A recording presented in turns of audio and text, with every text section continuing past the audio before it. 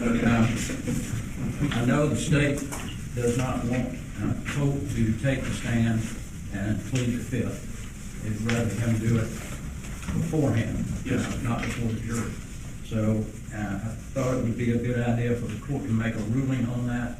If the court rules that he would not be able to be viewed by the jury, then there's no reason for sheriff's department to have to hustle around and try to bring him back from another county. So if we could get a ruling on that this morning, then that would save them from having to work on doing that. No, you're right.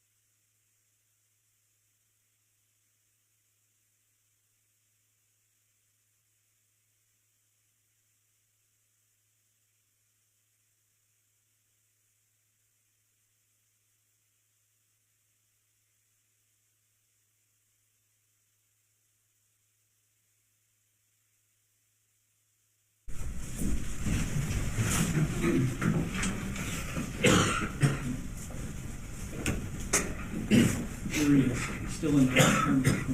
Jury's still in the restroom, so stand down for a minute.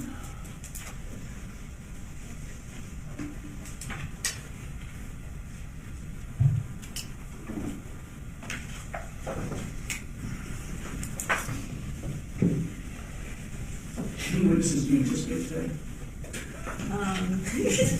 Well, we anticipated more yesterday than we got to, but I believe 4. Sure. We have the 2 investigators who took statements from the defendant, and each of those interviews is, the first one is I think that's an hour and a half, and the second one I think is 2 hours, so that should take most of the day. Any issues with, I'm assuming y'all talked about any content that might need to be redacted? Mayor, You have to talk, there is none. we have a thought. And we don't believe there is any. I'll talk to Mr. Barrett and we'll confirm back, but yeah. Still have investigators submit, especially to water and platinum and then whatnot. Yeah, yeah. Even more than for more. Yeah, tomorrow and Tuesday. Unless So Jay would be tomorrow. She'll be all right. Jay will be the fourth one today. He's been busy today. So, I think Jenny has Kyle. I thought Jimmy had Jim. I tried. Yeah, and if not, it'll be on the side, we're going to check the rate until Jimmy has. Kind of depends on Jenny, right? Because So if we have y'all do it. if we talked about yesterday, Jenny goes first. Yeah. I can probably get what I need from Smith, who watched the interview as opposed to making the channel. Yeah. Kind of see this. Yeah. And not bother her.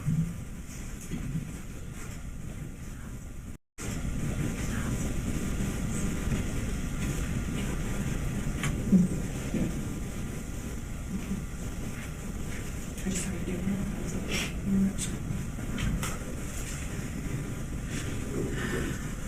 We're ready, sir. All right, all ready for the jury? Yeah, sure. Yes, Sean. All right, bring it in.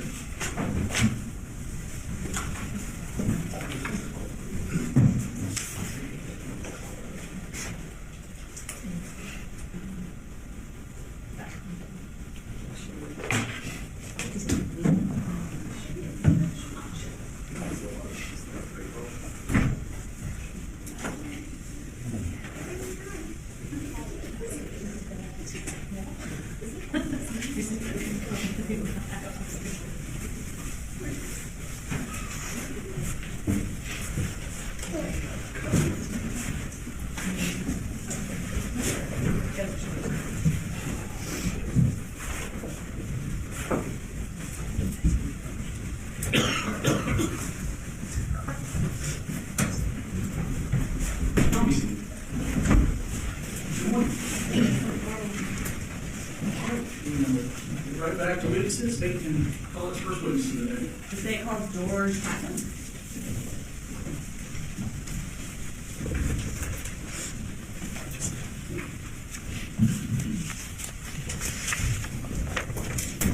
You can raise your right hand. Do you swear to tell the truth, the whole truth, and nothing but the truth, so help you God? I do. Okay. Can you introduce yourself to the jury and spell your last name for the court reporter? I'm George Clackham. Last name is Clackum. And what do you do, Mr. Clackham? I'm a senior project manager for Kevin Price Construction. And you said, so you work for Kevin Price Construction. What does a senior project manager do? He manages mostly the administration side, but some field work as well of construction projects. Okay. And how many projects are you working on at one time? Somewhere between 2 and 3 usually. Back around May of 2024, did Colin Gray start working for Kevin Price Construction as well? Yes, he did. And what position did he hold? He was a superintendent for us. And what exactly is a superintendent? They kind of manage the subcontractors and the day-to-day operations of the project itself. So whereas you're working on kind of overseeing several projects on the administrative side, the superintendent will be solely working on one project generally? Most of the time, unless the project's finishing up or just starting, then there may be some overlap. Okay. And did you work with Colin Gray? I did. In what capacity? He was the superintendent on projects that I was managing as a construction manager. How much interaction did y'all have? We usually had every day we'd have some interaction, sometimes all day long, sometimes just, a few times a day. And what was his general work schedule? He usually worked either from 7 to 3:30 or 7:30 to 4. But a lot of times they would work later than that in the day. Okay. And would you be there on a daily basis knowing what time he left or didn't leave? I would not. If Mr. Gray had a child care issue or emergency, would he have been able to leave work early or miss work? Yes, as long as he lets people know what was going on. And how would he have gone about doing that? Who would he have contacted? A few times he texted me and said, told me something was going on, or he would call the president or the vice president of the company. Was his job flexible in that way, and that if he did need to leave, he could? Yes. And you indicated that he did from time to time take advantage of that flexibility? Yes, just a few times over the. I'm going to draw your attention to September 4th. What project was Colin Gray working on at that time? He was on, at that time, he was on Forsyth County fire stations. Okay. There was 2 different fire stations up there. And are they in the same area? They're about 30 minutes apart. And then Forsyth County, what city is that? Coming. Was he present at the work site on September 4th? Yes. And that morning, where were you located? I was actually I'd gone by the fire station in Rockdale County that we just finished, just to check on some things there, and then I was on my way to the office, but never got to the office. And where's your office located? It's in Athens. Was anyone being fired that day or anything like that? Not that I'm aware of. And at some point that morning, did you receive a call from Colin Gray? I did. Okay. And you indicated that you never got to the Athens office. Was that on your way to Athens? Right. Do you remember around what time it was? It was morning, probably somewhere around 9 or 10, I'm guessing. Okay. But that's just a guess. And what did he say in that phone call? He said that the school had called and his son had broken his arm and he needed to go to get him. So he told you that he needed to go pick up his son because his son had broken his arm? Yes. Did he indicate which son had broken his arm? I don't remember, but he indicated which son. What was his demeanor like, how did he sound when he said his son had broken his arm? Just matter of fact, no, not really emotional in any kind of way.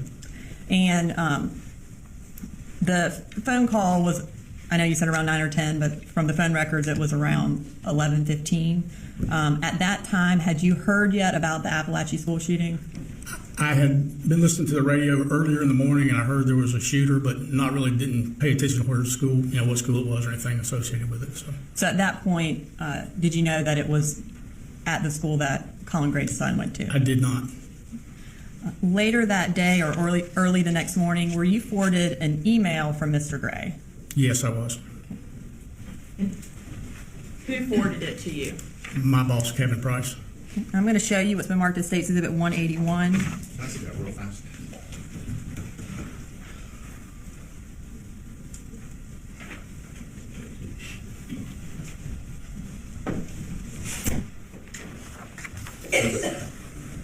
Do you recognize that?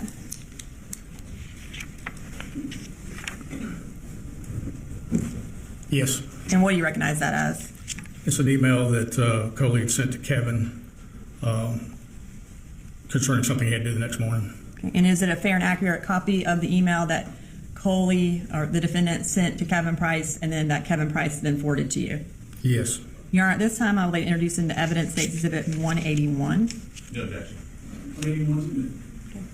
We're going to go ahead and publish it for the jury.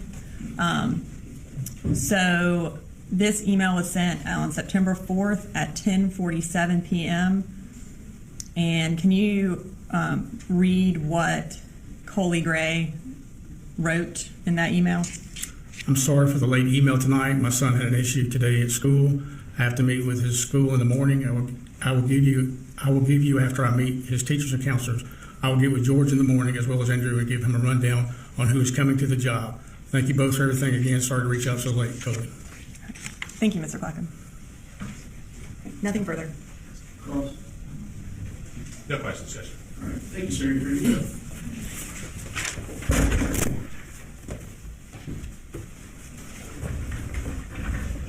State calls next witness. The state calls Kelsey Ward.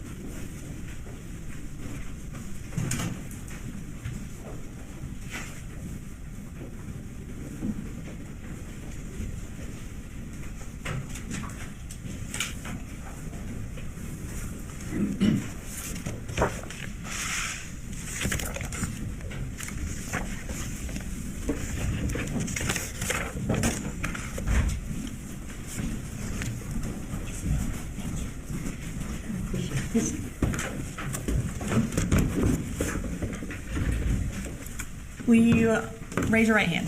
Do you swear to tell the truth, the whole truth, and nothing but the truth to help you God? I swear. And can you introduce yourself to the jury?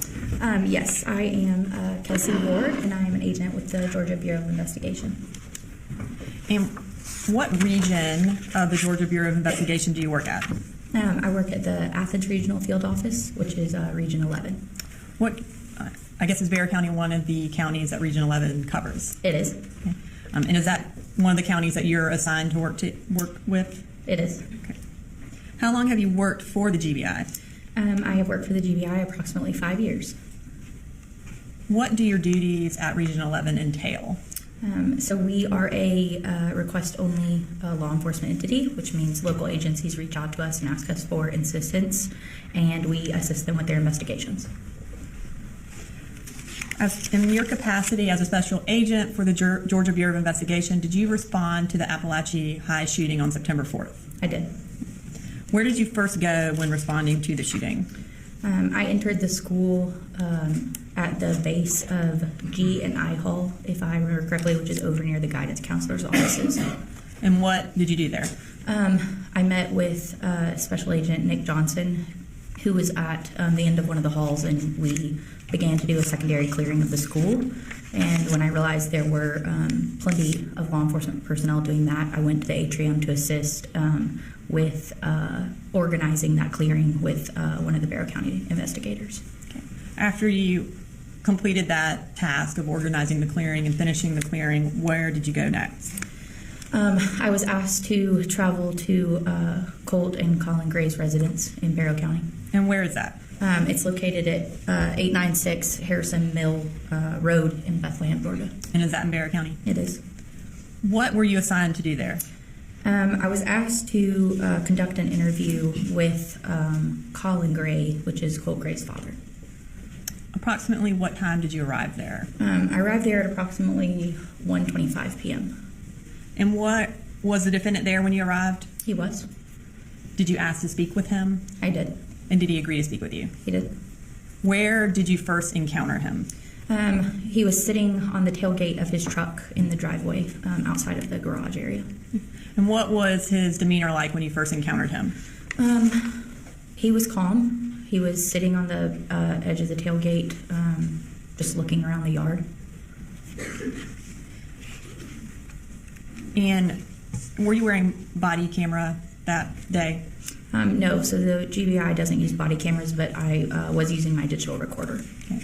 And in that first interaction that you had with the defendant where you walked up to him on the bed of his truck, have you had an opportunity to review any body camera that did catch that initial interaction? Yes, I have. And whose body camera was that? That was a Bexar County Sheriff's Officer deputy named Anthony Townsend. Okay. And in reviewing that camera, was it a fair and accurate recording of that initial interaction that you had with the defendant? Yes, it was.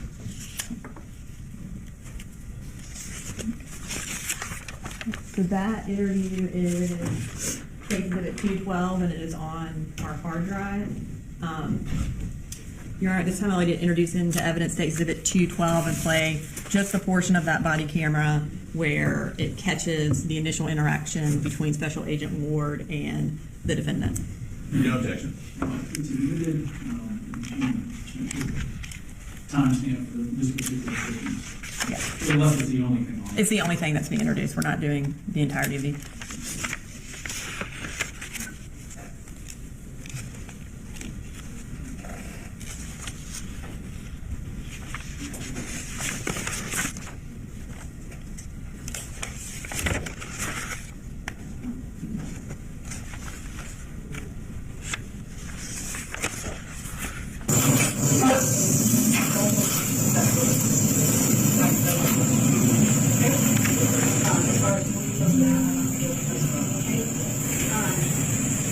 Is this okay for us to hear? Would you like to do it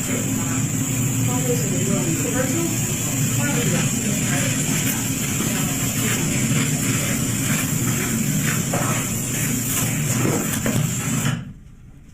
Okay. Where did y'all end up going to speak with them? I asked him right then if he would like to move to somewhere that was quieter, more private, since there were multiple law enforcement personnel on scene, and we moved to my state-issued Tahoe, which was parked in the driveway. And who was with you? Special Agent Amelia Maddox. And you indicated that you had audio recorder with you. Did you record your interview with the defendant? I did. Approximately how long was that interview? It was approximately an hour and a half long. And have you had an opportunity to review that interview? I have. And is it a fair and accurate reporting of your interview with the defendant on September 4th of 2024? Yes, it is. Have there been any additions or deletions? No, there have not. Okay. And at this time, Your Honor, I'd like to introduce into evidence State's Exhibit 182, which is also on the hard drive. I'm not going to play it yet. I'm going to have some more questions for her before I do that. See what the objection 182. There's no objection, though we did do a motion, and so we're still maintaining our position in regards to that motion. All prior motions, of course, preserved. Yes, sir. I will move on. All right, 182 is admitted. Thank you, Your Honor. So before we play that, I just want to ask you a few questions about your interview. What was your initial goal in speaking with the defendant? So we wanted to gather information about the family dynamics. We wanted to gather information about Colt himself and his background, where he had obtained the firearm that he had used during the shooting, and any information we could obtain about his mental health. Okay. So at that time, you did not know where he had gotten the firearm? No, we did not. And did you have any information about what led up to the shooting? No, I didn't at that time. Was that important to your investigation? Yes, it was. And was finding out where he got the firearm important to your investigation? Yes. During the course of the interview, did he tell you whether or not he had custody of Colt? Yes, he did. And just generally, what did he say about that? He told me during the interview that he had papers showing that he had custody of his children, and indicated that those had been compiled by DFACS. Okay. What, if anything, did he say about Colt being violent or aggressive? So he said over the course of his interview that over the last, I believe he used 5 to 7 months, Colt's behavior had become more aggressive and escalated. and that Colt had previously broken a window, had been involved in physical altercations with Colin. There had been 3 to 4 of those physical altercations. He used the term bull rush when describing how Colt would come at him during those altercations, and he would physically have to hold Colt or take it, is how he described his incidences with his son. Did he talk about Colt needing mental health treatment or any attempts to get him treatment? Yeah, he did. And what did he say about that? So he told me that just in the week prior to the incident occurring, he had actually, he said he had been on the phone with counselors, and he indicated that he felt that Colt needed to maybe be checked into a place, and that basically he had been doing some emailing back and forth with some mental health facilities. And did he indicate, in terms of Colt being checked into a place, if that's something he had been working on? Yes, so he said that some emails had gone between him and a lady at Project Aware, but he didn't indicate that he had taken any steps to actually take him to that meeting. And did he mention whether or not Colt specifically thought he needed help? Yeah, so he actually made the comment that Colt had said that he felt like nothing his dad was doing for him was helpful, and that he might need to be checked into some kind of asylum. What, if anything, did the defendant say about where Colt got the firearm used in the shooting? So we talked about that pretty in-depthly. He stated that originally he had allowed Colt to use another weapon when they had gone hunting, and that weapon had jammed or backfired, and it had scared Colt. And so he and Colt had talked about Santa Claus, i.e. himself, Colin, purchasing Colt another firearm, which did take place, which he ended up purchasing Colt the 6-hour firearm that he used during the shooting, and that was purchased at Mike's gun room.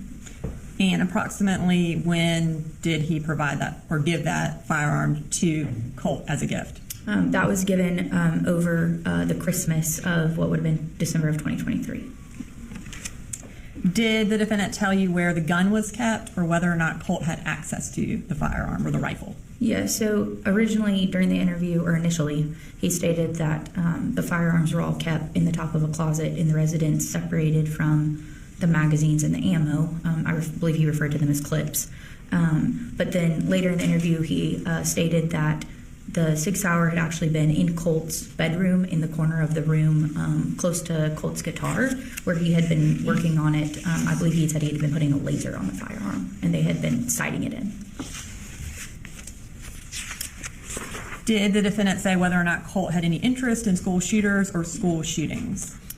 Yes. So a couple of days prior to the incident, Colin noticed some images on the wall, or an image on the wall in Colt's bedroom, and asked Colt who the individual was in the image.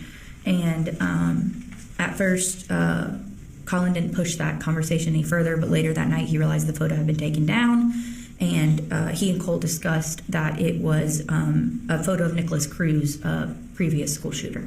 Okay. And did the defendant have any follow-up questions for Colt based on that information that he told you about? No, he didn't state that he asked Colt anything further about the images on the wall. Did he mention having a family member in law enforcement? He did.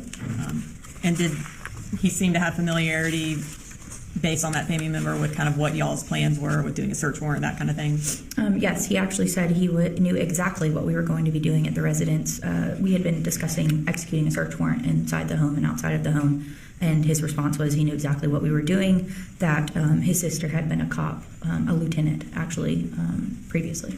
Did he mention whether or not he had reached out to his sister related to these issues with Colt, him having access to the firearm and him having the picture of the last school shooter on his wall? No, he did not say that he had reached out to her about any of those things.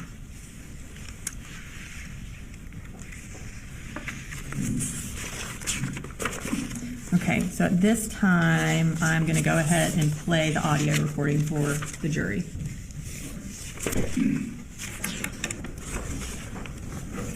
And ladies and gentlemen, as I heard, this is an hour and a half, thereabouts.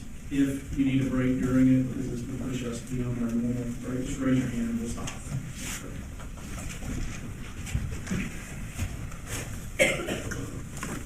This is Agent Ward. I am going to be attempting to interview the father of our subject, Colin Gray, at his residence, 896 Harrison Mill Road, Bethlehem. It is approximately 1:28 p.m. on Wednesday, September 4th, and Special Agent Maddox is going to be assisting me in the interview.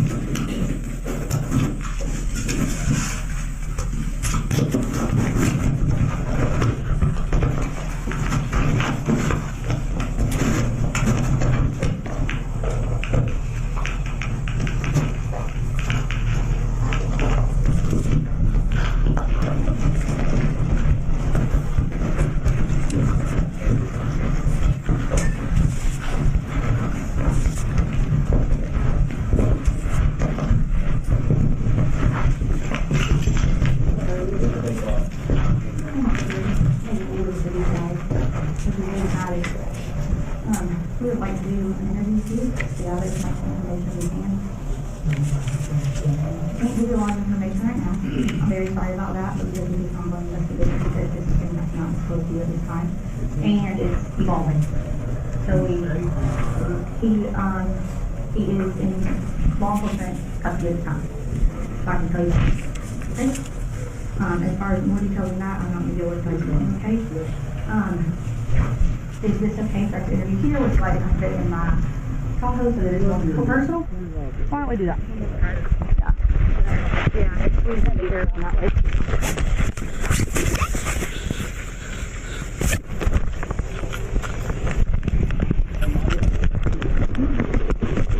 Next door. Okay. My little baby boy is off the road. Okay. So man, Have you made contact with them? my daughter started texting me this morning. Okay. If you will come sit in the front seat, I'll move my butt back. I'll just come here.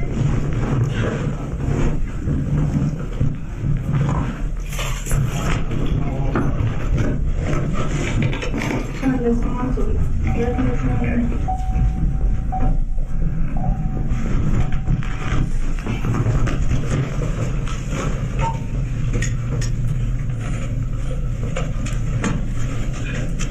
You got enough room?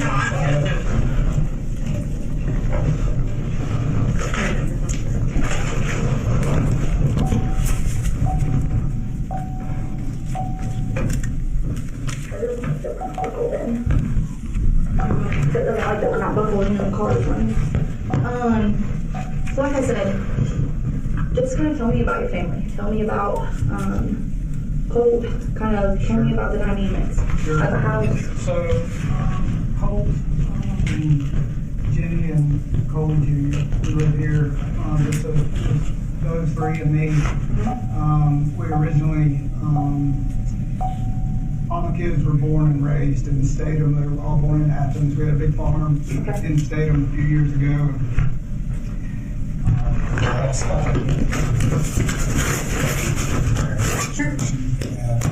Her family's all from South Georgia, so COVID all hit, like I'm hurting, I need to heal, so it was like, hey, let's take some time, we'll stay down there. Her grandmother passed away, there's a family house down there. I said, so I can heal, and nobody's doing any building because of COVID, and I said, you can get a job at Georgia Pacific, like, and like, be good. So we went down there and started down that path, and I don't know, we were down there probably 6, maybe close to I guess it was 8 to 10 months. It was close to a year. And then I started feeling better. Her and I kind of not really seeing eye to eye. She, at that time, it always, her issue was drinking. So back then. So I said, hey, we just need to get out of this down here. The kids are kind of stuck in, like, the schools in Ben Hill County, Fitzgerald, they're good, they just don't have the money and access. So everything's like literally like days behind, it felt like. So I used to be assigned to the Perryfield office, so that was actually my area, so I'm very familiar with Ben Hill. Those are my counties. And I tell people, I'm like, the clock literally moves Yes, it does. 10 minutes slower, but I also wanted my kids to see that way of life and see how all the different color, races of people, everybody like meshes, everybody gets together. I wanted them to see that. He had some trouble with some bullying in Jefferson a while back, and that kind of just was, I thought, you need to go down there and just see the simple way of life, and we'll just take it easy and we'll build our way back up here. I said, once construction starts, Dad, go back up there, get a job, and we'll be right back in business. So we stayed down there about as long as we could, and I've got my son-in-law who I got a job doing what I do, full circle, called him up and said, hey, I'm healed. Is anybody hired? He's like, everybody's looking for you. Like, call these people, they want to hire you today. I'm like, great. So had an interview that day, had the job the same day. I'm like, great, we're going back home, we're coming back up here. And the kids were all happy because this is where they know, So came back up here, and she stayed down there with little one, and Colt and I just started out in Jefferson, just him and I. And when was that? This was about probably about a year and 4 or 5 months ago, and that's kind of where the bullying with him kind of started a little bit. And He was already at the high school then as well? no, he was at Jefferson Middle School, so he was in 7th grade at that time. So talked to some people like, hey, what can we do? Went up to the school multiple times, sat down with counselors, principals, like, look, hey, Colt is real reserved. He's not he's kind of super shy in crowds. He doesn't he's just not that hell-raising kind of kid. I said, but somebody is continuing to kind of bully him at lunch. And so this went on for probably 2 or 3 months. And finally it wasn't, it would get better for a day and then it'd be right back to the same thing. And he is a very smart kid, but once he gets off task, he's like off task, so grades are taking a beating. I'm like, look, I said, at the end of the school year, I said, even if you have to take this grade over, I said, we'll go move back over towards Salem. Everybody's familiar. Our church is here. I said, we'll come back. We'll get back in the groove. We'll get Jenny and Boo back up here until your mom gets stuff sorted out. All right. And those are his sisters? That's his sister and his little brother. And his little brother. So at that time, I thought it was still just her having issues with drinking, and we'd been up here for 6, 8 months, maybe, like I said, it might be that year mark. And I wasn't down there every day, but what was happening was she got mixed in with the wrong crowd. I don't know how, but I had a phone call from her mother, said, hey, look, Marcy is kind of riding on the wrong side of the road here. I'm worried about who she's with. And I'm like, do not let the kids around there. If you thinking what she's doing is drinking, it's still in my mind was drinking and driving. So what it ended up being, we find out, I get a call. Colt and I just had moved to this house, been here a couple of months.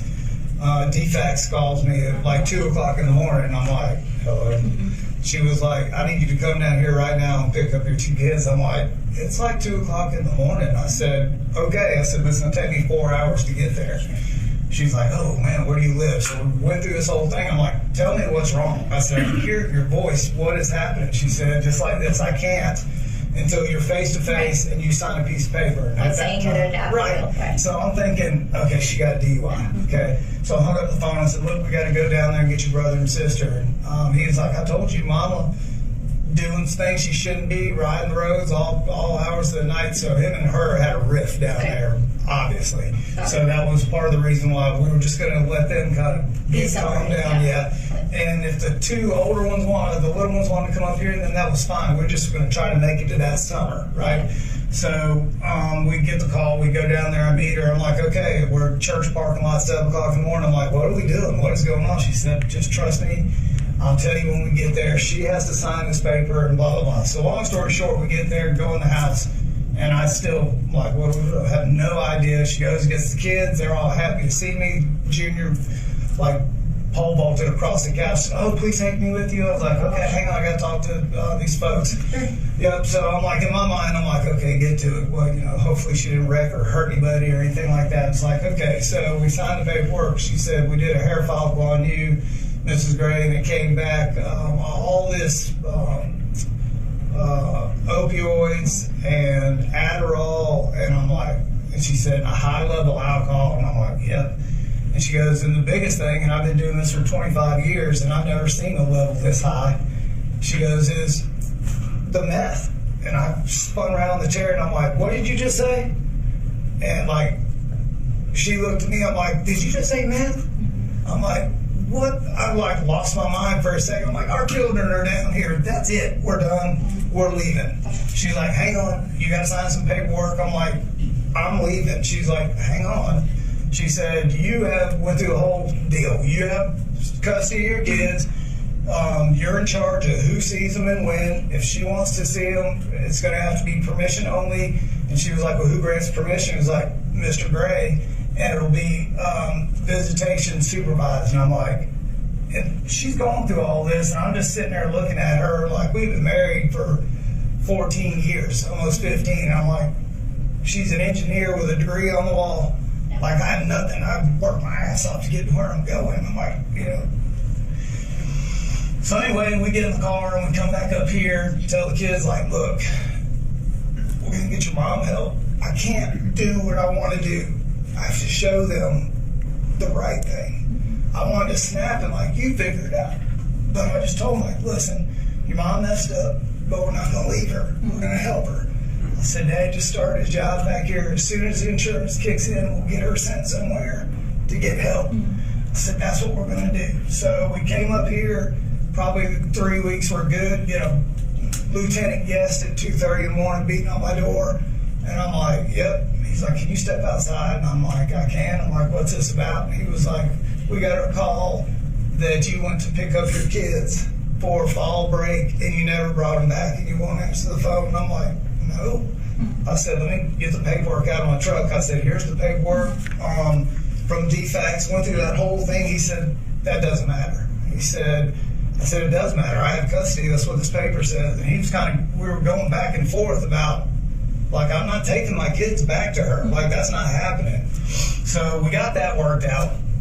And then nothing further from that. I said, if I've got to come in there and talk to somebody at the office with y'all, I'll do that. I said, but we're not. The reason they're here is because of all of this. And it's a danger to have them around her. Like, so pretty much from that point on is when Colt and his mama had a riff. And once he found out it was meth, he just was pissed. And that was about a year ago?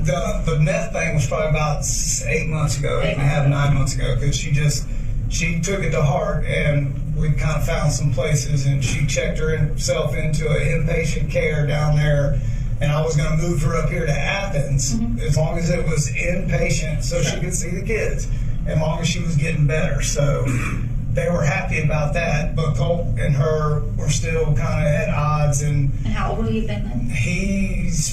I would say in the time that the rift started, he was probably about 12 and a half, maybe 13, and it went through 13 and to this point now. No. Yeah.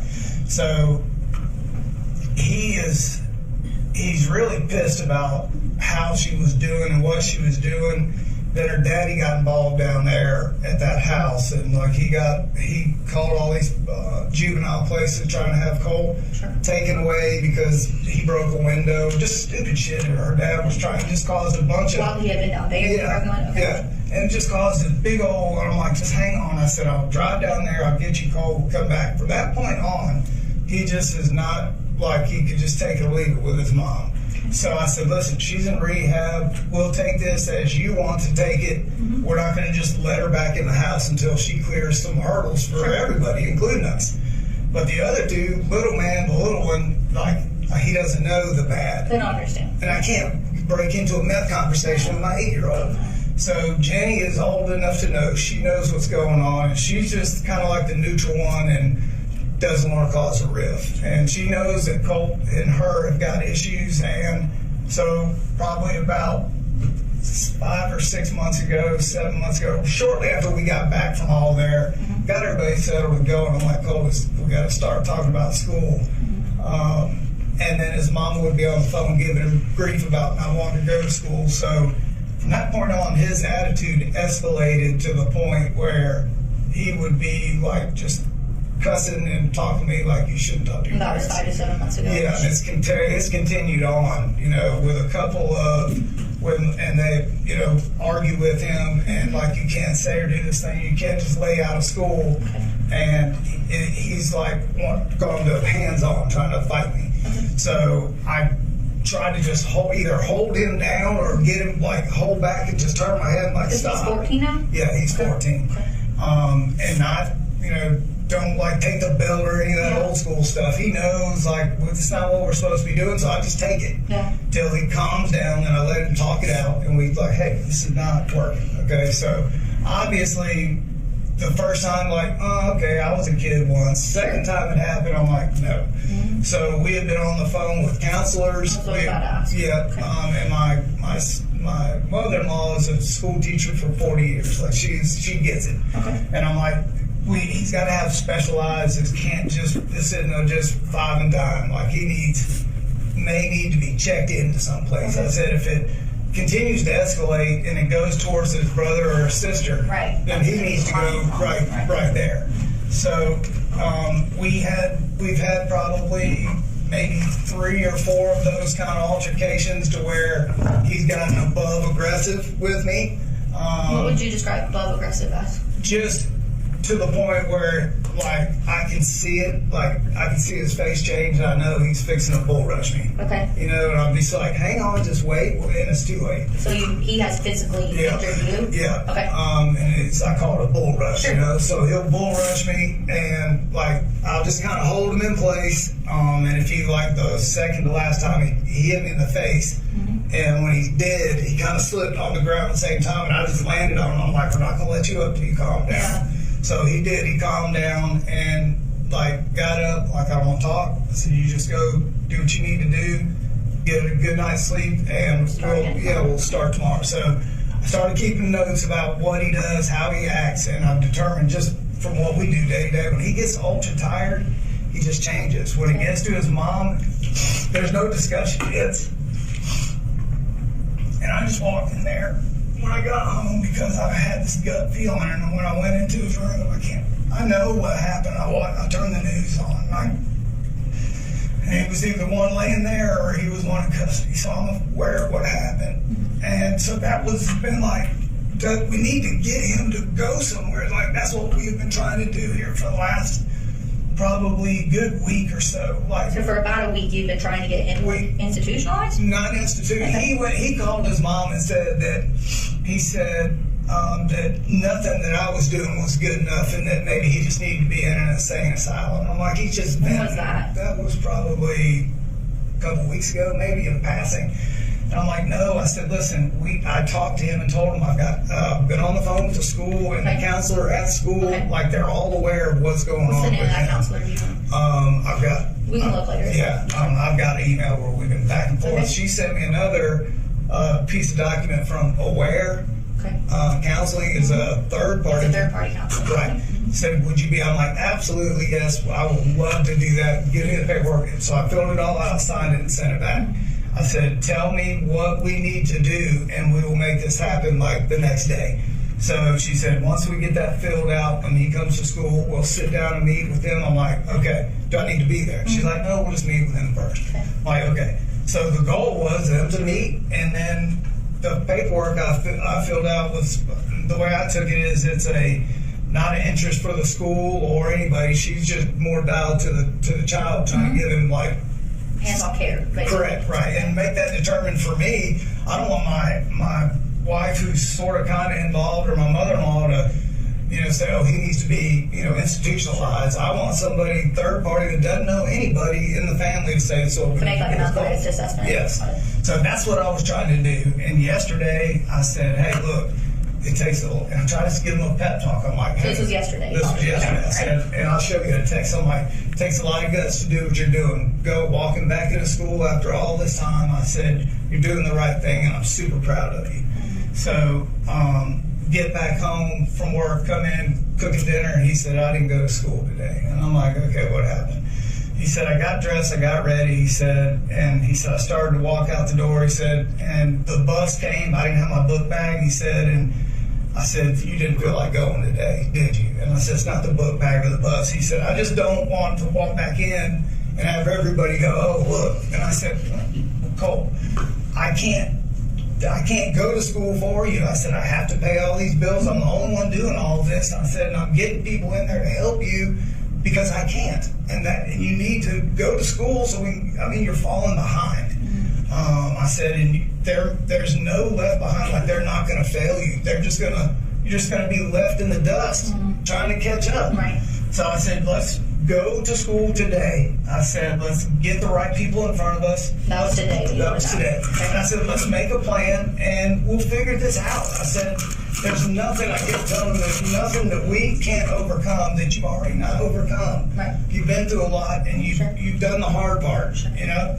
So this morning, I can show you the text. I was like, hey, I'm proud of you, what you're doing, everything. It's just a good thing.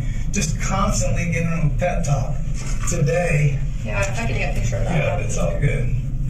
And did you take him to school this morning? Did he normally rides the bus when he goes? So he rode the bus today? Yeah, yes ma'am. So how it works for me is I get up, I get everybody ready, Okay. and then I take little one to school at Austin Road, and I go to work. Okay. Those two catch the bus, and then I'm home by the time Junior gets off the bus. Gotcha. At 3 o'clock. And you usually on this one? Yeah. Okay. Mhm. So I'm usually here when he gets home. So this was today. I said, morning, big boy. I'm proud of you. I love you. And I hope you have a great day today. I will see you this afternoon. He said, getting ready for the bus, and I love you. Okay. Yep. You can keep scrolling. I'm going to kind of take a picture, if you don't mind, of your conversations today. Yeah. Okay, keep going. Perfect. Okay, and keep going. This is where I'm like, something's wrong. Okay. I thought he got in a fight. Good. Keep going. Okay, keep going. And keep going. Thank you. So, Tell me, that's great information. That is exactly what I, wanted to talk to you about. yeah. I have a couple of more specific questions. Okay. So, I was told there are weapons in the house. Yep. We live in Georgia. Yeah. Not Everybody's got everyone has them. guns. Yeah. Tell me about his awareness of those firearms, his Sure. past with firearms, Sure. hunting, Yep. anything like that. So, it originally started with telling him, was like, hey, when I was dealing with all this as a kid growing up, the way I coped with it was deer season. Mm-hmm. I said, Thanksgiving and Christmas, I said I was in the woods. I said, Nan Gray used to just raise all kinds of game because I was always deer hunting. And I said, so this was last year. I said, so let's try to go deer hunting. I said, we'll get through all this together. I said, your mom and I will take care of it one way or the other. I said, our family will be together. And I'll never stop for y'all.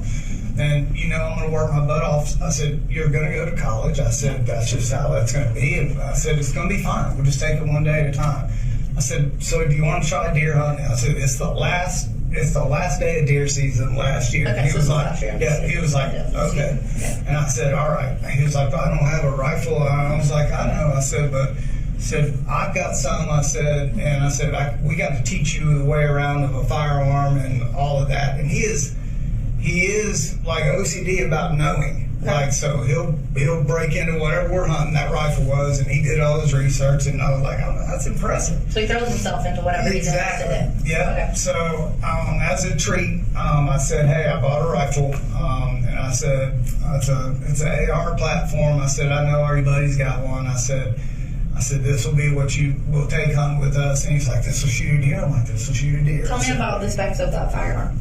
So the one that we took, this is my daughter. Can I answer this real quick? Jenny? Hey, are y'all back in class? Okay, all right, give me a little bit and I'm headed to you. All right, bye. So that spec of that firearm was a Bushmaster 450, but that's not what he had. I know what he had today. Okay. Because he shot a deer first time ever in the woods. Okay. It was amazing. It was like, great. I'm like, okay, I'm turning the corner with my son. Bonded, like, greatest day ever. Like, in my mind, I swear to God, I thought we were going to, he was going to be perfect from then on, Yeah. We had this outlook Exactly. together. Exactly. So, The only thing is when he shot the deer, the gun jammed, and we couldn't get the bullet like out. It was jammed in there so far that I had to take the top part of it like apart, and I couldn't get the bullet out, so I had to point it out the back and take it apart. So the firing pin couldn't hit the bullet. So we got home. Long story short, he was all excited. He's like, "But I don't like that gun, Jim." He said it scared me, and it did. It blew up a big old flash. I said, "Well," I said, "you know, you go get our stuff back together. We keep doing good. You're doing good." I said, "Maybe Santa Claus will bring you one." Yeah, I said, the guy that gave us the 25 acres was trying to get us to come kill a bunch of coyotes because they're killing all these chickens.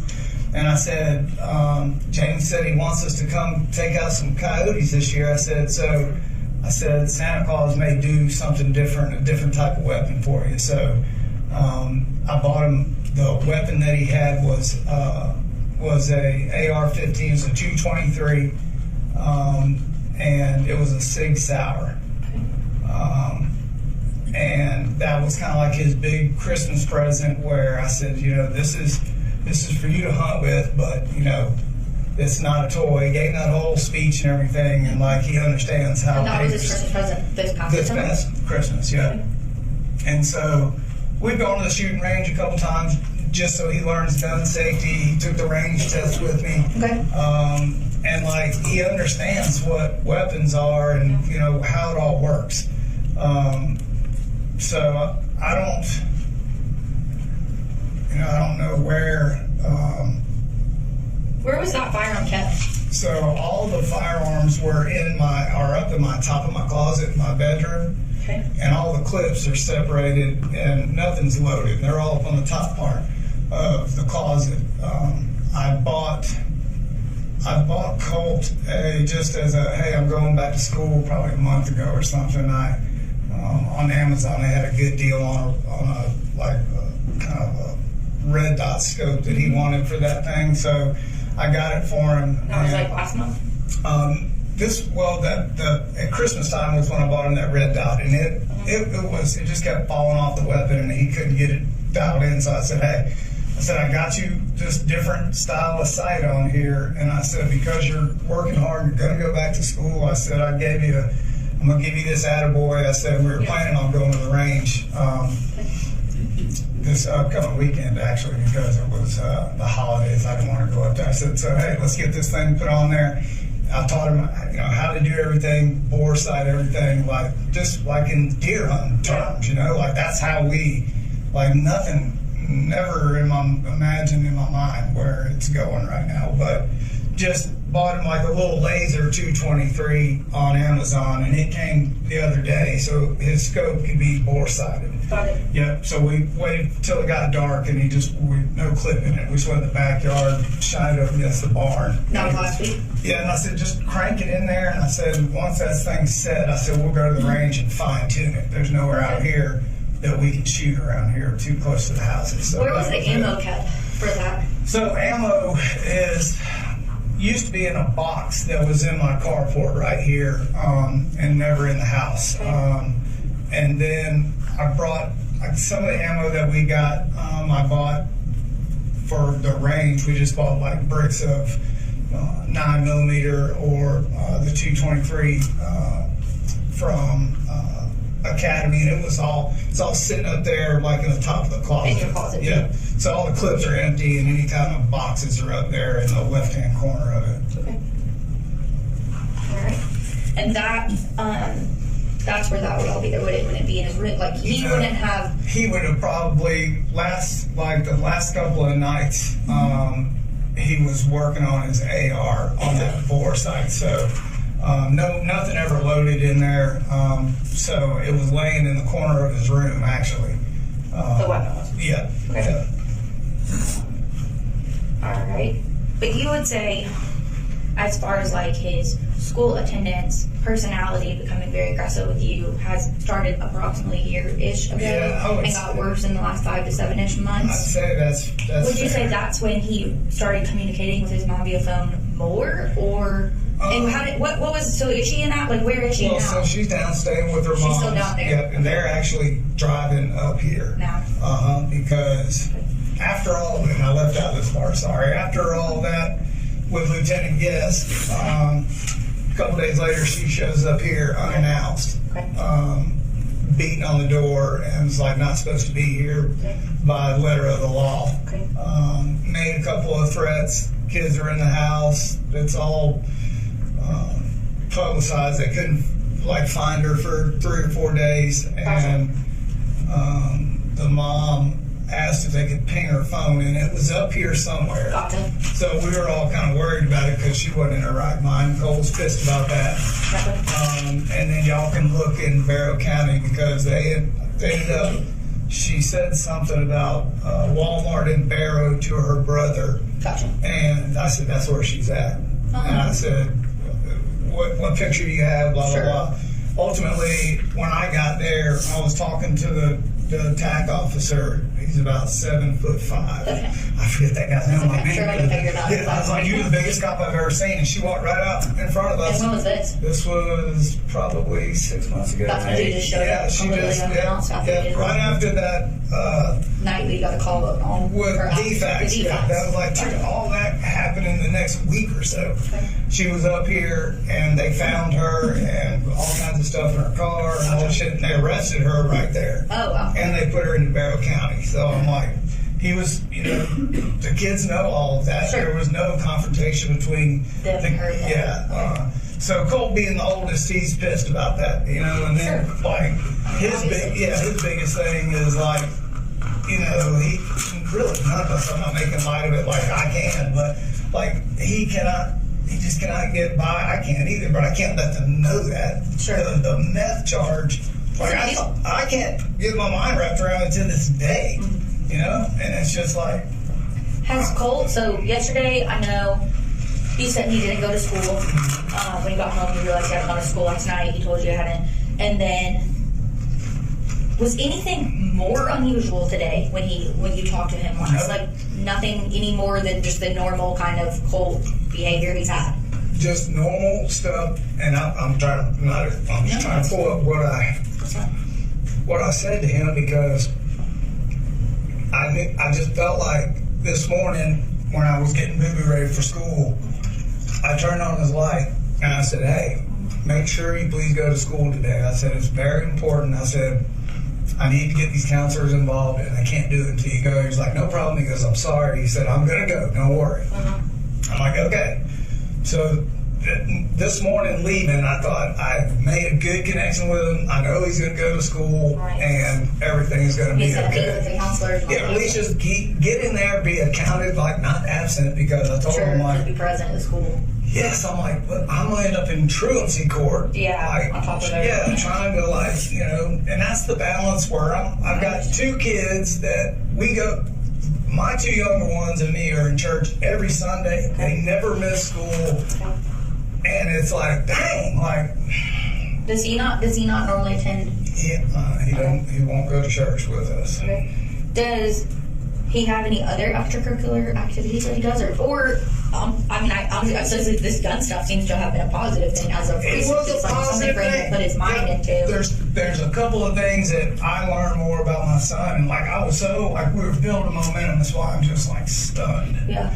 Is obviously the outdoor stuff, but man, that kid is so gifted musically. Okay. I bought him a guitar. We'll see how long that lasts. Okay. He took it, and I had to go buy him another really nice guitar because he can rip it. He can hear a song and play it. He's that good. He can read music, and I'm always Cole. Yeah. This is a great thing. He's obviously really smart. Just hey, nobody can just sit no one down can and do do that. this, I think it's a really good thing. And the second thing that he I buy him a new computer tower, $400.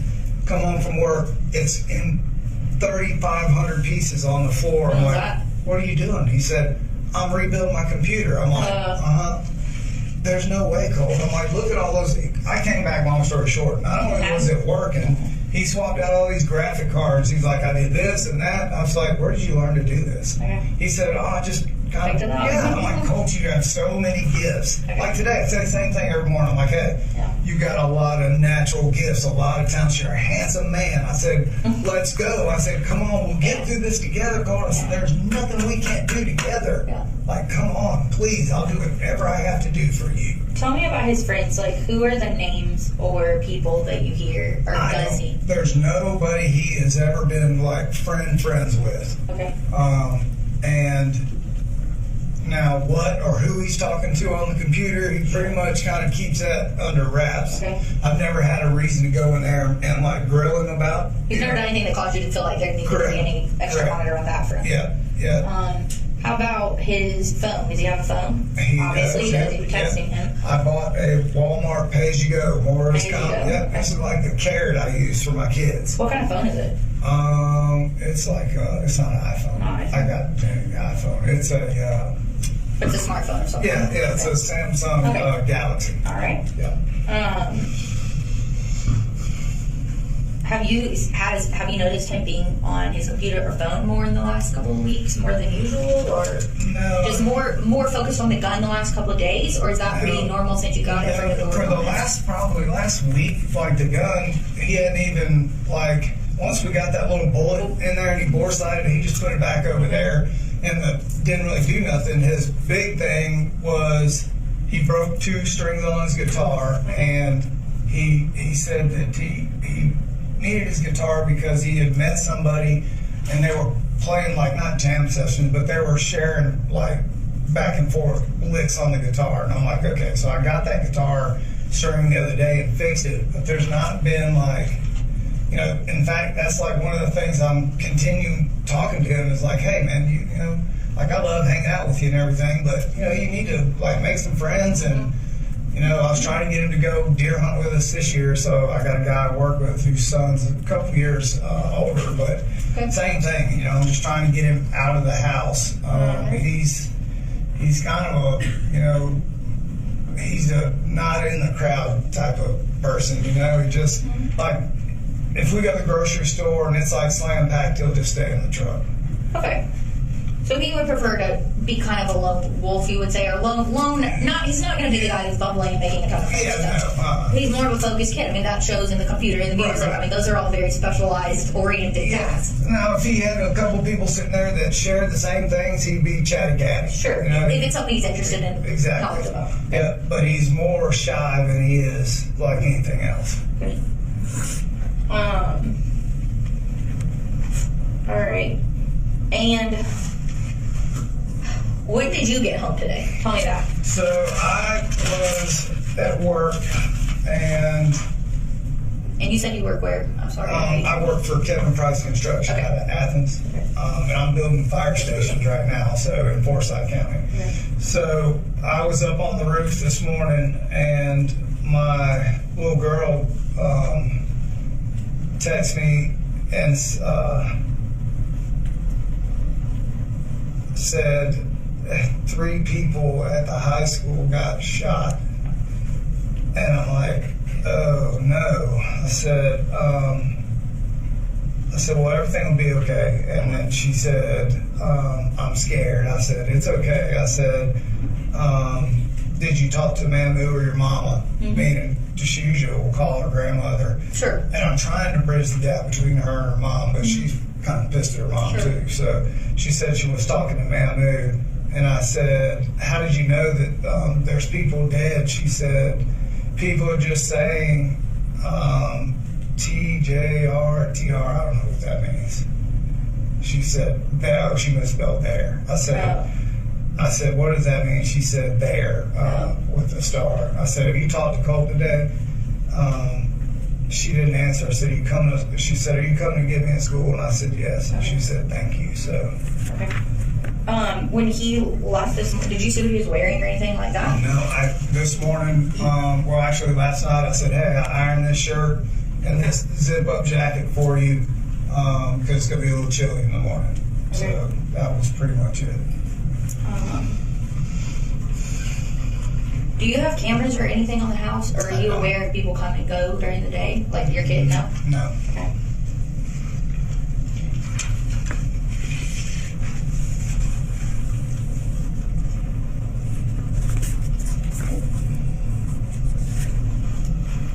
And how frequently, day to day, would you say you talk to Cole, like during the day? Like, do y'all text during work? Like, what is your communication with him like normally? It's nonstop. Nonstop? Yep, texting and talking to him, you know, to the point where I know I aggravated. What about today? I mean, I know I just took, it looks like mostly you sending and him not responding. This was after, like, at 9:42. So that's what I was, let's see. He said, I'm getting ready for the bus. Love you.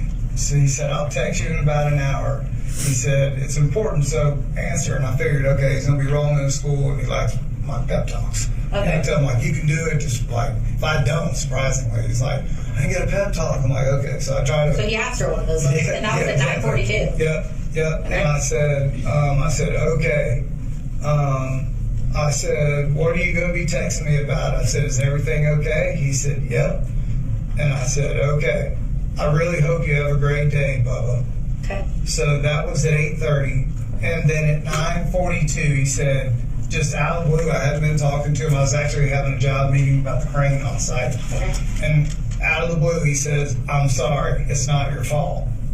That was the two texts that just, and I wasn't talking to him. And I said, what's wrong, Bubba? I said, you didn't do anything. And he didn't answer. And I said, hey, like, what's wrong? Yeah. So, Let me get a picture of that. I just want to make sure. yeah, so that was at 9:43. And then he answered at 10:03. Let me see this. Do you want to try your times in there? Yeah, can you pull it over to the left for me just so I can? Oh, hang on. Sorry, Yeah, I know there you're you go. busy. Perfect. Thank you so much. Yeah. And Was that his last text to you, though? That this was this is where it went green because he said, no, I love you, Jenny and Coley. And that's when I jumped off the roof. I said, something's wrong. Yeah. And he said, you're not to blame for any of it. And I started climbing down the ladder, telling my people, I've got an issue, I'm leaving. Yeah. This is what you have to do. I'm responsible for like a bunch of people on the job, and I've got a huge crane there today. So I'm trying to fire orders out to everybody to make sure they do what I need. And by the third one of these, like it's clear, Yeah, you like know I can tell something's something not wrong. right.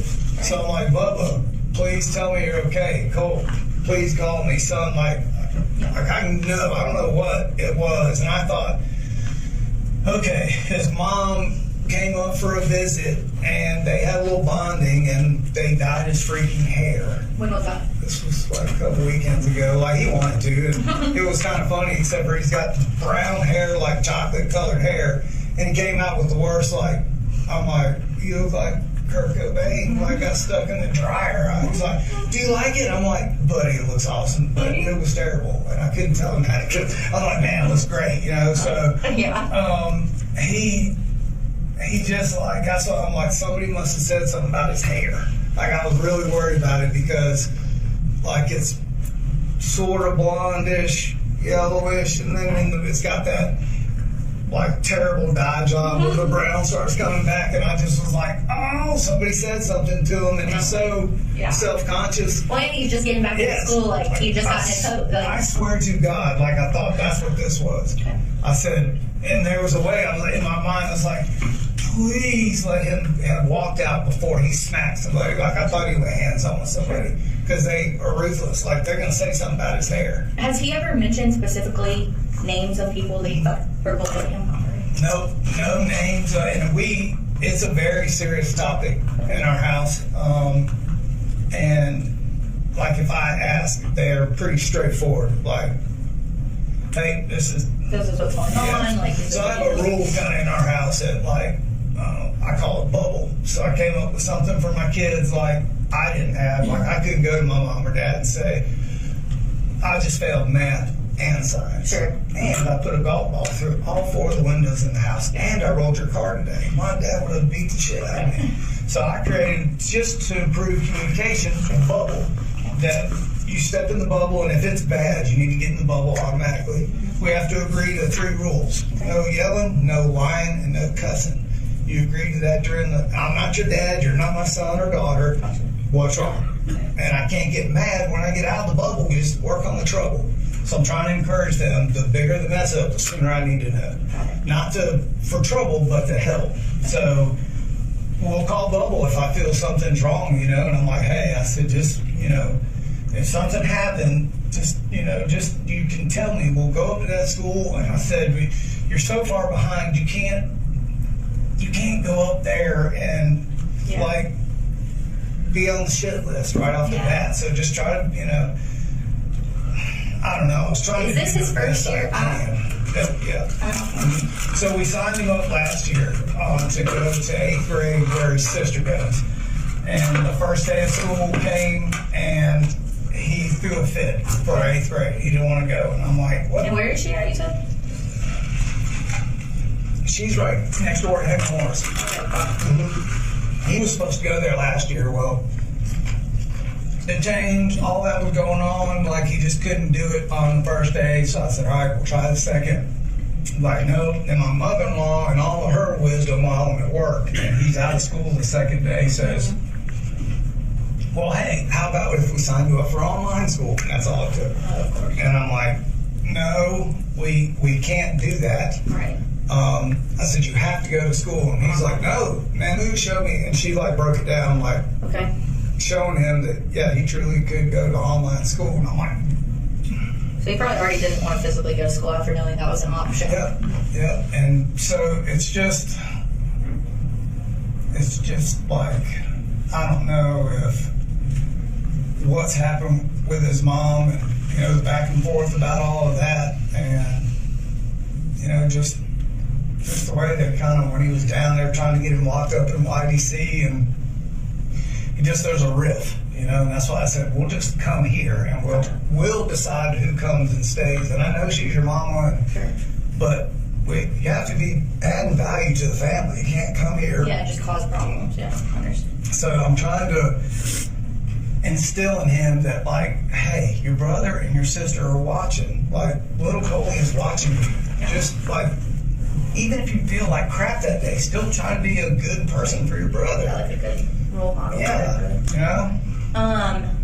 Have you been in his room today and looked around or anything like When that? I got home, I walked in and I'm like, Sorry, do you know? I don't know if that's one of us, Amelia.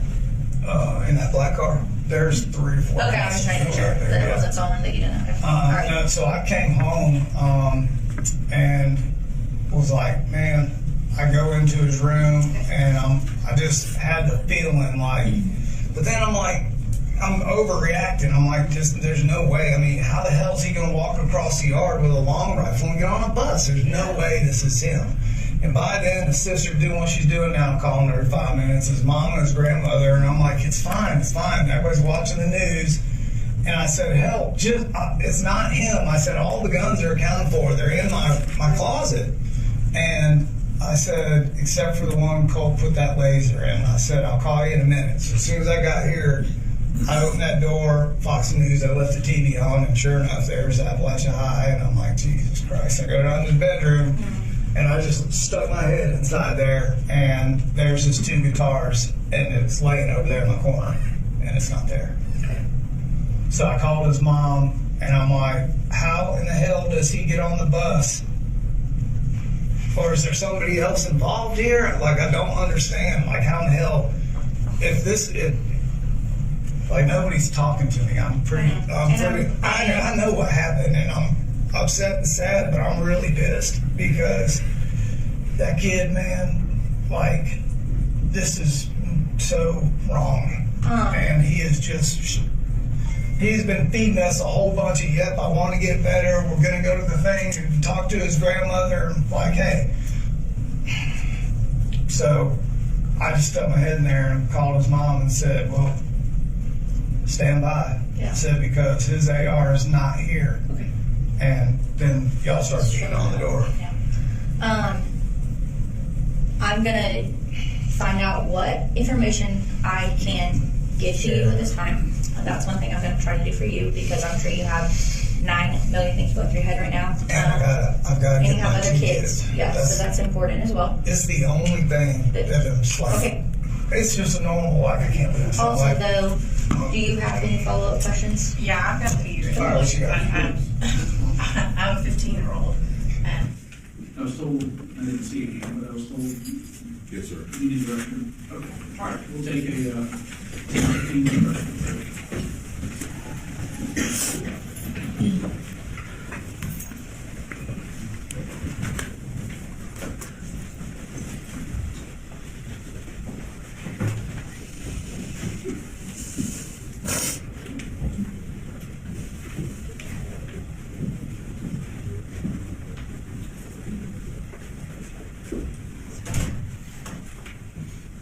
How much time's left on the audio? About 30, 40 minutes. 44 minutes. And then how long do you anticipate additional question? Not a ton for me, probably like 5 to 10 minutes. I'm not sure about. Got long cross, short cross? Nah, half hour. Okay. All right, what we'll probably do then is when this goes, That's what we were hoping for.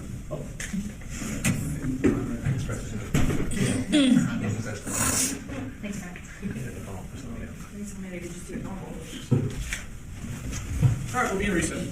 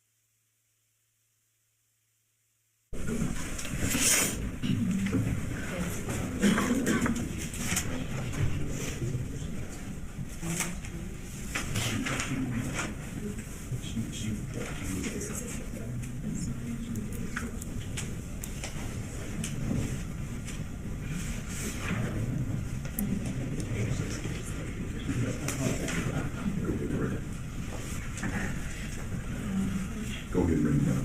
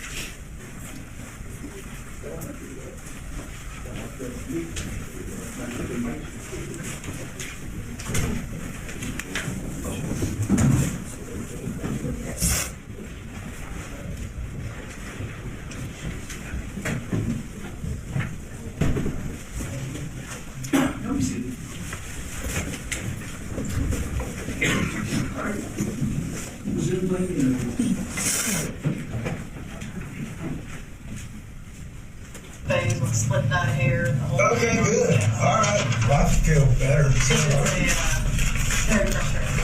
It is. And it's tough. You don't know what to say, and you don't know what to do, and you don't understand why. Because very much like you, my dad would have beat my ass if I showed up, something like that. And I try to just, like, I know. when it gets confrontational, I'll try to just talk about it. Like, I will not.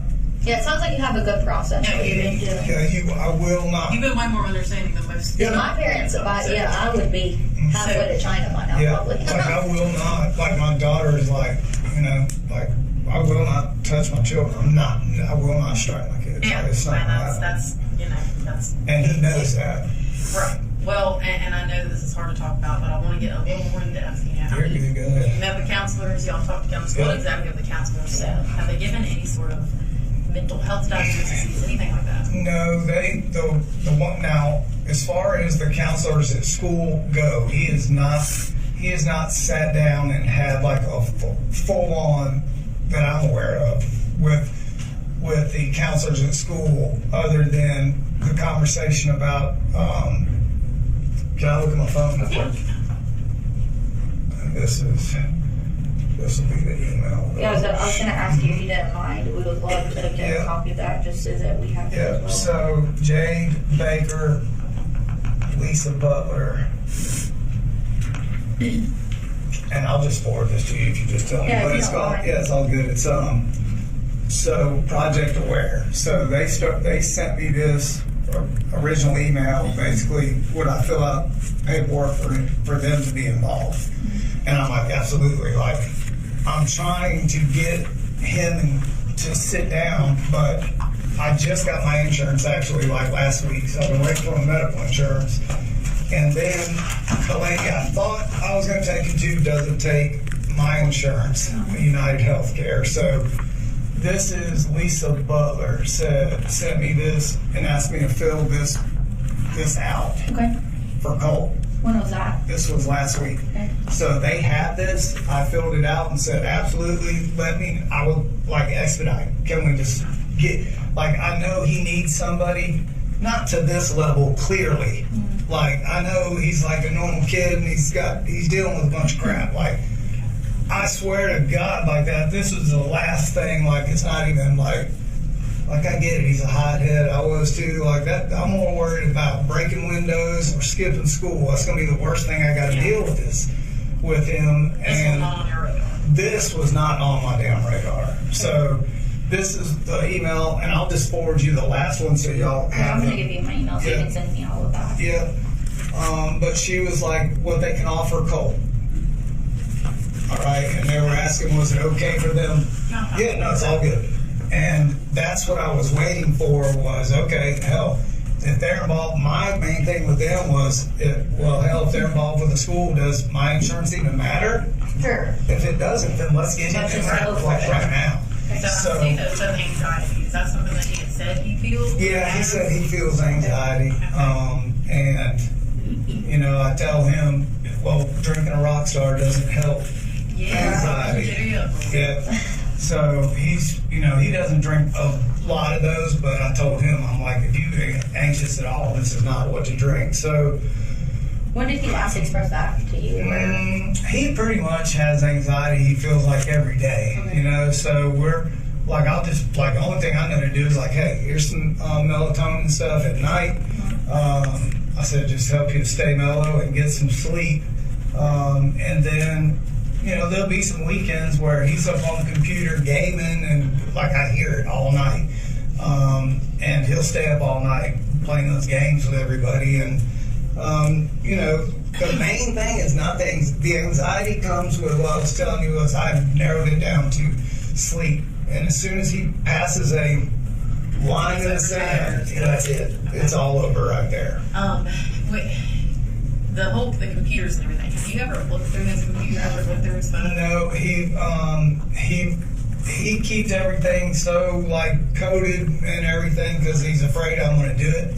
And I don't know what the heck's on there, to be honest with you, but I always try to keep him thinking that I know what I'm doing on a computer, but he's got all these firewalls and shit where I don't know how to get in there, but he thinks I can. Have you ever heard any of the conversations like with people he's gaming with? Yeah. No, not really. It's always been about, I walked in there when he gets all wound up and he's playing Call of Duty. Yeah, he's playing Call of Duty. So that is that like his go-to? Yeah, at night, if he's up most of the night, he's gaming. And he's using like a computer, not Xbox or PlayStation? No, he's got both. So he's got both. So he's usually using his computer. Yeah, exactly. Okay. Going all the way back to 7th grade. Yeah. I know some of the bullies that started in Yeah. Jefferson. Yeah. What was he being bullied about? And what was it? Looks? Was it attitudes? Yeah, no, he's more of a, he is just kind of like, he's real quiet. Like, he won't go out of his way to talk or introduce himself or anything like that. And it started with a group of people in middle school that there was a kid, there were 2 guys and 3 girls, and he would sit at the end of the lunch table and just by himself, basically. And one of the kids would come by, and it's okay, and it started with them flicking him in the ear. Okay. And that's the first time I went up to the school. I was like, okay, we're not just yik-yakking now. I know it's just a flick in the ear, but, you know, they make contact with him, and I don't want to make sure we're doing the right thing here, and you got people on this. And it just kind of kept going on all year, and I said, listen, can we, like the 3rd or 4th time I went to Jefferson, I'm like, can we, like, have him just show up for school? And, like, I know this is terrible, but I was in ISI in high school a lot because I'm the only boy of 4 sisters. So. Okay. So, No need for explaining. Yeah, I got it. So, that was just something to where he didn't and has never really been around a lot of bullying, obviously. And I don't know if he knew how to respond. I just told him, do not touch anybody else. Yeah. Like, they're touching you, but 2 wrongs don't make a right. So we kind of back and forth about that, and it was clear by the end of the year that when he came home, he was like, listen, I'm good. I'm 7th grade over. He's like, I don't want to go back to that school. I'm like, okay, well, where do you want to live? It's just us now. He said, I want to get as close to Statham so I know where we're at. I'm like, okay, so that's how we ended up here. And this was before the Littles came back up here, right? Yes. Okay. Yep. And going into his room a little bit, I know you said that you knew where his guitar were. You knew where he kept that rifle in his room. Yep. Have you ever been in his room further than just sticking your head in? Oh, yeah. I'll go in there and sit on the bed and talk to him about whatever we're talking about. Bring him dinner, I cook dinner every night, bring him in there if he's in the middle of something, So, yeah, I'm in there quite a bit. Okay. Did you ever see anything in his room that concerned you? I mean, no, and I'm on like full alert for it just because of what's going on, and I'm the rift between him and his mom. He's not going to school, so I'm like, I've been looking for Pictures, posters, notes, conversations. No, things left laying out. Nope, he had this weird poster on his wall of some guy with a red wig on. I'm like, who is that? And he was like, oh, I'm glad you just said that. Yeah, what did he say about that guy? So it wasn't that guy. It was the guy that was on his wall 2 days ago. And I walked in and I'm like, where's the punk band dude? And I said, who's that? He goes, you don't know who that is? I'm like, no. I said, I don't know who it is. And why is he on your wall? He's like, oh, it's no big deal. I'm like, okay. So I let it go, finished dinner, like, hey, I'm going to go take a shower, and then me and Boo Boo going to watch a movie. And I said, where'd that picture go? And he said, oh, I took it down. I said, well, who was he? He goes, you really don't know who that was? I'm like, I'm asking who it is. He goes, oh, that's one of the guys that did that last school shooting. Okay. And that was maybe 2 or 3 days ago when I saw that picture. 2 or 3 days ago? Yep. What did he say why he had that? Or No, what is it? he didn't say anything other than, like, I had no idea what that, it didn't look, like something wrong with that kid. Yeah. You know what I mean? Like, I just What kind of looked picture at was it? So it was like a magazine headshot of like a brown-haired, like, teenager, like late teens, and he had glasses. And he put that the same place that he had previously had, like That rock star thing. Yeah. And now that you just said that, I didn't even think about looking in there for that. But somebody said something about a warrant, so I guess y'all going to the house anyway. So. Yeah. I mean, I hope you understand why. Well, We gotta go yeah. And my little sister is a retired lieutenant out in Las Vegas, so But you know what we're doing. I know exactly what y'all are doing, and like I'm just pissed. What about a firearm, a silver toolbox or a Pelican case? Is any of that familiar to you? No. What is that? A firearm that was in a silver toolbox or a Pelican case in your truck. You familiar with that? No, I don't have a Pelican case. Okay. What about, you have a toolbox on that truck? I didn't even see. No. Okay. So, this morning, oh, no, I'm sorry. No, what was that? Because I'm like, that's the kind of stuff right there. So, I was even in the room as and you can heard see, that. there's like 100 people this year at school. There's stuff getting thrown all around. So, Yeah, and then I I'm saw not sure what this even the is. state trooper was like ripped out of here, and I'm like, Well, so this is what I want to tell you. And if you have more questions, I don't want to get you sidetracked. Yeah. Finish your questions. Okay. I'll give him a spiel. okay. Sorry. You're good. I'm going to give myself a star. Spiel later. So, no, I want to, because this is you saw the news. You know that there's some serious stuff that's happening. Yeah. And so we have got to get every detail and every bit of information about him and his behavior and what he's going through. Yeah. When it comes to his mother, when is the last time they have spoken to each other? I guess over the weekend they were texting. Okay. And she's down in Fitzgerald with her mom. Does she have any sort of mental health issues? And I know the meth has come up, but is there anything? No, I mean, and that's really the whole deal for her. It's like it was such a shock for everybody. It's like, this is like, degreed engineered, like we were married, like we were knocking down tons of money. Yeah. And obviously I didn't know what to do with it, clearly. But like drinking, so when all that happened, it's like, what the hell is Still going on? shock. Yeah. I'm still shocked. The kids are still shocked from it. So, but Colt does not hold back, with his mom. He calls it like he sees it, and where I couldn't say it, when it was finally like out in the open, Colt was like, I knew it, he's like, but they don't have like a back and forth kind of relationship. It's, she knows him like when to talk and when not to talk when he's in those moods, right?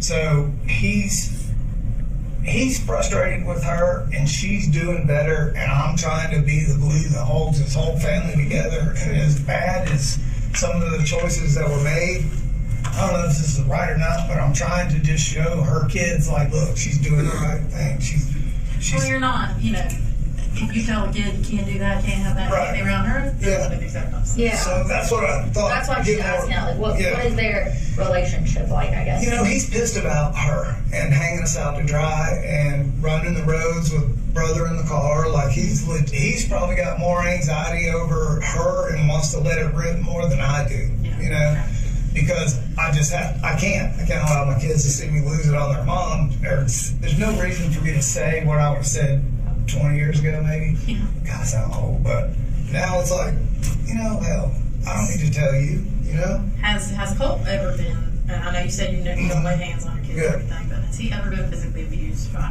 anybody in the family, at school? No. Was it his mom? Because I know she's down there. Like, No, there was nothing to where. Now she came up there this last weekend came up with her mama and everything's good, and just to kind of hang out and kind of convince him like, look, hey, I'm sticking to the guns. I made a promise with you. I'm going to rehab.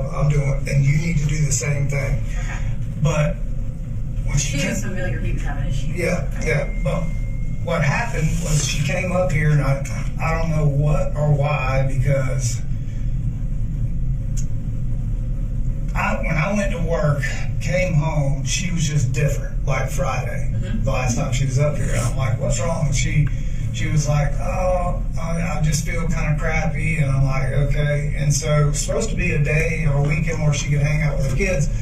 She stayed in bed for 2 or 3 days. And that's something where trying to explain to her. I'm like, that's a trigger for the kids. Like they're going back to originally how you were every day that they saw you while I'm at work, and I said, Cole, that's his trigger. Like, if you're sick, then you need to call your mama, or I'll take you and meet you back home. Like, they can't see you like this.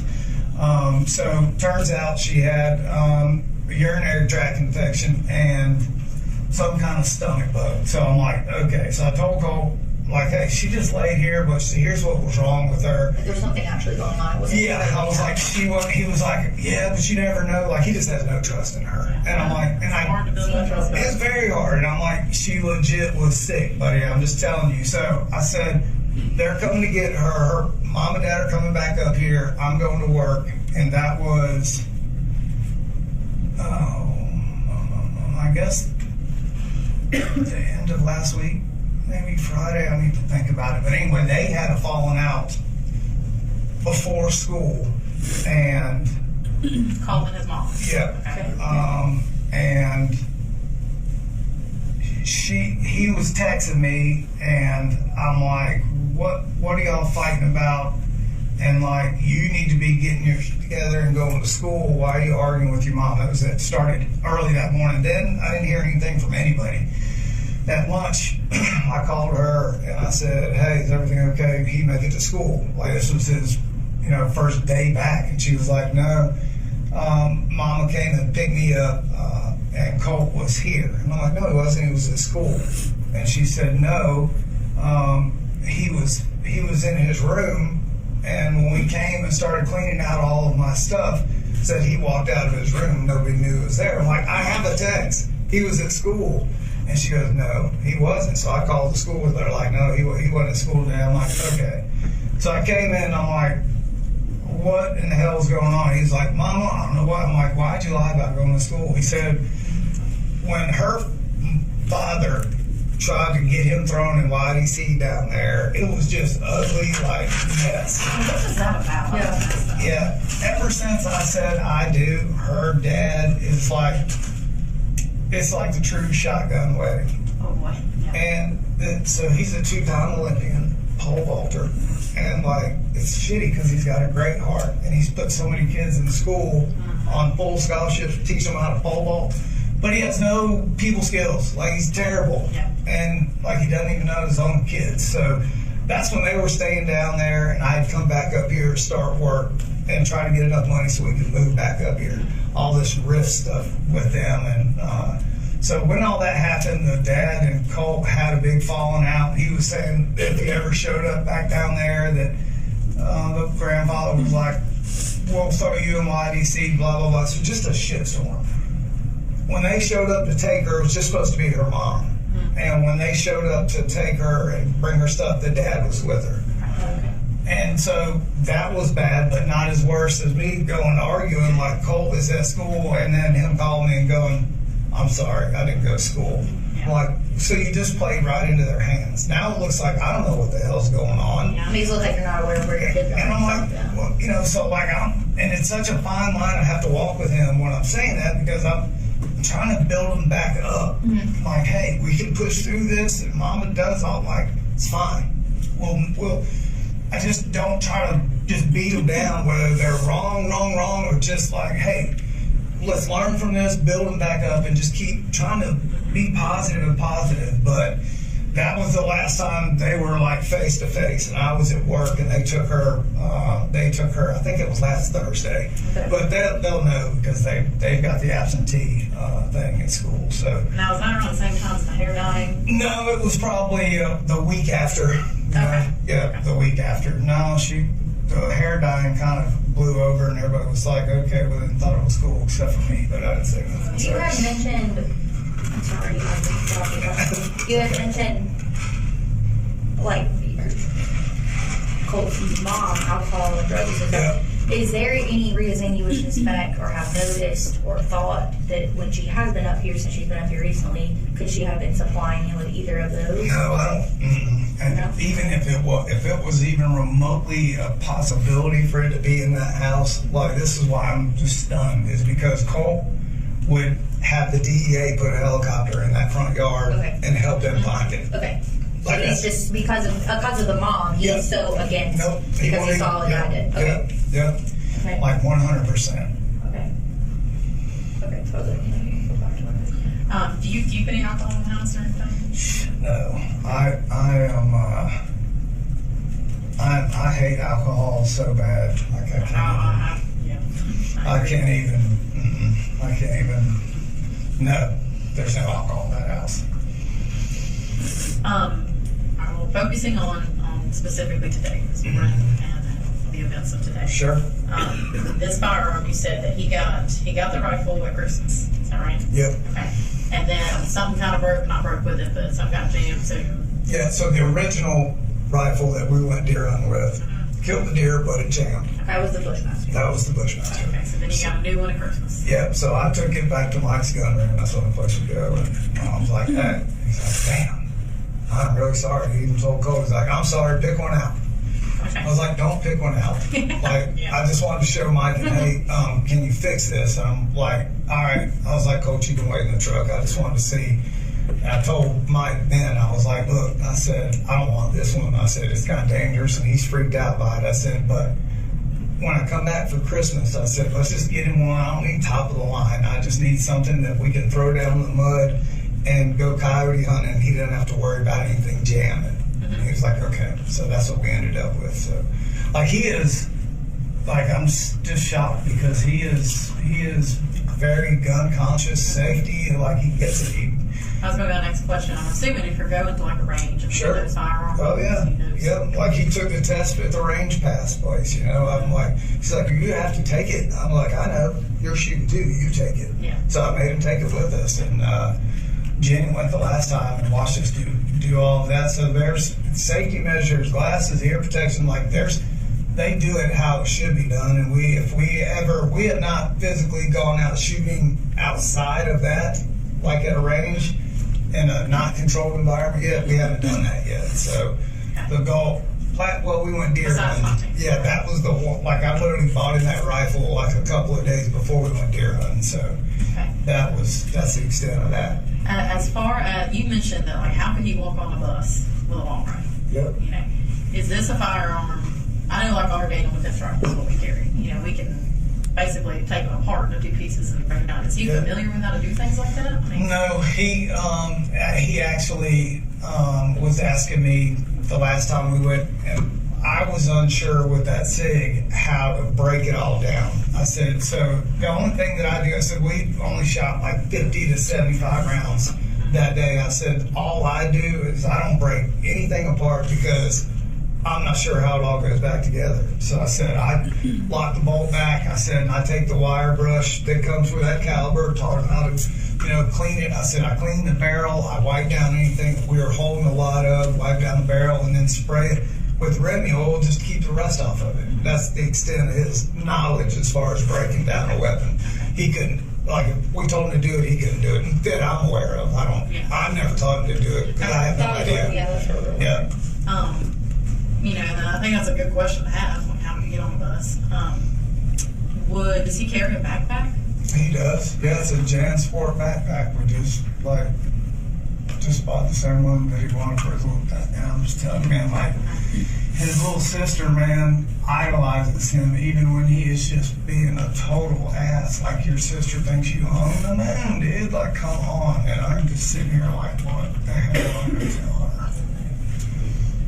As far as, I know you talked about he's been physical with you before. Yeah. Has there ever been any of those instances at school where he's gotten physical with anybody?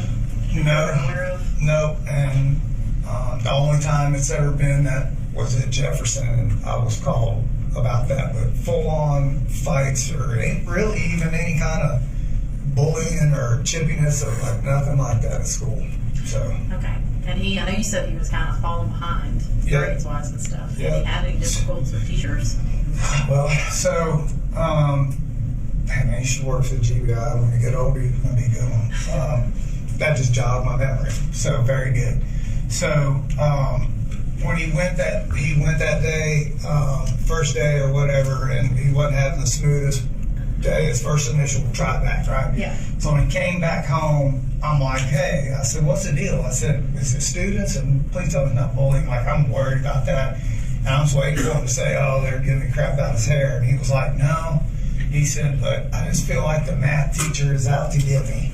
Okay. And I'm like, what the hell are you talking about? And he was like, just the interaction that we had. I mean, it was such a, like, that is such a left field statement. I kind of felt like he's kind of like, okay. Like maybe there's more to like maybe my dad's being she's turning into a buckhead Betty. So I'm gonna mess with him, and I'm like, well, what does that mean? You know? So I just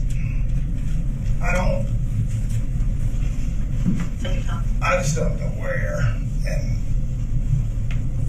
what the hell happened. I don't want to text shoulders. It's okay. No, it's okay. It's all right. There have been like so many people that I'm like, I don't want to be talking to. No, it's all good. I just, man, you know, like I have to have all the answers here in a very short amount of time. It's an unreal scenario we're all in right now. My little boy, little Colin Jr. is about to step off that bus. Okay. And like, yeah, we're about to wrap up. 4 minutes, and he's gonna want to know what the hell everybody's doing here. Okay, well we'll probably be talking to you again at some point. We need numbers, cards. Yes. So you need anything from me? If you can forward me, we'll meet. We'll go do whatever we have to until everybody's got everything that they need from me. Kelsey, you want to put your stuff on the back of this card? Yeah, I'm out. The other thing is I don't know. I'm gonna try to get this out. I don't know what all has happened, but man, if he is responsible for anything. So that's the spiel I want to give you. First, I want to tell you this is not your fault. And you're gonna, in the coming weeks, you're going to see things, you're gonna hear things, people are gonna say things, and they're not gonna be kind. And me telling you this is not gonna mean anything, but I need you to just hear me say this to you as someone that has never spoken to you before. You sound like a great dad. Apparently not. But listen, you have to listen to me. When things like this happen, you can't blame yourself. You have to be what you've been doing all along, which sounds like a great father figure and doing the best you can. And honestly, you sound like a great dad. I mean, you have really been doing some incredible work in all your kids' lives and holding it together in situations that are unbearably difficult. Something happened I never even could imagine this But here's the thing. You were doing all the steps. You come around. You were doing all the steps. So you need to hear that from me. You see the things you're going to see and what you hear. She's going to open the door. We'll get on this side. Okay. You have to understand that you have to keep being this dad, the dad that you just described, because your kids are going to need you to be that and keep being that, okay? Yeah. 2, the GBI is handling this, and we are available to talk, answer questions when we can answer questions, but also if you hit a wall one day and you're like, no, I can't do this anymore, I need you to know you gotta call us, okay? Because we have resources and you're gonna need resources. Because you just are. You're going to get to a point where you're like, you know what? I'm there. This is, I know, and you're going to be, and it may be today that we just need to go in and start working on that, but at the same time, this is gonna be big. When it does come out, when we can tell you all the information, it's going to be hard, okay? I am sorry that I cannot sit here and give you all the details right now as a parent, because I can only imagine, I am a new parent, I can only imagine what you have going through your head right now. I am going to try to find out, okay? I just sent a text. But you have to trust that there's a process that we're working, and there are hundreds of people right now that we are having to get information from and they relay. So there's just a lot of moving parts, and I don't want you to feel like you're being pushed to the side or not prioritized. I just know something bad has happened, and I want to apologize to somebody No, who don't know who. that is not a priority right now. And also, you need to worry about you, and you need to worry about your kids, okay? And getting off the bus and being the parent you've been being. So I'm going to try to get answers for you. I'm putting my phone number on here. I'm putting that's my cell number. Okay. And then my email is on here. Amelia's information is on the other side. Okay. The case agent, I'm going to write his name on here for you. Okay. That's going to be Nick Johnson. I know y'all busy. I'll try not to buy it. No. You are part of our busy, and you're going to be a priority because your family is. They are the priority. To be completely honest with you, they are the most important thing. So, you call that. You know that obviously something bad has happened to us in the home. Yeah. But something has also bad happened to you and your family. Yeah. Yeah. We are completely sympathetic and understand that. Yeah. So you're not ostracized from us. You're not going to be shut down from us after this, okay? You're also not just I'm afraid a family, okay? Like this is.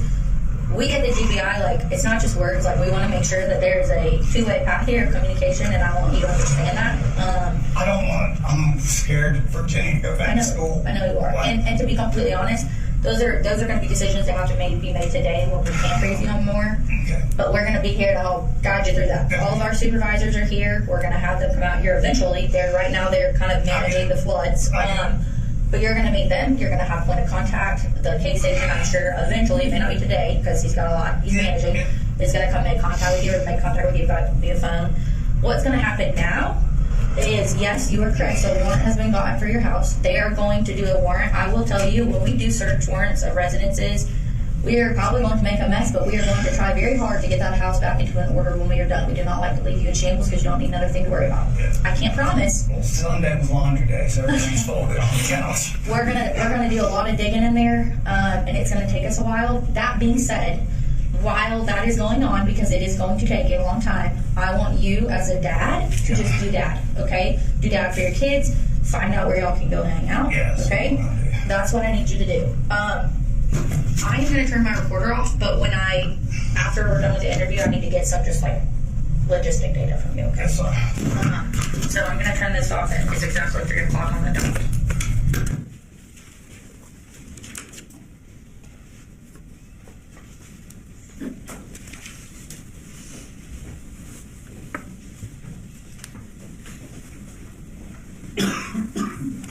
You mentioned that once you turn the recorder off, you were going to have to get some logistical data. What did you end up doing? Well, I got his date of birth and that kind of stuff. And then I asked him if we could take his cell phone and download it. We were going to have it downloaded, and we completed a consent to search form at that time that he signed, agreeing to let me take that phone to have it downloaded. I'm going to show you what's marked as Exhibit 183. Do you recognize that? Yes, I do. What do you recognize that as? This is the waiver of constitutional rights to a search warrant of an electronic and or a cellular device. Okay. And is that a fair and accurate copy of that consent to search form? Yes, it is. Your Honor, this time I'd like to introduce an evidence case Exhibit 183. No objection. All right, 183 submitted.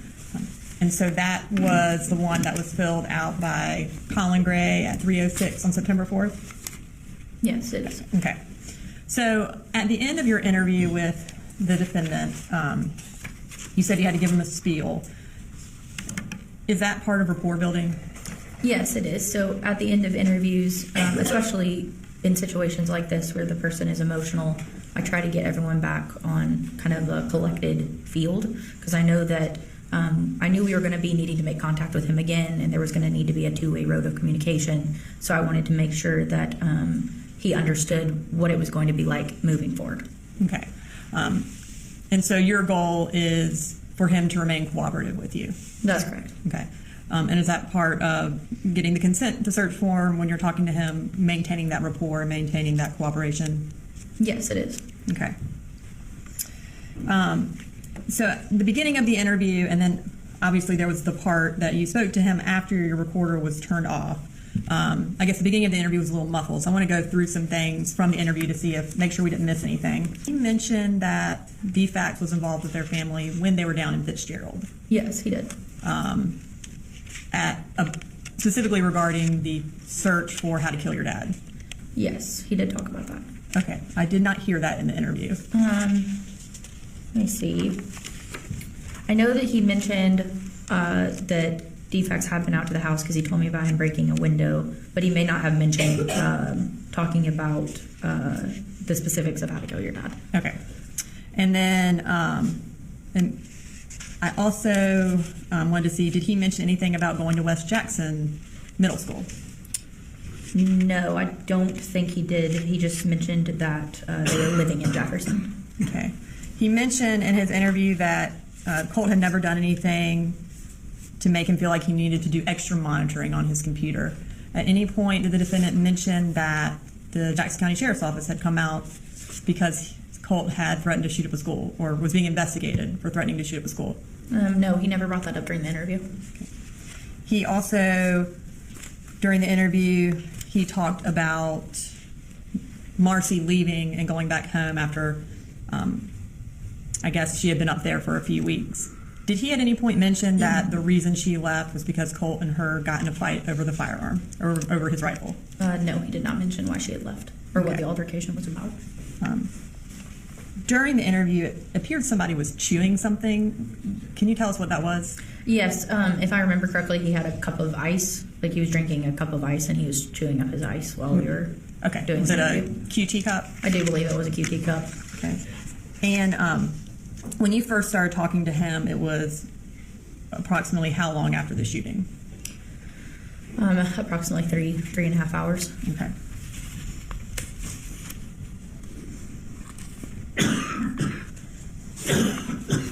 Okay. In that interview, you talked to him about Jenny sending him some text messages.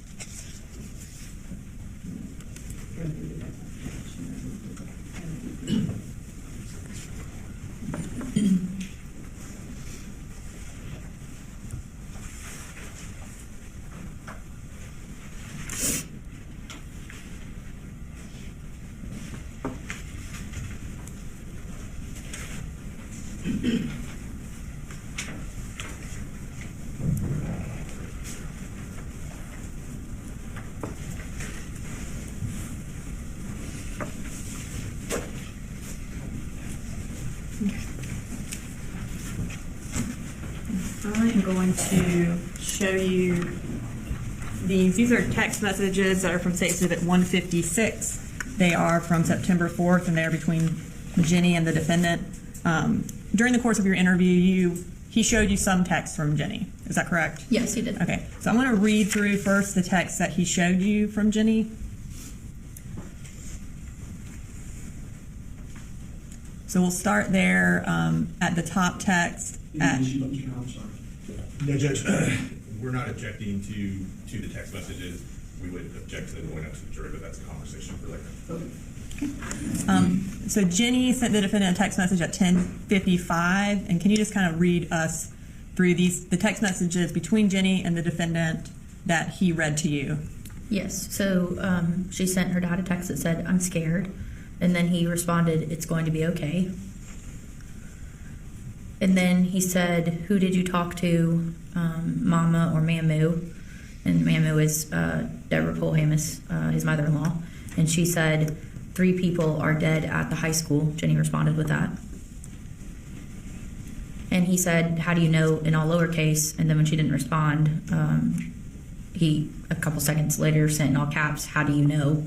And then in all caps, she responded, "People are saying," and TJRTR was an email. And then she sent back, "Please, I'm scared.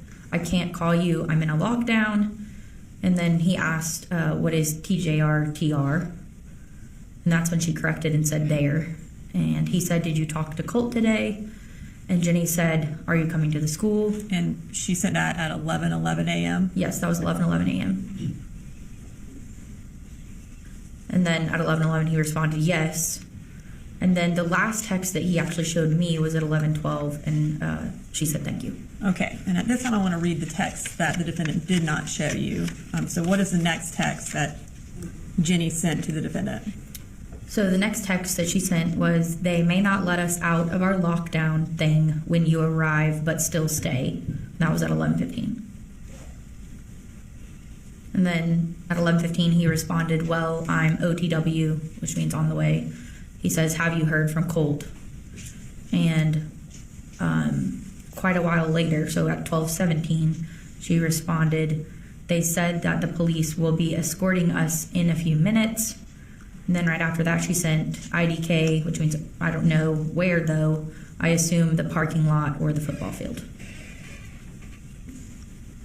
And then she said, they also said the threat isn't in our building, so that's good. And Colin responded yes. And then she sent back, "I'm still kinda shaky though." And she says, "I'm chilling with my friends and they've been comforting." And that was at 12:19. And right after that at 12:19 still, he says, "Jenny, have you talked to your brother?" And she says, "No." And then she sends, "But I think we are thinking the same thing and I don't want to talk about it over text." That was at 12:20. And then he right after responds, "Yep, 10-4, which means clear in law enforcement terms. He says, "I'll be here in just a few. Let me know when you're back in the building and when I can come get you." And she says, "All right," with a heart emoji. And what time was the 10-4 text and then the all right text? The 10-4 text that he sent her was at 12:20, and the all right text was also at 12:20. Okay.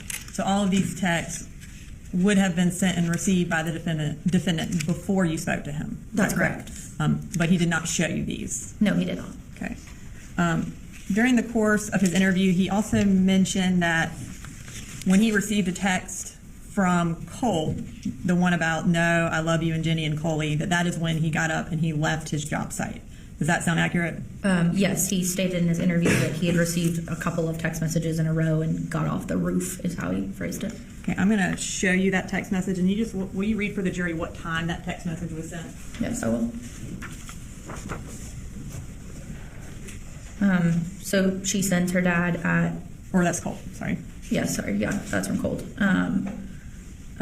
Colt sent to his dad at 10:03, "No, I love you and Jenny and Coley." And then at 10:03, he also sends, "You're not to blame." And then Colt finally sends, but still at 10:03, "For any of it." So that was at 10:03 p.m. So based on your interview of the defendant, was your understanding that he had left the job site at 10:03? Yes, that's what he indicated, that he got those text messages and then got off the roof to leave. Okay.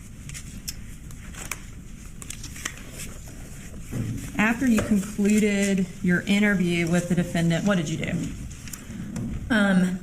Right after I concluded my interview with him, that's when I decided that I was going to ask him, since we had established a good rapport, if he was willing to let me take his phone and consent to have it downloaded, which he did agree to and signed in the form that we previously looked at.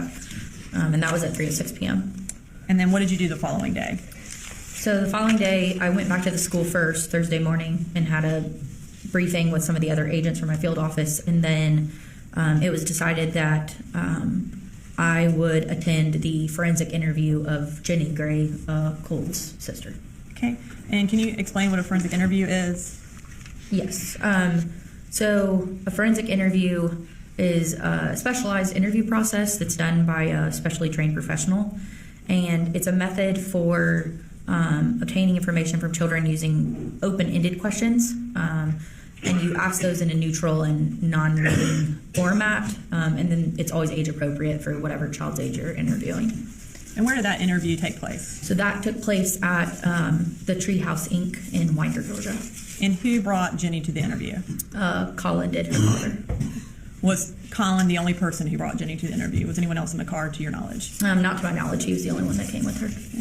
And then after the interview was complete, did you take Jenny's phone into your possession in order to do an extraction as well? Yes, I got consent from Colin, and he told me that would be fine. And I took her phone. It was a black and color iPhone in a silver case, I believe, and she provided me with the password. Okay. And then after that, did you do anything else as part of the investigation?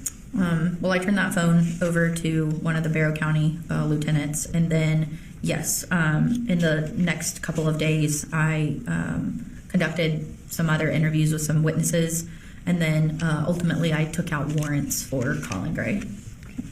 And do you see the defendant, Colin Gray, in the courtroom today? Yes, I do. Can you identify him by piece of clothing he's wearing? Yes, he's wearing a navy suit with a blue, I think it's striped undershirt. Your Honor, at this time I would like record to reflect that the witness has identified the defendant.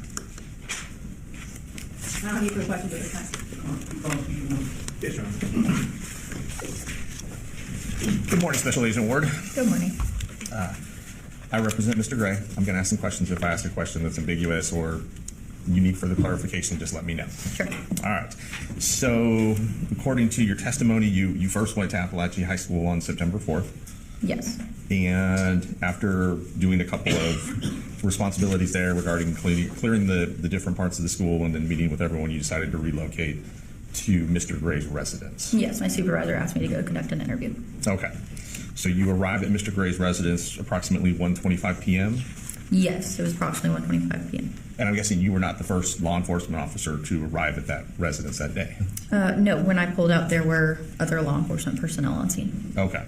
And at that point, if you know, had law enforcement already gone into Mr. Gray's home?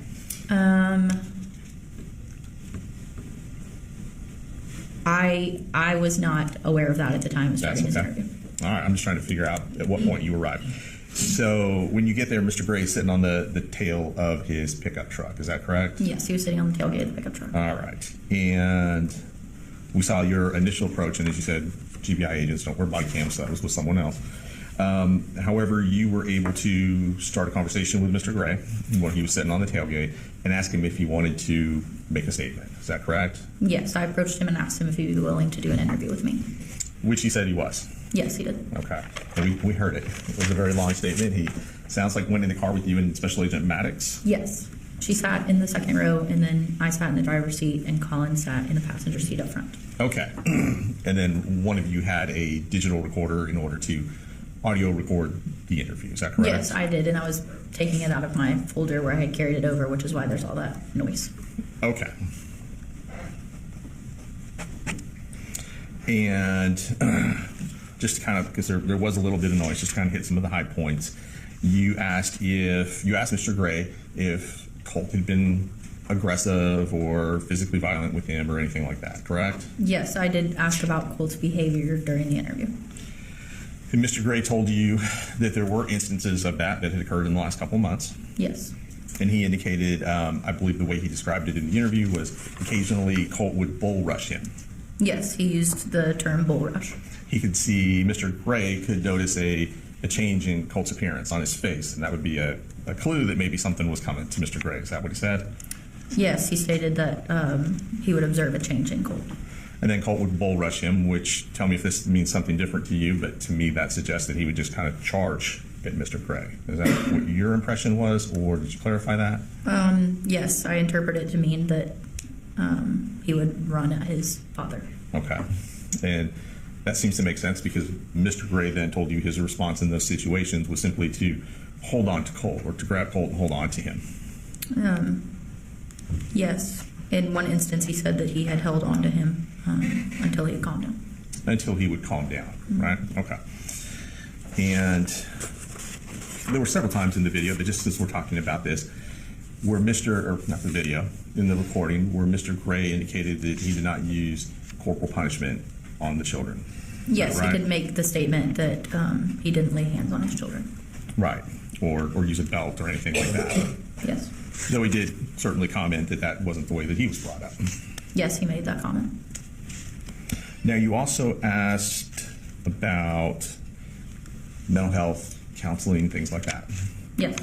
And he told you that he had been looking into getting Colt treatment. Yes, he said he had, in the past week specifically, been trying to get him counseling. And he talked about speaking to someone at his school. Yes, he said that there had been emails. Did he, in fact, show you one of those emails? He did. And told you he had filled some paperwork out to send it to the school so they could get started immediately. Yes, he stated he had completed some paperwork and sent it back. Now, in kind of covering everything, he also told you that Colt had complained that he wasn't doing enough. Yes, he said that he understood that Colt had made the comment that his dad wasn't doing enough for him. And I believe that was to something he may have said to his mom, or he told his mom he felt he needed to be institutionalized or go in an insane asylum. Yes, I understood that he had told that to maybe his mother or someone else who had then told Colin. And Colin's response to that was his impression was Colt was venting. Do you have that I can look at? Where'd that response? Sure.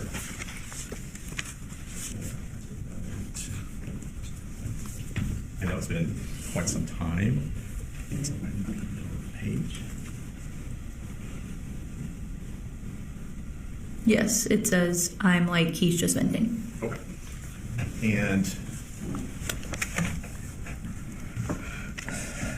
Colin Gray, Mr. Gray, at one point said that he wanted to go through the school because he wanted a independent third party to make an unbiased assessment of Colt. Is that correct? And if you need to refresh your recollection, let me know. I know it's been over a year. I have the transcript. I was just trying to find where exactly. I know we were discussing the Project Aware emails when so he says, I asked him what the name of the counselor was at the school, and he didn't have it in front of him. He said he would check the email, and then he said that Project Aware was a third-party counseling, and I said that I understood that. And approximately, and maybe this will help depending on your transcript, about 21 minutes and 26 seconds into the interview, he says that his wife and his mother-in-law are somewhat involved in the counseling decisions as well.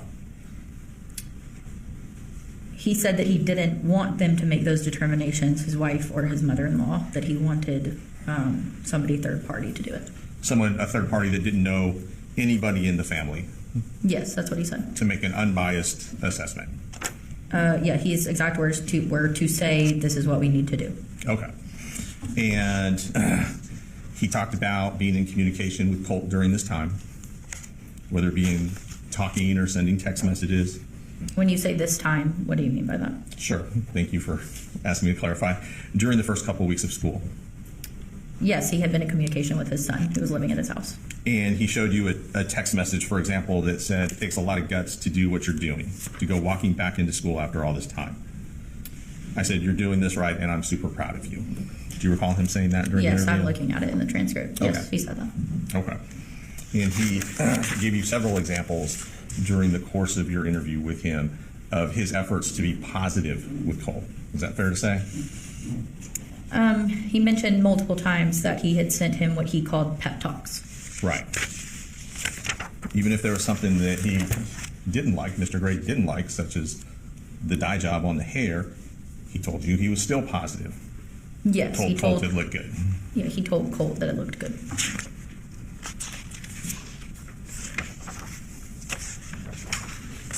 He did go over some issues he had with Colt going to school and taking the bus to school. Is that right? What reference are you referencing? Sure. You say some issues. Sure. So, for example, he told you that the normal routine, he would take his youngest son, personally, he would take his youngest son to school. Is that right? Yes, he said he took Junior to school personally. And then afterwards, it would be up to his daughter and Colt to get on the bus themselves. Yes, that's correct. And he would have already been gone and on his way to work by then. That's what he indicated to me. Okay. And so obviously it sounds like there were some issues with Colt not getting onto the bus Yes. as he was supposed to do. Yes, there were some issues with him actually following through and making it to the school. And he told you that he'd had conversations with Colt about that. Yes, he gave me some example text messages where he had talked to him about missing school. And in the statement, he talked about there could be issues with truancy. Yes, he made the comment that he would end up in truancy court, Colin would, if Colt didn't attend school. And when he referenced the issue in August where Colin Gray referenced the issue in August when his mother-in-law and father-in-law came up to the home, he told you that he had a discussion with Colt about how you're playing into their hands. You're making it look like I don't know what's going on. Yes, I'm not sure that it was August, I don't have the date in front of me, but he did make the comment that it was making him look like he basically didn't know where his kids were at all times. So didn't know if they were in school or not in school. Correct. Now, just to kind of jump forward a little bit, he indicated that he bought Colt a rifle for Christmas, Yes. and that would have been in December of 2023. Yes, he said it was the Christmas prior, so we were in September of 24, so yes, December of 23. Okay. And the purpose of this was to hunt, deer hunting. Yes, he indicated that it was for them to do bonding activities, Right. to go hunting. And also to go to the shooting range. Yes, he indicated that they had intended to go to the shooting range. Did he indicate that they had, and I'm about 29 minutes into the interview, did he indicate that they had actually gone to the shooting range a couple of times?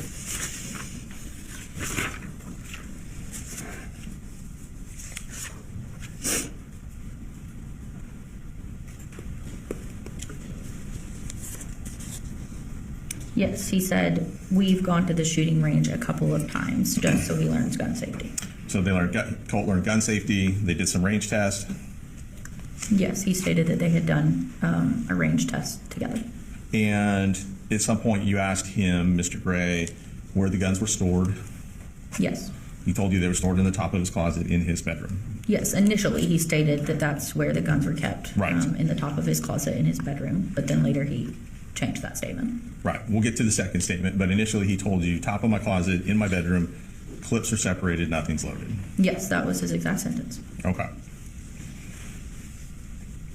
He later indicated prior to school that he had purchased a red dot scope for Colt. Can you give me a reference of where that would be in his statement? Of course. It's almost immediately after he said that he kept the guns in the top of his closet in his bedroom, about 30 minutes and 14 seconds into the interview. Yeah, so he says he bought him a little laser 223 on Amazon so that his scope could be bore-sighted. That was his sentence. Okay, thank you. Initially, he told you that ammo was stored in a in a box in the carport. Yes, it was in a box, he said, in the carport.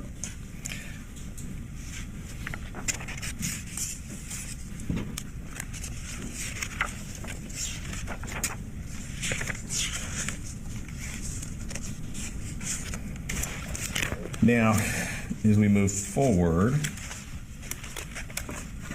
we discussed an issue that had come up with his wife, Marcy Gray. I'm going to go forward to about 34 minutes into the statement he gave to you, where he said that she had made a couple of threats. And it appears to be around 34 minutes and 10 seconds into the statement. That helps.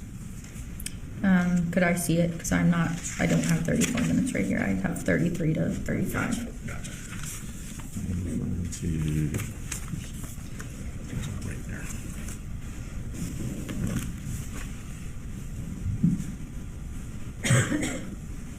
Yes, okay, I see it on my transcript. Okay, thank you. Yes, she says that, he says she had made a couple of threats. He did not tell you that Marcy had threatened to kill Colin.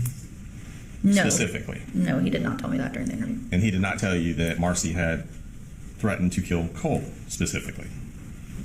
No, he did not tell me that. Okay. He just said we were all kind of worried because she wasn't in her right mind. Yes, that's what he said. And he said that Colt was upset about that whole incident. Yes, he said Colt was pissed about that. Okay. And he did describe that there were some trust issues between Colt and his mother as a result of her addiction. Yes, he indicated that there were some issues between them due to issues, he didn't specifically say addiction, but he said they did have issues between them. Okay. Did he say it was triggering for Colt to see his mom in bed all day, for example? Well, he stated that it would be triggering for all of the children if their mother laid in bed. Okay, so that would be all three, Jenny, Colt, and Coley Jr. Yeah, he said it was triggering for the kids. You asked if Colt had access to a computer. Yes. You asked if Colt had his own cell phone. Yes. You asked about Colt's use of a computer. Yes.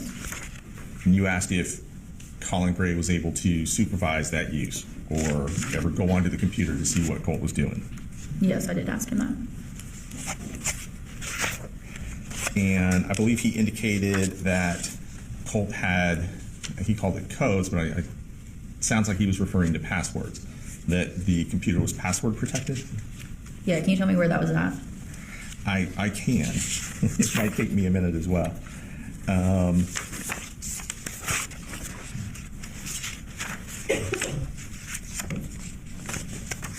That's going to be a little further into the statement. Just kind of get back. Give me 1 second.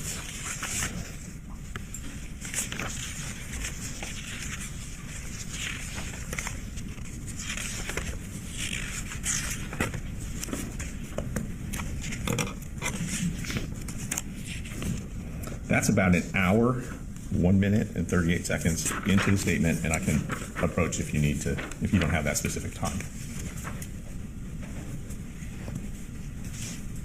Okay, I found it. Okay. Yeah, so he says that Colt keeps everything coded because he's afraid that I'm going to do it. He also indicated that there were firewalls. He indicated that it was coded, whatever he meant. Okay. And shortly after making that statement, did he indicate that he's got all these firewalls and shit where I don't know? Yes, he stated that sentence, firewalls and shit.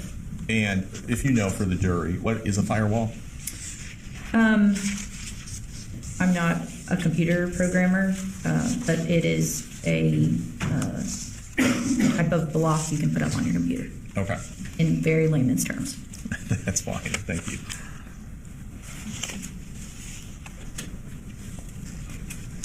And so do you know, so Colin agreed to talk to you.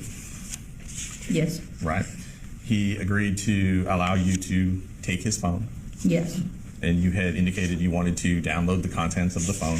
Yes. He allowed you to take Jenny's phone. Yes. He consented to the search of Jenny's phone, I guess is a better way of asking that question. Yes, he did, but we also obtained a search warrant. Okay.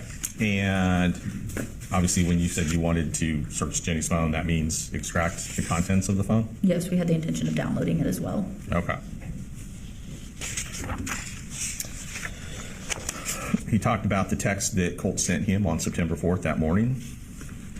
Yes, he showed me some of the text messages that they had that morning. Okay. And he indicated to you that his first thoughts were that there had been some issue at the school with someone making fun of his hair. Yes, he stated at first that's what he thought. And that may have led to some type of a fist fight or putting hands on each other, I believe he referred to it as. Yeah, that's what he said he was speculating at the time. Right. Okay. Going further, just to kind of get into his parenting, he talked about working to improve communication skills with his kids. Where's that at? Well, he refers to the bubble. That might help jog your memory. Yes, he talks about how he Okay. created a bubble for them to enter into. And the purpose of that was to freely communicate with the children about what other issues might be going on in their lives without fear of consequence, repercussion, judgment. Yes, he indicated that the kids could step into the bubble if you will, to talk about whatever they needed to. Okay.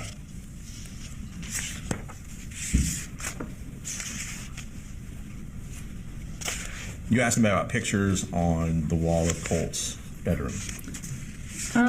No, I asked him if he had seen any posters, pictures. I listed out a whole bunch of different things. And he mentioned that 2 days prior, there had been a picture on the wall. Is that correct? Yes. Do you have a reference of where that was? I don't, but let me see I if know I what can you're talking about. find it. Okay. And just the important part of that was Colin indicated to you that he did not know who the subject of the photograph was. Yes, he did not know who the subject of the photograph that Colt had put up where some kind of redheaded rocker had previously been on the wall was. Right. And the response that he got from Colt was more along the lines of, well, you don't know who that is? Yes. You don't know who that person is? That's what he asked him. Yeah. Okay. And later on, it sounds like that same day or very shortly after, the photograph came off the wall, according to Colin. Yes, according to Colin, the next time he looked in there, the photograph had been taken down, or the picture. And that's when Colt told him who the person was, or what the significance of the person was. Yes. Okay. Now, as part of your role in this investigation, you said you interviewed several other people as well. Yes, I did. Were you present for an interview with Marcy Gray? Yes, I was present for most of the interview, not the entire interview. Most of the interview, okay. And were you, I'm not sure how y'all define this, were you essentially the lead investigator in this case or no? No, I was Okay. not. All right.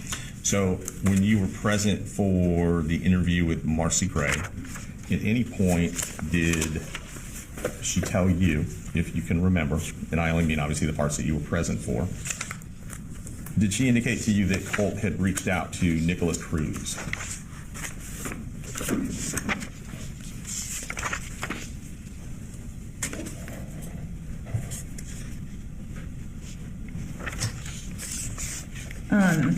She stated that he had referenced school shootings such as Columbine and Sandy Hook, Right. and that he had an interest in school shooters. But without you showing me where she said that, I can't say if she specifically said Nicholas Cruz.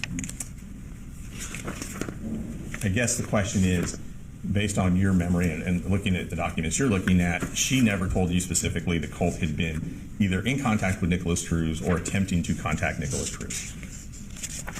Without going all the way back through this transcript, I cannot answer if she specifically said the name Nicholas Cruz. Well, I guess the more important question is, did she mention to you that he was in communication with Nicholas Cruz at that time? At that time being the weekend prior to the shooting. Like I said, without me rereading this transcript, I can't answer whether or not she stated anything about Nicholas Cruz specifically, whether or not he had been in communication with him or. Well, then, before you do that, let me ask you one more question because it might help when you're going through the transcript. Did she indicate to you during your interview that you sat for with Marcy Gray, did she indicate that she had been searching on her phone, why do parents go to jail in school shootings, or topics of that nature?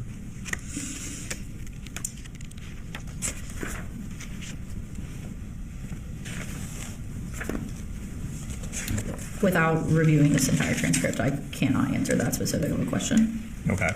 Would that have been relevant information for your investigation? Would what be relevant? So if she had information that Colt was in communications with Nicholas Cruz immediately preceding the shooting, days within the preceding the shooting, would that have been relevant to your investigation? Well, at that time, I'm just taking everything she's telling me. Okay. So there's no weight of relevance or not at that time because I'm marking down everything that she's telling us.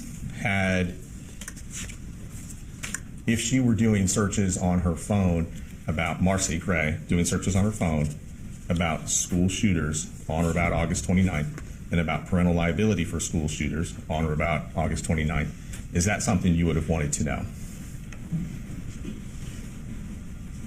Anything that she told me is something I would have wanted to know at that time because of how early it was in the investigation. Okay. So anything was valuable that Marcy was telling us about her son. Okay. So that would have been valuable. If she had said that to me, Right. as with anything else she told me, it would have been valuable. And had she said that to you, it would be in that transcript. It would have been on our audio recording. Okay. That is the Right. exact verbatim account of what she told us, would have been on a digital recorder that either I or Amelia Maddox, who was the lead interviewer for that interview, would have Correct. had. Okay. And then the same question for, had she told you in that interview with yourself and Special Agent Maddox that Colt had been communicating with a school shooter in Florida, or attempting to communicate with a school shooter in Florida the weekend preceding this school shooting, that would be on the audio tape. Yes, if she said something about that, it would have Yes. been captured on the audio recording. Okay. And you have no recollection, as we sit here today, of her saying either of those things? I have no recollection of that without rereading this to answer your question thoroughly. Okay. Well, go ahead and just kind of review the transcript and see if you can find anything like that. I mean, I can take a lunch break, but if you want to have time for that, and I don't know how much Carl you have left. This is it. So I'll leave it to the court. I will ask Agent Ward, about how long is the transcript? This interview with her was an hour and 19 minutes Okay. in length, so it would Okay. take me quite some time to thoroughly look over this and answer that specific of a question. Okay. If you want a lunch break, I'll take a lunch. We probably should give the jurors a lunch break so they're not. Ladies and gentlemen, we're going to recess till 1:10 tomorrow.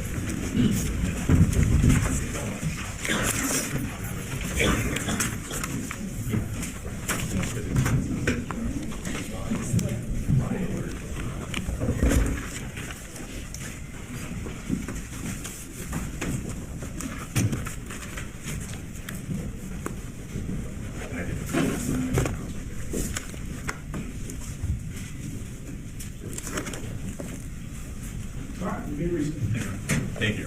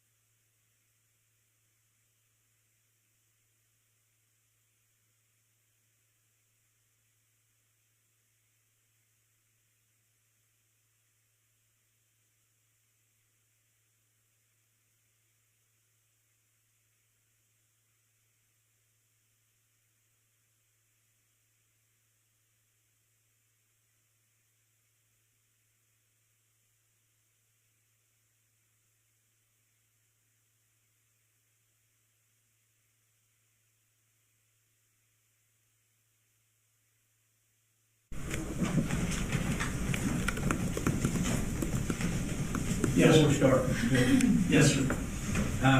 we got a chance to speak with Mr. Allen.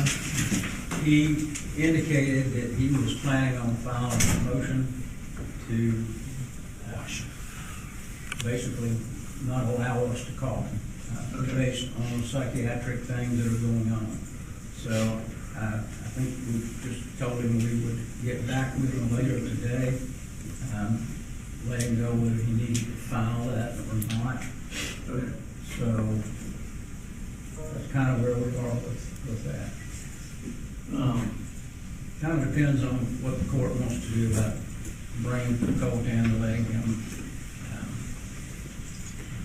the fifth here in court or not. In front of the jury. In front of the jury. And this, the lunch approach.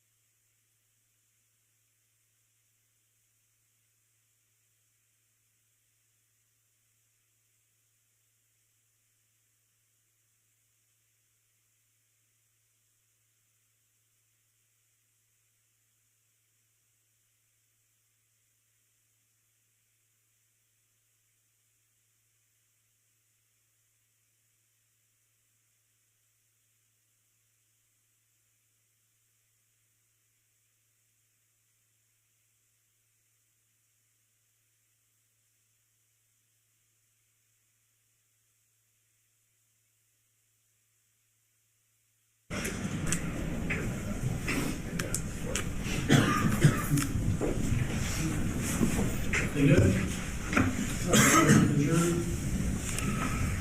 Yes. Yes, Judge. Okay, you ready?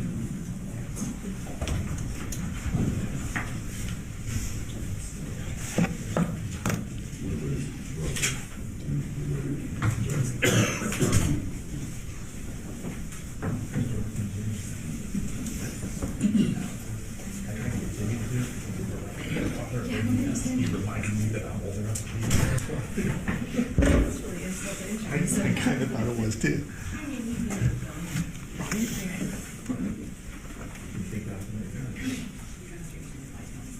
He forgets I grabbed him home.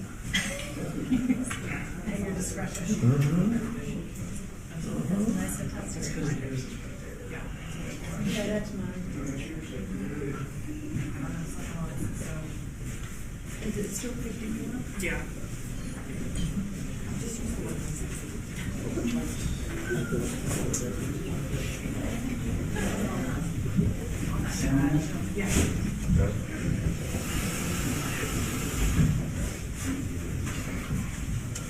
That'll be testing. Like a little white noise. All right, Thomas. All right, you can resume your cross, Mr. Hobbs. Thank you, Judge. All right, just to kind of orient us back to where we were before lunch, have you had a chance to review the transcript of Marcy Gray for the interview that you were present for the majority of? Yes, I have. Okay. Having reviewed that transcript, isn't it true that Marcy Gray never volunteered the information to you that Colt had been actively communicating or attempting to communicate with Nicholas Cruz the weekend before the shooting? No, she never communicated that with us during the interview. And she never communicated to you that the weekend before the shooting, she herself had been doing active searches on her phone regarding school shootings school shooters and parental liability for school shooters? No, she did not tell us that information. Okay. Thank you very much. I appreciate it. Nothing from the state. Thank you, you're free to go.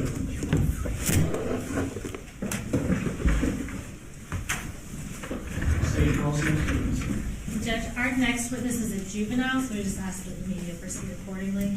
All right, so, see what you need around the first row, make sure if they come in, they know Terry, but WSB, it's gotta be shoulder down or chest down with the juvenile witnesses. Thank you, Judge. And the state calls Jenny Gray.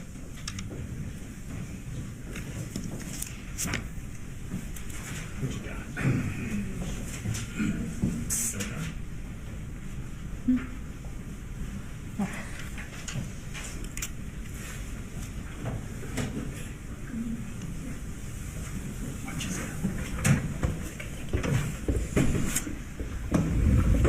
All right, I'm just going to have you go ahead and raise your right hand. Do you swear to tell the truth, the whole truth, and nothing but the truth, so help you God? Yes, ma'am. All right. I'm going to start by just having you tell us your name. My name is Jenny Gray. And Jenny, how old are you? I'm 14. Okay. What grade are you currently in? 9th grade. And tell us a little bit about what kind of things you like and that you like to do. I like listening to music in my spare time, and I like reading. Okay, great. Jenny, do you have any siblings? Yes. And tell me what their names are. My oldest brother is named Colt Gray, and my youngest is Colin Gray. How much older than you is Colt Gray? He's 1 year older. And how much younger than you is Coley Gray? Ish, like, I'd say 4. About 4 years younger? Yeah. So a good bit younger. Mm-hmm. And then you and Colt are like pretty close in age. Yes, ma'am. Who are your biological mom and dad? Marcy Gray and Colin Gray. Okay. Does Colin Gray also go by Coley? Okay. And do you currently live in Barrow County? No, ma'am. And I don't need you to say their names or anything, but who do you live with now? My foster parents. Okay. Do you currently have any contact with your biological parents? No, ma'am. And do you currently have any contact with your brother, Colt? No, ma'am. When was the last time, other than Coley, that you had any contact with anyone in your biological family? I'd say 2 years ago. Okay. So basically since early September of 2024? Yes, ma'am. Okay. Is that your choice? Yes, ma'am. Okay. Now, Jenny, I'm going to start by talking a little bit about your life growing up. Did y'all move around a lot with your family when you were growing up? Yes, ma'am. Okay. And if I asked you to tell me all the dates and specific places and times and stuff, would that be hard for you to do? Extremely, yes. Okay. So I'm going to take you back to October of 2023. So that was during your 7th grade year when you moved back up to Barrow County with Colin Gray. Do you know what time frame I'm talking about? Yes, ma'am. Okay. Once you moved up there during your 7th grade year, who all was living in your house at that time? My father, my older brother, and my younger brother. Okay. And was this the same house that y'all lived in up until September of 2024? Yes. Okay. Explain to me where everyone would sleep in that house. So I would sleep in the master bedroom. Okay. And then my father and my younger brother would share a room across from my room. And then Colt had his own room. It was like the smallest one. Okay. And did you consider the room that was like next to Colin and Coley's room to be Colt's room? Yes, ma'am. Okay. Did that room always have a bed in it? No, ma'am. Okay. When it didn't have a bed in it, where would Colt sleep? When it didn't have a bed, he'd sleep in like our laundry room place. Okay. Where our washing and drying. Okay. Thank you. So you said Colt was 1 year older than you, so was he 1 grade ahead of you growing up? Yes, ma'am. So when you were in 7th grade, should he have been in 8th grade? Yes, ma'am. And when y'all first moved up from Fitzgerald to Barrow County in what would have been your 7th grade year, were there a few months before any of you got enrolled in school? Yes, ma'am. What did y'all do during the day during that time period? We would just sit at the house, and sometimes Coley would go with my dad to his work. But Okay. Was your dad working full time during that time? yes, I think so. Okay. And y'all were just home when he went to work? Yes, ma'am. Okay. When y'all were just home, you said Coley went with your dad sometimes to work, so sometimes he would go with him and sometimes he would stay home with y'all? Yes, ma'am. Okay. Whenever Colin would leave y'all alone at the house, did he lock up the guns in the house or anything? No, ma'am. Okay. So talking about that same time frame, after y'all move up here, you said you're not in school for a few months. At some point, did you and Coley get enrolled in school in February of your 7th grade year? Yes, ma'am. Okay. What middle school were you going to at that time? Was it Heyman Morris Middle School? Yes, I'm pretty sure. Okay. And was that middle school that was right next to the high school? Yes, ma'am. Okay. In Barrow County? Yes. Perfect. So you start going in 7th grade. Did Colt ever go to school that first year y'all moved here? So when you were in 7th grade and he should have been in 8th? No, ma'am. Okay. Did Colin ever talk about why he didn't make Colt go to school? Yes, ma'am, but not directly to me. Okay. Did you ever hear anything that he said about it? Yes. Tell me what you remember. I remember him being stressed over Colt's mental issues. Okay. And kind of hesitating to enroll him in that because of his mental issues. Because of his mental issues. Okay, thank you. So again, I'm still talking about that same kind of time frame. Tell me about what a normal day for your family would look like back then. I would go to school, and then, well, my dad would go to work, and Coley would go to school, and then I would go to school, and then Colt stayed at the house until we got home. What would y'all usually do, like in the evenings after school? We just go and do our own thing. We wouldn't really do anything together, like as a family. Okay. So did y'all like go out much as a family, like to the park or the playground, anything like that? Sometimes, but not every day. You know? Okay. And did you ever do you remember going to the shooting range with Colin and Colt at some point? Yes, ma'am. Okay, and again, I'm not going to ask you to tell us exactly when that was. Was that one time or more than one time that you Just remember? one time. Okay. And do you remember Colin and Colt ever going to the shooting range again after that time y'all all went together? I don't remember. Okay. Jenny, tell me a little bit about how your relationship was with Colt during this time. We were close. I mean, I definitely think that, you know, he was closer kind of to me more than, you know, our parents or Coley or, you know, friends at school, like that kind of thing. Okay. It was definitely close. Okay. And how was Colt's relationship with Colin? Sometimes it would be good and sometimes it wouldn't. Okay. Would they fight a lot? Yes, ma'am. Okay. What kind of things would they fight about? They would fight a lot about Colt not getting his way with things. Okay. Would that like set Colt off if he didn't get his way? Yes, ma'am. Okay. And what did it look like when we're talking about them fighting? Sometimes it would be, you know, just yelling back and forth at each other, and sometimes it would be physical. Okay. And when we're saying physical, kind of describe that for me. There would be, you know, punches thrown, a lot of shoving, you know, just a lot of contact with each other. And would that be both ways? Yes, ma'am. Okay, so from Colt and Colin? Yes, ma'am. Okay. Did Colt ever damage anything in the house when he was mad? Yes, ma'am. Do you remember if he put any holes in doors or walls in that house that y'all were living at? Yes, ma'am. Okay. Do you remember specifically the door to your room, him putting a hole in it? Yes, ma'am. Okay. And what was your relationship like with Colin? It was all right. I mean,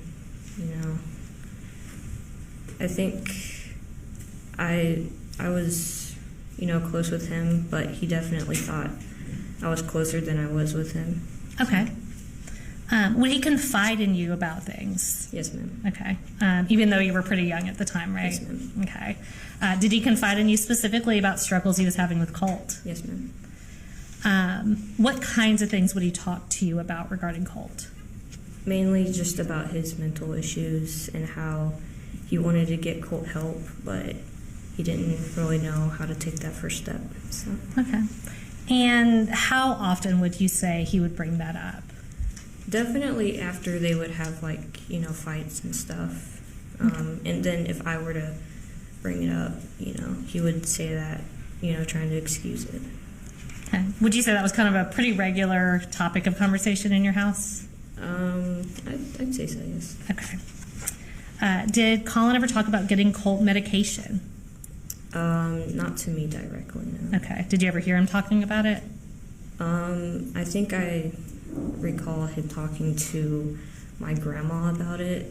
Okay. And maybe the school, but that's the most. Did he ever just talk about getting Colt into therapy? Yes, ma'am. Okay. Was that something he talked to you and other people about? Yes, ma'am. Did he ever ask for your advice? I know, again, that you were young, but did he ever ask for your advice about what to do with Colt? Yes, ma'am. And tell me what you remember telling him. I remember I was didn't really know how to respond a lot because I wasn't really expecting an adult to ask me advice about that. But Sure. when I did give a response, I just, tried to get him to talk to other adults about it. Okay. Yeah. And what about finding safer ways to store the guns in the house? Did Colin ever talk about that? Yes. Did he ever do anything to make the guns in the house safer or stored in a secure way? No, ma'am. Okay.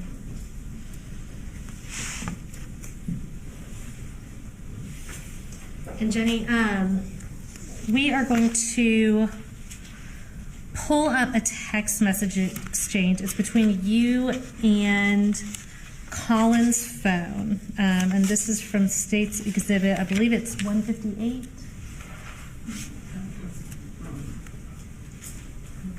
Okay. 150. Okay. So it's previously been put into evidence as State's Exhibit 160. And this is going to be a text message exchange between you and Colin from your phone from July 3rd of 2024. And we're also going to pull that up on the screen. It's going to show up in front and behind you. Any issues, Mr. Defense? No, Your Honor, no objection. Have you reviewed these text messages before? Yes, ma'am. Okay. So I'm just going to read through these specifically, and I'll ask you, do you remember this exact text conversation? No, ma'am. Okay. So I'm going to read through them, and then we'll talk about it a little bit. So this was from you to Colin. You said, hey, I think he calmed down. And Colin says, he doesn't calm down that quick. And Jenny, I can't live like this. It's seriously not good. Colin then goes on to say, it tears me up. I just want him happy. And man, he calls me everything, like he calls me everything in the book. So you said you don't remember the specific text conversation, but is this a good example of kind of how Colin would talk to you about Colt? Yes, ma'am. Okay. He said he calls me everything in the book. Would Colt swear a lot at Colin when he was mad? Yes, ma'am. Okay. I'm going to show you another text message exchange, and this is between you and Marcy. This is from July 20th of 2024. And this has previously been tendered into evidence. I believe it states 160. No objection. And looking at that, do you remember this specific conversation? Faintly, I do, yes. Okay, so you remember what's being talked about, but maybe not the exact words? Yes, ma'am. Is that fair? Okay. So I'll read through it and then we'll talk about it. So this was from Colin's phone. It says, Colt had a horrible panic attack last night. And you said, why? He said, not really, or his phone said, not really sure. Basically had to drag him into Daddy's bedroom and hold him for like 10 minutes while we did deep breathing, LOL. You said, so he just started like freaking out. And they said he came into the living room and asked us to call 911. Then he just started crying really loud. It scared the shit out of everybody. Then say, I've told him we're taking him to the doctor next week. Gonna schedule an appointment for when you and Mamie come back so she can drive us. So I know I said that was from Colt's phone, but when you're reading that, who did that appear to be talking? Oh, my mother. Okay. And you said you remember the situation surrounding it. Where were you when these texts were going back and forth? I was at my grandma's house in Fitzgerald. Okay. And to your knowledge, did Colt ever get any kind of appointment like was being referenced there? No, ma'am. Okay. Did you go back up to Barrow County pretty shortly after that exchange? Yes, ma'am. Okay. I'm going to shift gears a little bit. So when Colin was the only adult at home, would you say that he was a strict parent? No, ma'am. Okay. Did he ever try to control what y'all watched or did on your phones or did on your computers? No, ma'am. Where would he spend most of his time? And by him, I mean Colin. Where would he spend most of his time at home? In his room. In his room? Mm-hmm. Where would Colt spend most of his time? In his room. Okay. And by his room, you mean Colt in his own room, Colin in his own room? Yes, ma'am. Okay. So I previously referenced there being guns in the house. How many guns do you remember knowing about in the house? I can say I remember at least 3. At least 3? Yes. Okay. And were any of those guns specifically Colt's gun?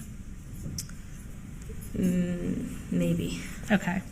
Were any of those guns kept in Colt's room? Yes, ma'am. Okay.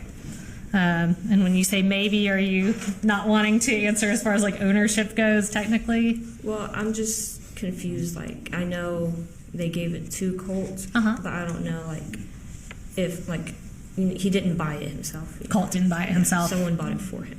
Okay. And when you say someone bought it for him, who gave it to him as the Christmas present? My dad. Okay. Did your dad buy Colt other accessories for that gun as well? Yes, ma'am. And where did Colt keep that gun? In his room. Okay. And when we say his room again, are we talking about that room that's directly across from the bathroom on the hallway? Yes, ma'am. Okay. Were you concerned about Colt having access to guns? Yes, ma'am. Okay. Did you ever talk to Colin about that? Yes, ma'am. And did you ever talk to him specifically about taking the gun away from Colt? Yes, ma'am. Did he ever do that? No, ma'am. Would Colt keep the door to his room open, closed, or both? Kind of both. Both? Okay. Did Colin ever tell you why he didn't take the gun away from Colt? No, ma'am. Okay. Did you ever go into Colt's room to talk to him? Sometimes. Okay. And did Colin ever go into Colt's room? Yes, ma'am. Okay. Now, Jenny, do you remember a point in time where Colt put pictures and newspaper articles of and about Nicholas Cruz on his wall? Yes, ma'am. And what room was that in? It was in the room across from the bathroom. Okay. And that's the same room you said he kept his gun in? Yes, ma'am. Okay. About how long do you think he had those up for? And I know you're not going to be able to tell me like a specific days or weeks, but what kind of time frame are we talking that it was up? Definitely over the course of like 3 to 4 months leading up to the shooting. Okay. So in your memory, several months before the shooting it was up. Yes, ma'am. Once those pictures were up? Were they coming up and down, or to your knowledge, were they just up on the wall? They were up. Okay. Now, did Colt start going to school finally in the fall of 2024 when he went to Apalachee High School? Yes, ma'am. Did he go every day? No, ma'am. Okay. And I want to talk briefly about September 4th of 2024. Tell me, once Colt started going to school, when he did go to school, what was the order that everyone would leave the house in the morning? So my dad would leave first, and then Coley, and then Colt would, and then I would. Okay. Is that just kind of by school and bus schedule? Yes, ma'am. Okay. And to your recollection, is that the order everybody left the house on September 4th of 2024? Yes, ma'am. Okay. Did you go to school that day on September 4th of 24? Yes, ma'am. And when did you first find out that something had happened at Apalachee High School? When we went in lockdown. Okay. Do you remember texting with your dad about it? Yes, ma'am.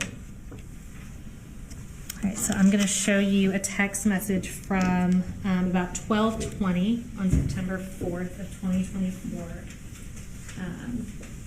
And this, I believe, is from States 158. 156. And Jenny, do you remember those text messages?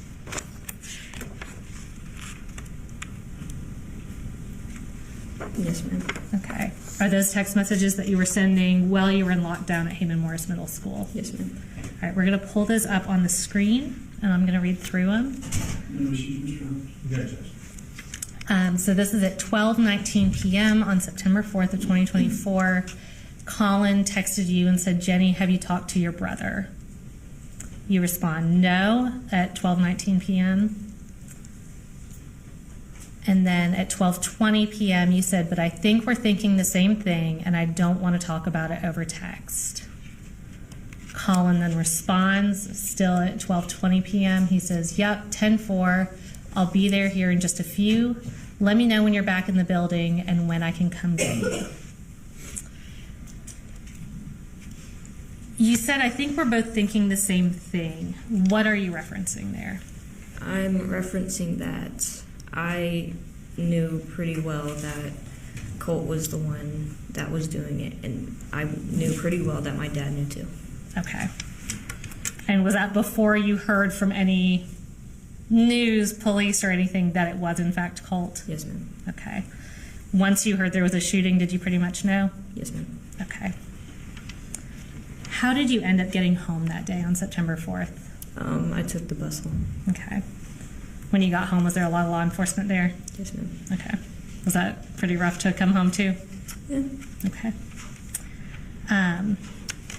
Do you remember the next day, so September 5th, going up to the tree house to get what was called a forensic interview? Yes, ma'am. Okay. Have you ever gone back and watched that interview, reviewed the recording of it or anything to? No. Okay. So. No, ma'am. So on that day, September 5th, who drove you to the treehouse to get that interview? My father. Okay. Was he the only one in the car with you? Yes, ma'am. Okay. When you're on your way in to get that interview, did Colin tell you anything about how you should answer those questions? Yes, ma'am. Tell me what he told you. So he told me, like, if they asked me anything, about if he knew that Colt had problems and that his problems would lead up to this, that I should basically try to cover for him, and specifically about the pictures on the walls. He told me not to tell them that he knew what they were. Okay. And when you say pictures on the wall, do you mean the pictures of Nicholas Cruz? Yes, ma'am. Okay. And the news articles about Nicholas Cruz? Yes, ma'am. Okay. And so he told you to tell them that Colin, didn't know who that was? Yes, ma'am. Okay. Is that contrary to what you had actual knowledge of? Yes, ma'am. I guess, would that not be truthful? Yes, ma'am. Okay. Judge, can we approach briefly?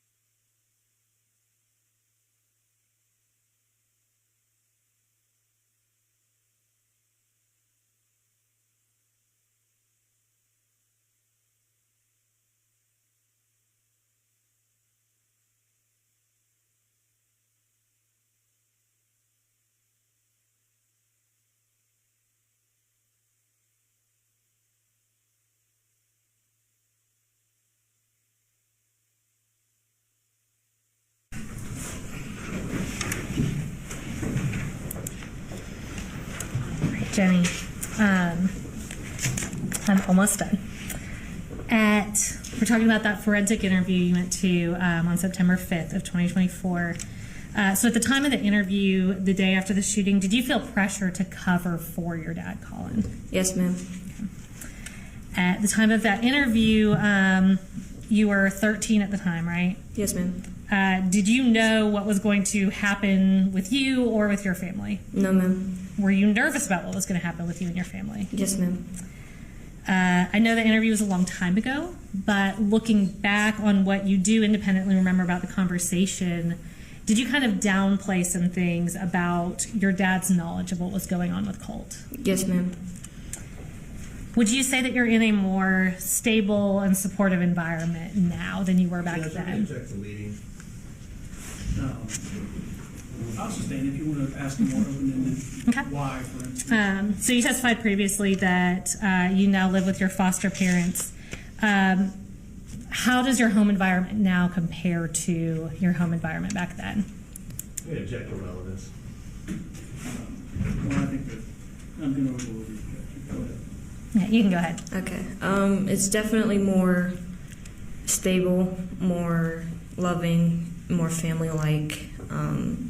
We definitely do a lot more things as a family that we never would have done when we lived with my father.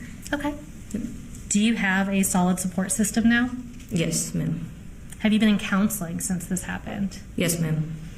And has the counseling and the support system and the family environment all kind of helped you over the past year and a half or so? Extremely so, yes, ma'am. Okay.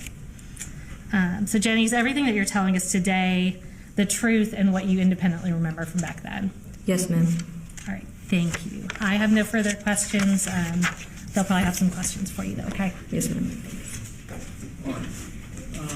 Ladies and gentlemen, we need to take a recess to sort through something. I don't know that it'll be very lengthy, but we'll be in recess.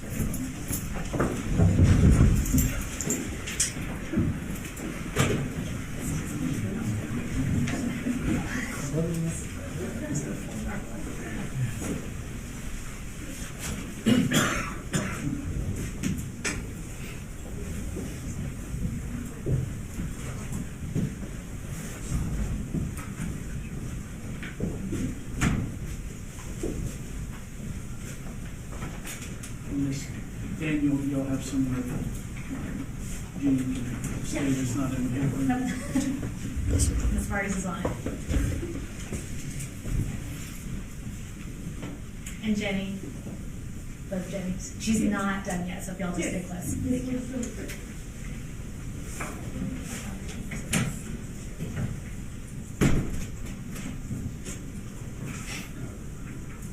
We'll just pause while everybody does a little bit of legal research.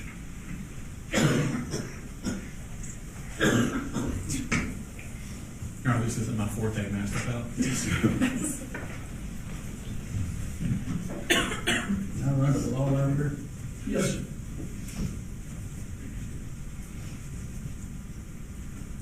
I'll just go ahead and step off for 5 or so. You come with me.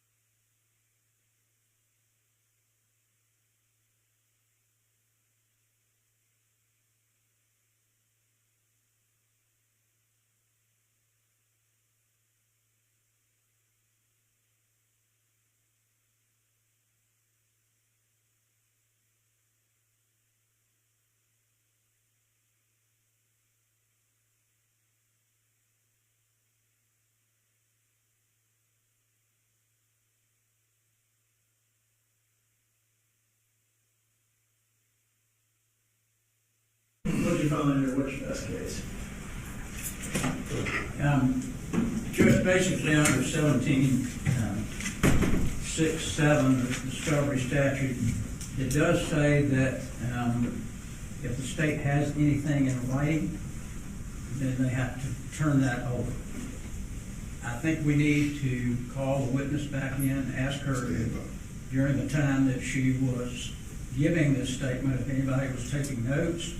I think notes would qualify as writings. You don't think that'd be attorney work product, like if the attorney's taking notes in the interview?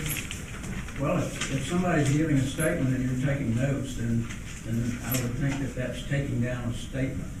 So, and the case that we got is Hunt versus the state of 278, Georgia 479.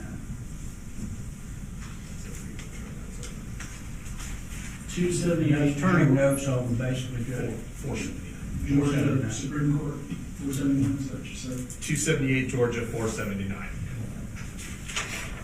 Ms. Foote? Yes, sir. Pursuant to 1716.1, statements of a witness specifically exclude notes or summaries made by counsel. So any notes or summaries that we make are not included in any statements that we are to provide. There are several cases that support that, and that's just the statute. And to act like that we would have to turn over any note that we wrote from a statement would mean that the defense would have to give us every statement that their defendant gave them. So that is patently ridiculous to act like that is the rule. The case that they cited, although OCGA 1716.7 requires the state to produce any statement of any witness that is in its possession, custody, or control of the state, that requirement applies only to statements that have either been recorded or committed to writing. That statutory obligation is not triggered when a witness merely makes an oral statement. And again, this was in a meeting with us prior to trial that she made this statement. Under Grabowski versus State, 234 Georgia Appellate Courts 222, failure of the state to produce oral and unrecorded statements made by the murder defendant's brother to the police did not violate the state's duty under OCGA 1761.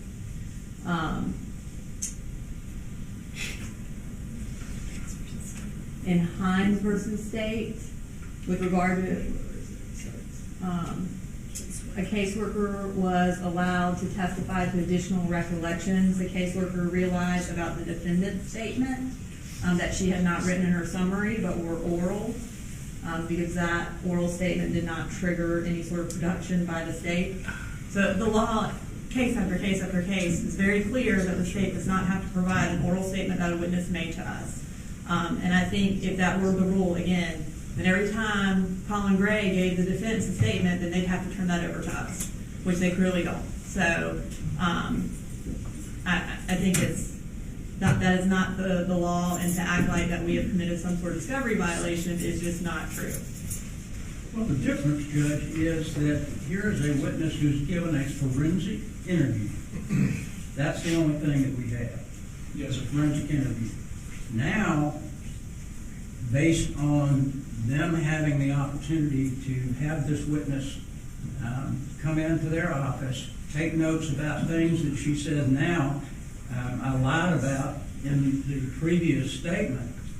I can't imagine that the state would not be obligated to turn that over to us if they have notes concerning that issue. And that's basically what Hunt is talking about. let me read this first paragraph. It doesn't deal with just all witness statements. It's a statement that is being, the original statement was a forensic statement, and now the person is coming in saying something totally different. That takes it out, puts it in a totally different realm. There's no exception for if someone makes a forensic interview statement and then tells counsel in a pre-trial meeting that makes it a different legal argument. It's the same legal argument. She gave a statement.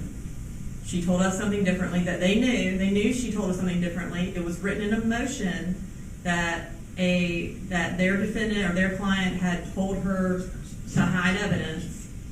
they were gonna call a witness to talk about her changing her statement. So they knew she was gonna change her statement. They gave her and act like they had no idea is disingenuous. What do you all think of that? It doesn't give us any specifics at all. What are you saying is the remedy? I think the remedy, Judge, is to disallow the witness's testimony. Or at least give us the opportunity to have what she's going to testify to so that we can properly get ready for cross-examination on her. That would be the bare minimum. Well, she's testified to it, Your Honor, so they have it. So, again, he is not providing any actual legal argument. It's just, this is the way things should be done argument, and that is not a legal argument, and that is not a legal requirement. And to act like we were supposed to do something that we are not, again, it is not, it's disingenuous to act like that. So we're not required to give over an oral statement that a witness gave us in trial preparation. Like, the statute actually says it. And he has not said any sort of case law that takes us out of a witness statement that is notes from counsel, or a witness statement does not include notes from a counsel. So if he has a case that says that, then okay, but they don't. I think that's what Hunt says. Well, let me read Hunt.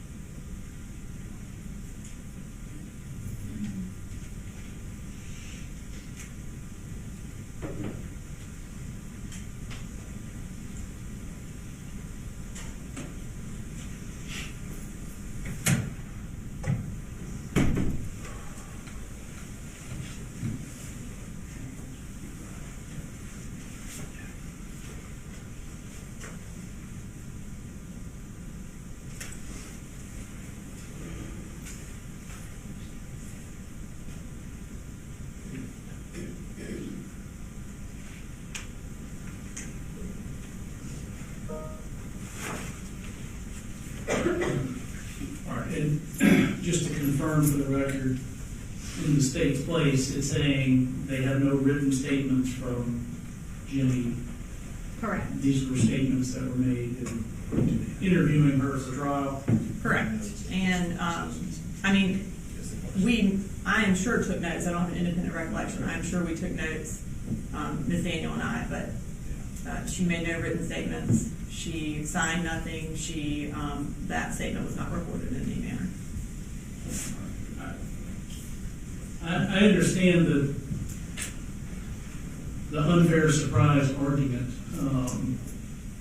although I do also believe that y'all have a potential witness to testify about Jenny changing statements, and I don't know any real details about that. But I don't believe the law requires the state to provide notes of the attorneys that they made while interviewing a witness. Certainly, these are things that you, as part of what cross-examination is for, you can flesh all that out on cross. But I haven't been given any legal support to say that the state was required to turn over an oral statement made to them preparing for trial by a witness, even though that witness had given law enforcement a prior recorded interviews. But anything else you'd like to put on the record with respect to that? Go ahead. Judge, it's obvious the state said that there are notes, and that's what I think we need. I feel like certainly the case law will bear that out under Hunt, that if you got notes and they're different from what a witness previously testified to, then they should be turned over. Here's what I'm going to do. I'm going to have you'll go ahead and conduct your cross-examination. I'm not going to release her from the subpoena. And if y'all give me a case that says that their trial prep notes, as far as her statements, should have been turned over, then we can address turning those over to recaller. Thank you. All right. Bring the jury first, or doesn't matter which one. Bring her first, yes.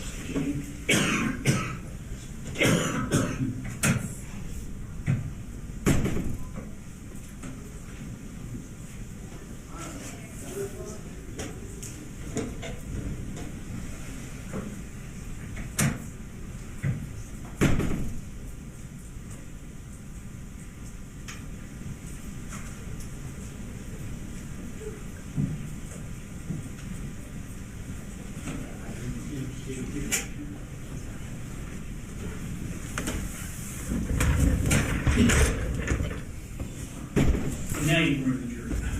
Yes, sir.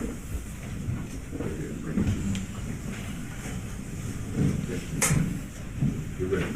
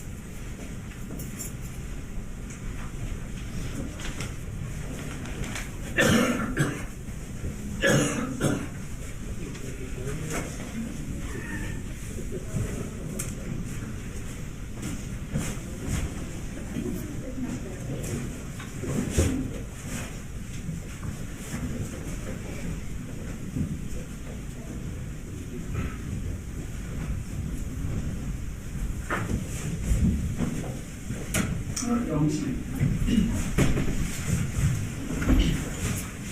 You know, when the words left my mouth that this should be a short break, I was regretting it as they left. All right, Cross, Mr. Hobbs. Yes, sir. Good afternoon, Ms. Gray. Good afternoon. My name's Brian Hobbs, and I'm Colin Gray's defense attorney. I'm going to ask you some questions. Yes, sir. Now, if I ask a question that doesn't make sense or is confusing, please let me know. Yes, I want sir. to make sure we're on the same page and you understand what I'm asking you. Mm-hmm. Okay. Now, this shooting incident happened on September 4th of 2024. Does that sound correct? Yes, sir. And you were interviewed and gave a statement to Miss Alicia Chandler on September 5th of 2024. Does that sound correct? Yes, sir. That would have been the day after the shooting. Yes, sir. Much closer in time to the shooting, obviously, than today. Yes, sir. All right. And that's been described as a forensic interview. Do you know what a forensic interview is? No, sir. They probably didn't tell you we want to bring you in for a forensic interview, for example. No, sir. Okay. Do you remember who you met with? No, sir. Does Alicia Chandler sound familiar? And if it doesn't, tell me it doesn't. No, sir. Okay. Like I said, this is over a year ago. There's probably some things you remember, and there's probably some things you don't remember. I'm going to ask you some questions about the statement you made on September 5th, and let's just see what we can figure out in terms of what you remember about that statement. Yes, sir. Okay? Yes, sir. All right. So you would have been 13 years old at the time? Yes, sir. And that means you would have been in, what, 8th grade? Yes, sir. And I think you told us you were going to Heyman Morris Middle School at the time. Yes, sir. And at that time, you were living at the house on, what was the street that the house was on? Do you remember? No, sir. You were living with, who else lived in the house with you? Let me ask the question that way. My father, my older brother, and my younger brother. Okay. Not your mom? No, sir. Okay. Now, your mom would visit occasionally, or your mom visited one time? Yes, she visited occasionally. Yes, sir. Occasionally, okay. Did she ever stay there for an extended period of time? And by extended, I mean more than a day or two? Yes, sir. And when was that? I can't remember. Okay. Do you remember if your mom stayed there the summer before your 8th grade year? I can't remember, sir. Okay. Do you remember if what it was like when your mom stayed there? Yes, sir. What was it like? It was kind of chaotic at times. More chaotic than when mom wasn't there? Kind of the same. Kind of the same. Okay. And do you recall an incident where your mom and Colt got into a big argument? No, sir. Okay. Do you remember a time when they got into a big argument over the gun? No, sir. Okay. Do you remember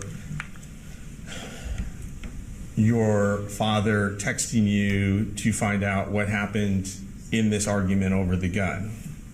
No, sir. Do you remember any arguments where Cole pushed your mom to the ground? Yes, sir. When was that? I can't remember, sir. Was it when you were a little kid, or was it when you were 13? I was 12 to 13 years old, sir. 12 to 13 years old. Okay. What happened in that argument where your mom got pushed to the ground? They got in an argument. I can't remember what it was about, but it ended with Colt going to his room and then my mother following him and trying to go and follow him into his room. And Colt didn't want that, so he pushed her out. Okay, so your mom did go into the room. Yes, sir. Colt didn't want her to go into the room. Yes, sir. Okay. Was the argument, if you remember, did the argument start when Colt questioned your mother about the time she came up here threatening to kill him? I can't remember, sir. You don't remember that? No, sir. Okay. Do you remember if when your mom went into Colt's room, she tried to take the gun? Yes, sir. She did try to take the gun? Yes, sir. Okay. All right. So after that incident, did your mom leave shortly thereafter? Yes, sir. Do you know why she left? No, sir. Do you know if she left because she wanted to, or did someone say, come pick her up, it's time for mom to go? I can remember her parents coming up to our house and taking her back with them. Okay. And her parents, that would be your grandparents, right? Yes, sir. And who were they? Deborah, Paul Amos, and her husband. I forgot his name, though. Okay, that's okay. What'd you call them? Grandma, grandpa? Yeah, that stuff like that, yeah. Stuff like that? Mm-hmm. Okay. All right, so let's fast forward past that. So I lied. Let's go back before that. When did you start living with your dad full time? I don't remember, sir. Do you remember why you started living with your dad full time? Yes, sir. And why was that? I think it was because of my mom's drug use. And they didn't want me and Coley living with her while she was using drugs, so they sent us with our dad. Do you know, is that DFAX or someone else? Yeah, I think it was DFAX. Okay, if you know. Yes. And when that happened, had you been living with your mom in Fitzgerald? Yes, sir. Okay. All right, so your dad came and picked you up? Yes, sir. And then he took you up to Winder? Yes, sir. And then you guys lived in Winder with your father, you and your brother, younger brother, Coley Jr., lived with your father and Colt here in Winder. Is that correct? Yes, sir. All right. And you guys all lived in the same house? Yes, sir. You had your own bedroom? Yes, sir.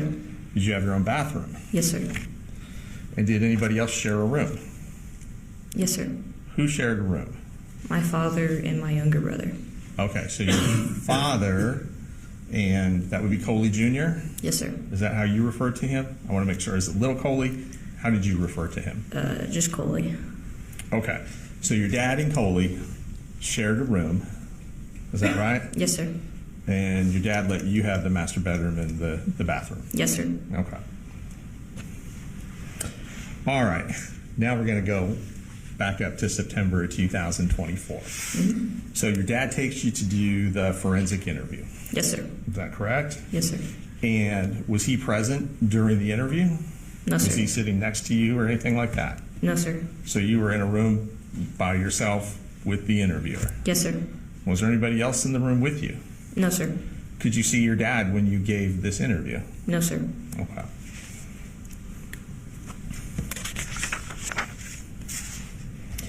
And the interviewer asked you questions about yourself? Yes, sir. Do you remember? Yes, sir. Okay. She probably asked you how old you were? Yes, sir. She asked you what school you went to? Yes, sir. Did she ask you what you liked, music or anything else? Yes, sir. So kind of started off getting to know you a little bit? Yes, sir. Okay. And then she probably started asking you some questions about your family. Yes, sir. Does that make sense?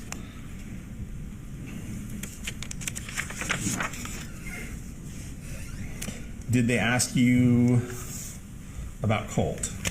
Yes, sir. Did they ask you what he was like? A little bit. Okay. Do you remember telling them that he could be twitchy? No, sir. Do you remember telling them that he could be annoying? No, sir. Do you remember telling them that he could be chill? No, sir. Do you remember telling them that he could be closed off? Yes, sir. Do you remember telling them that he used to like playing video games? Yes, sir. Did he like to play video games with you? Yes, sir. Okay. If you remember, did you guys ever play Minecraft, for example? I can't remember, sir. You don't remember about Minecraft? No, sir. Okay. Do you remember if he ever created a server for just the two of you to play on Minecraft, he being Colt? I don't remember, sir. Okay. Have you ever played Minecraft? Yes, sir. I just want to make sure I'm saying it right. All right, so there is a game called Minecraft. Yes, sir. But you don't remember playing it with your brother? No, sir. Okay. And let's see.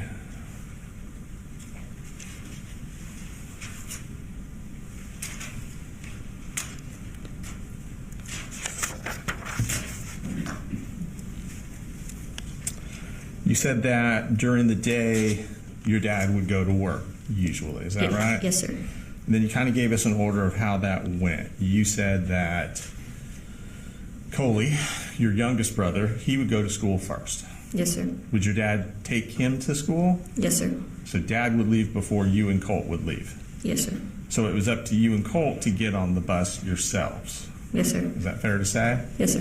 And then I think you said Colt's bus came first and then yours. Yes, sir. Okay.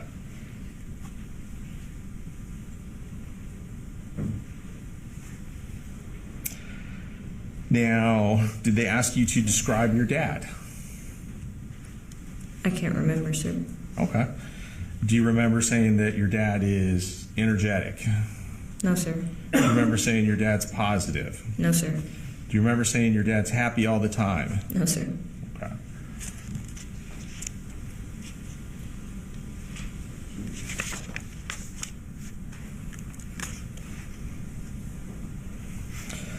They asked you about moving several times. Did y'all move a lot? Yes, sir. Don't worry, I'm not going to ask you about all the different addresses or anything like that. Now, you knew a little bit about why you guys moved. Is that correct? Yes, sir. Did it have to do with financial issues? Yes, sir. Did it have to do with your mom's issues? Yes, sir. And sometimes you would stay with your mom, and sometimes you would stay with your dad, Yes, sir. and then sometimes you might stay with your grandmother. Yes, sir.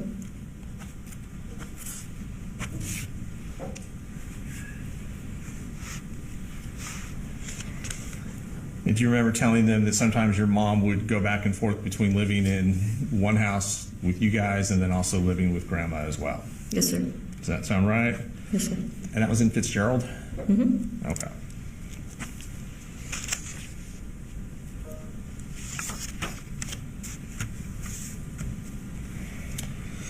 And you moved up here to Winder, you said, well, you didn't say what the date was. Do you remember roughly the date you moved up here? No, sir. It's okay if you don't. But you moved up here when Defect said your dad had to come pick you up. Yes, sir. Is that fair? Okay. Sometimes it's easier to remember events than dates. All right. Now, once you came up to Winder, would your grandmother come up here and visit you? Not a lot, but Okay. I'm So sure. a lot can mean a lot of different things. What's a lot mean to you? I'm sure she's come up at least like once or twice, but it wasn't like, every other weekend or something like that. Okay. So in the time you lived up in Winder, you think Grandma came to visit once or twice? Yes, sir. Okay. Not every month, for example. No, sir. Okay.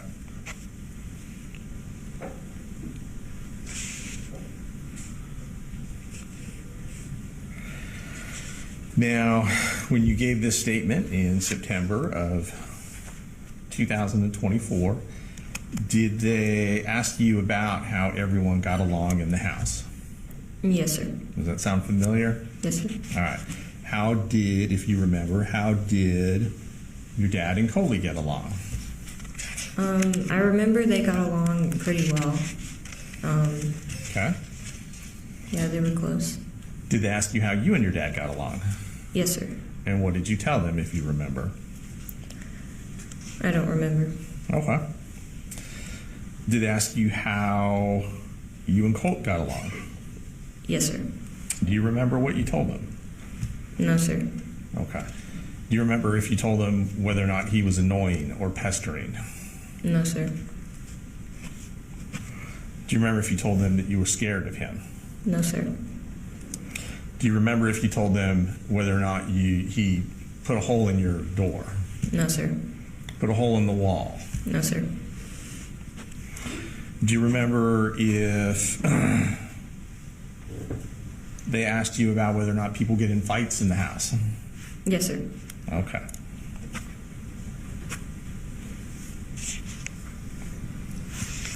Do you remember saying if fights to you are arguments or fights to you are physical altercations?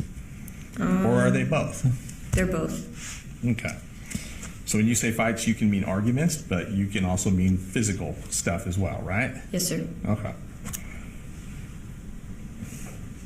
The arguments that were in your house, did they involve you? Like, were you one of the people arguing? No, sir. Was Coley one of the people arguing? No, sir. To have an argument, you usually need to have two people, right? Yes, sir. So the only two people left in the house are your dad and Cole. Is that correct? Yes, sir. So that's where the arguments were? Yes, sir. Okay. Were they every day? No, sir. Do you remember telling the interviewer in September of 24 how often these arguments took place? No, sir. And since we know that your mom was up there at least one time or some of the times, were some of the arguments with your mom? Yes, sir. And I should clarify that. Not you and your mom, but your mom and Colt, for example. Yes, sir. Your mom and your dad, for example. Yes, sir. Okay.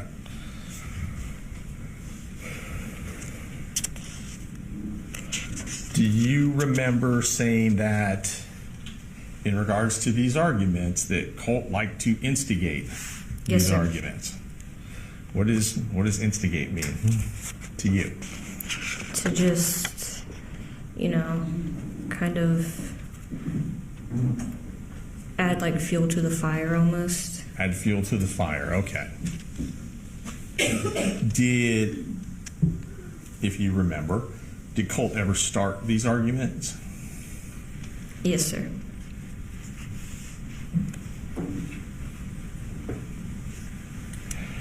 And do you remember telling the interviewer in that statement of September 24 that Colt could be mean? I don't remember, sir. Okay. Do you remember saying he would talk about how his life was a struggle? No, sir. About how he hates his dad? No, sir. Do you remember telling the interviewer that Colt didn't like the fact that he had trouble with bullies. No, sir. Did they ask you if you knew anything about the bullying? No, sir.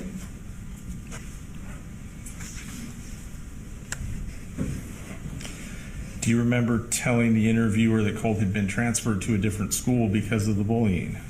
No, sir.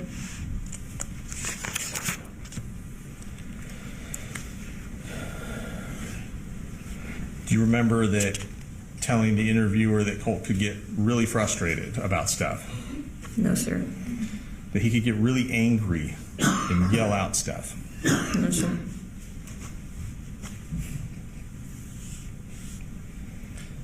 Do you remember telling the interviewer he used to yell that he hates you? No, sir. That he hates his dad? No, sir. Do you remember if he yelled anything else at your dad or anything at your dad when they argued? He would cuss a lot. Colt would cuss a lot? Yes, sir. Okay. Do you remember saying that during these arguments you might just go into your room, put your headphones on? Yes, sir.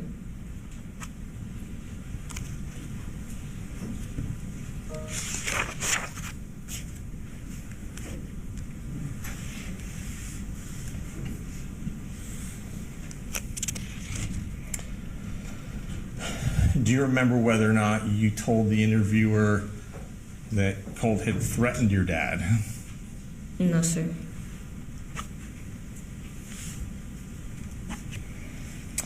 Do you remember telling the interviewer that the arguments between Colt and your dad usually started because Colt didn't get something he wanted?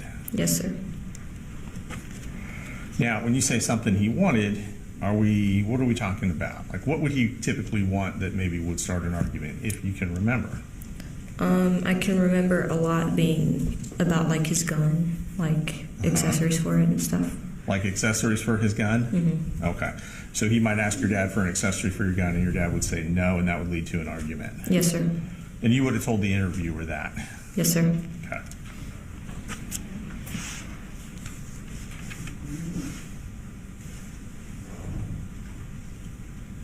Do you remember what kind of accessories they would argue about? No, sir.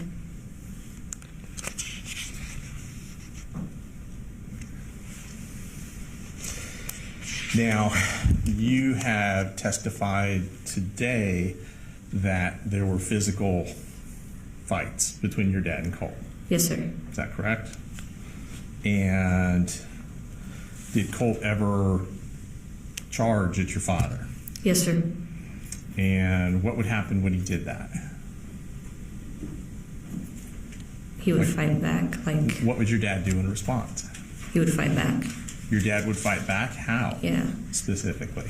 He would just try to get him to stop, like, you know, push him to the ground, stuff like that. Okay. Would he ever put him in a bear hug? Yes, sir. Grab and hold him until he calmed down? Yes, sir. And I believe you said earlier in describing physical altercations, are you saying your dad would make a fist and try and hit Colt with his fist? Yes, sir. And you would have told that to the interviewer when they asked that question in September of 2004, right? If I can remember. Okay. Colt would try and punch your dad? Yes, sir. Would you have told the interviewer that? I don't remember. Okay.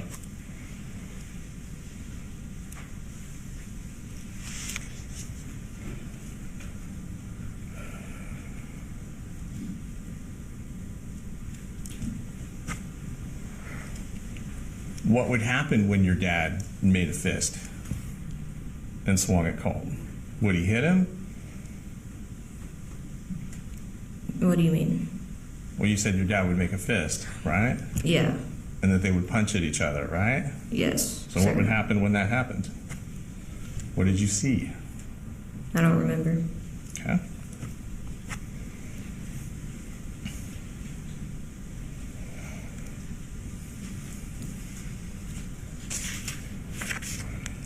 Do you remember telling the interviewer that you never saw your dad hit Colt? No, sir. That you never saw your dad kick Colt? No, sir. that you never saw your dad choke Colt? No, sir. You don't remember telling the interviewer any of that? No, sir. Okay.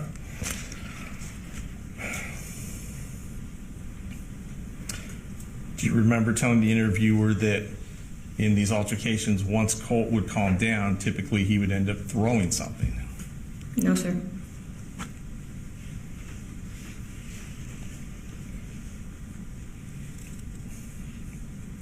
Do you remember telling the interviewer that there were usually stages to these fights? No, sir.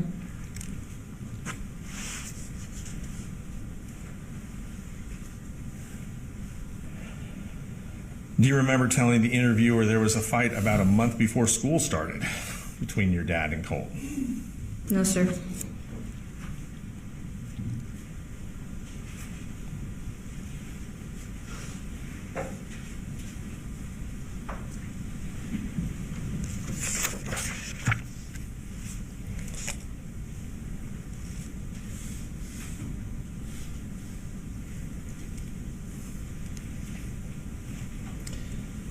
Do you remember telling the interviewer that your dad didn't really know about anything Colt was doing on his computer?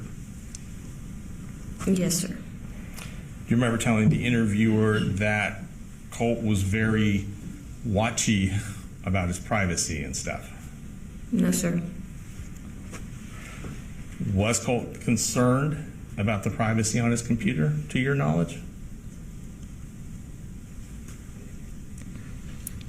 I think a little bit, you know. Do you remember telling the interviewer that Colt would use burner accounts? No, sir. Do you remember telling the interviewer that Colt would delete his accounts after a week or two? Yes, sir. Do you remember that? Yes, sir. Okay. Do you know why he would delete his accounts? No, sir. Do you remember telling the interviewer that the names of his accounts were just random combinations of letters and numbers? No, sir.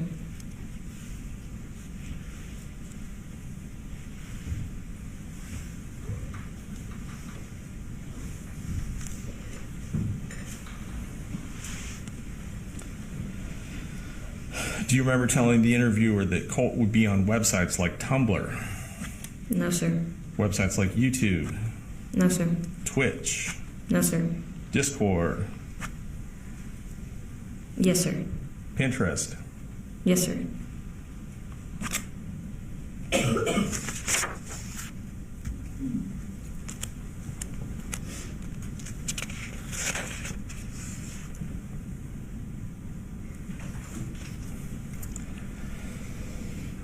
Do you remember telling the interviewer on Pinterest Colt would make boards about like inspiration and vibes? No, sir. People that he looked up to? Yes, sir. Aesthetics? No, sir.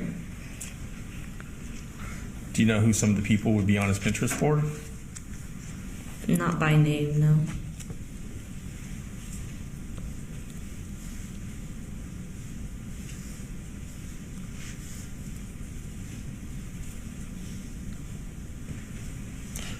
Do you remember Colt talking to you about school shooters? Yes, sir.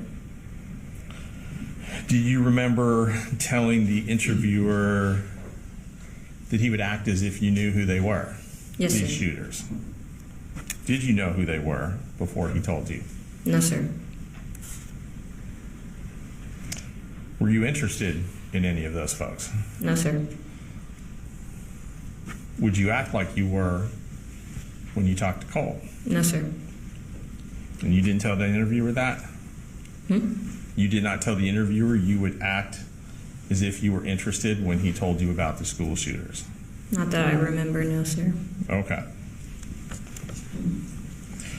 You remember telling the interviewer Colt would act like that kind of stuff was normal? Yes, sir. That it was common knowledge? Yes, sir.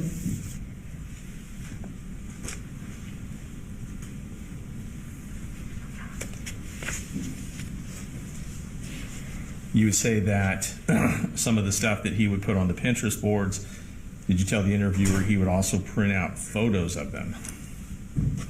Yes, sir. Or print out articles Yes, sir. and stuff like that and put it on the walls? Yes, sir. Would your dad ever go into Colt's room? Yes, sir. Would your dad ever go into the computer room? Yes, sir. Do you remember telling the interviewer that your dad usually never goes in there? Yes, sir.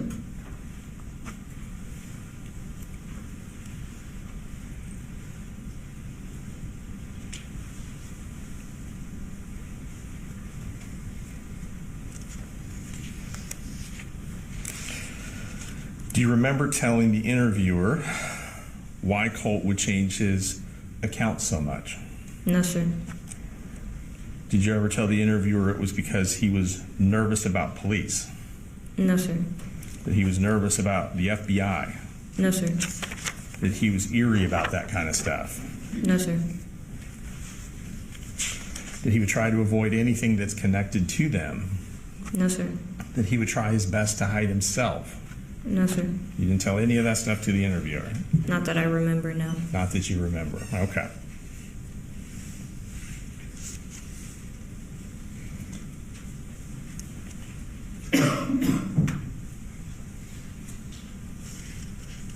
Do you remember telling the interviewer that the account names were just clusters of numbers and letters and stuff that Colt used?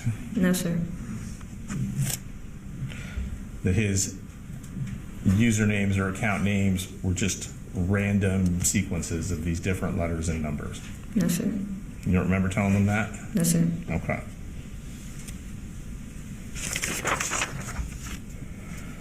Do you remember telling the interviewer that Colt would watch stuff on YouTube?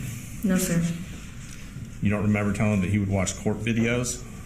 No, sir. You don't remember telling the interviewer he would watch footage of other people? No, sir.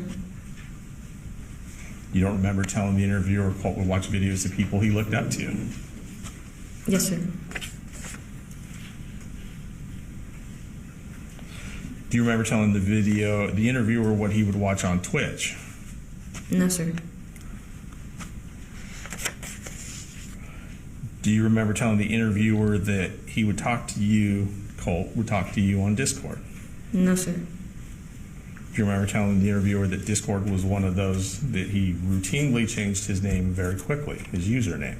No, sir.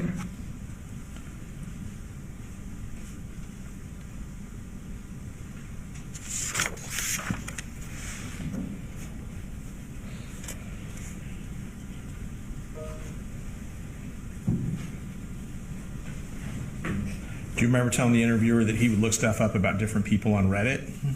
No, sir. Do you remember telling the interviewer that Colt would have friends that he spoke to on Discord? No, sir.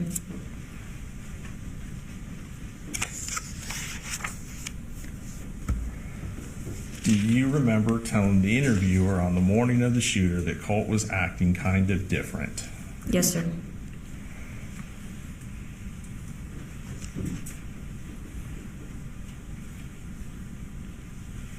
Do you remember telling the interviewer that Colt told you about making a video? Yes, sir. Why did that seem strange or weird?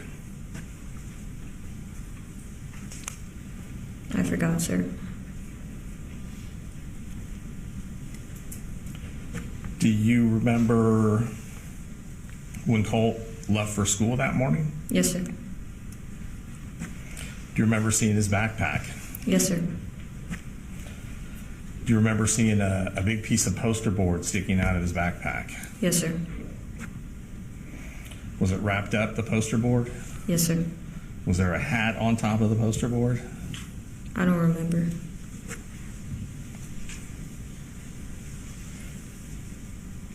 Do you remember if the poster board, and I think I just asked this, but bear with me, the poster board stuck up out of the backpack? Yes, sir. Did you think that was strange? That he had this giant poster board sticking out of his backpack? Yes, sir. How long had you been in school at that point? What do you mean? I don't understand. So, no, you're okay, that's fine. September, when did school start? I don't remember, sir. Okay, had you been in for like a couple weeks? Yes, sir.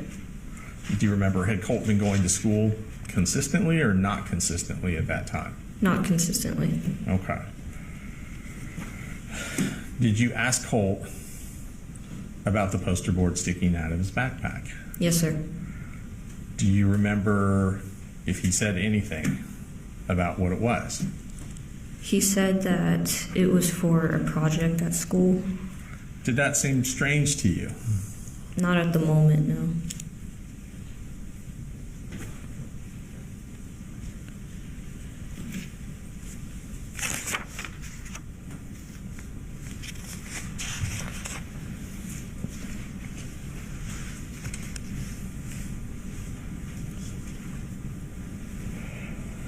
You said that, do you remember telling the interviewer that you and Colt would text each other a lot?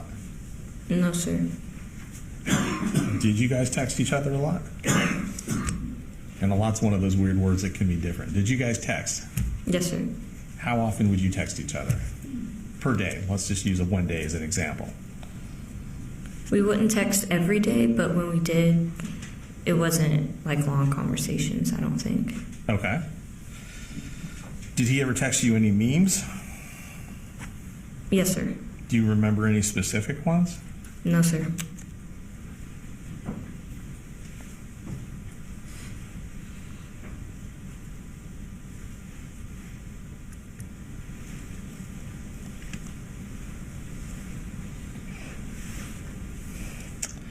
You said you saw pictures and let me ask you this. You said you saw pictures on the wall that Colt had put on the wall.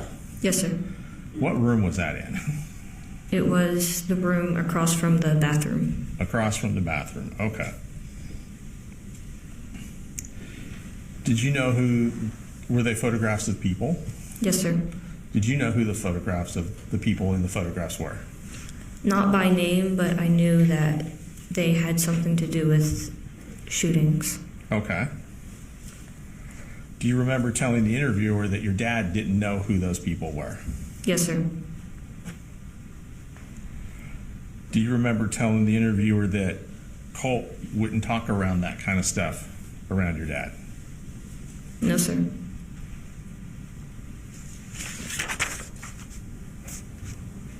Do you remember telling the interviewer that Colt was allowed to be around guns? Yes, sir. You remember telling the interviewer that Colt and his dad would go to the shooting range sometimes? Yes, sir.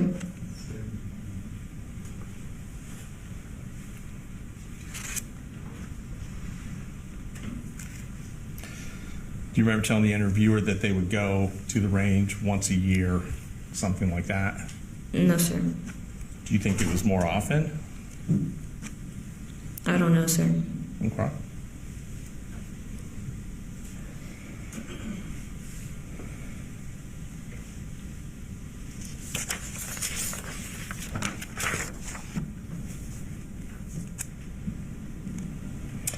And do you remember telling the interviewer that the guns were long guns that they would go to the range with? Yes, sir.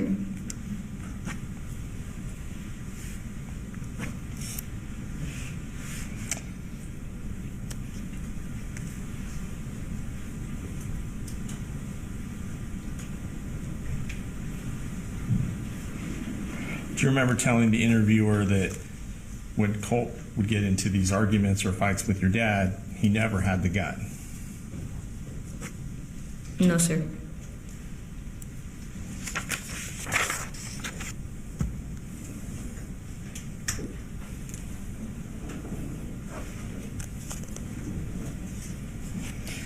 Do you remember telling the interviewer that you and your dad had had a conversation about Colt having anger issues? Yes, sir. And is that when you were talking to your dad about trying to find him a therapist? Yes, sir. Do you remember telling the interviewer that your dad was very close to having a therapist or counselor set up for Colt? No, sir.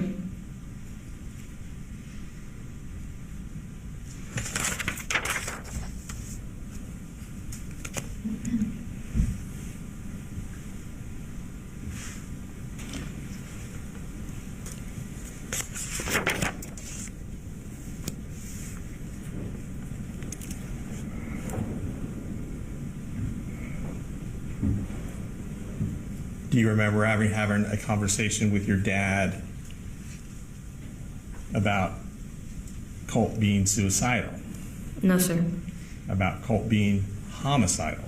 No, sir. Wanting to hurt someone else? No, sir.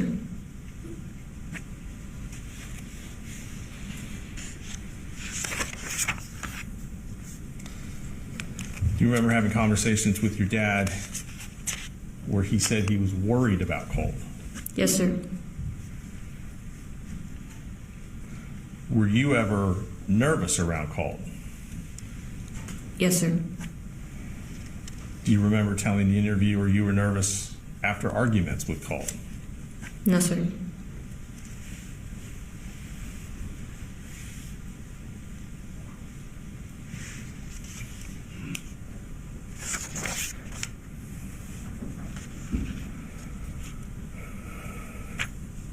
Do you remember telling the interviewer that your dad wanted to get Colt on medication?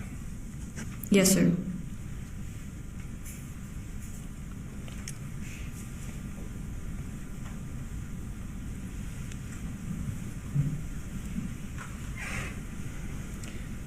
Did you remember? Do you remember telling the interviewer that Colt would talk to you about looking up these people he looked up to?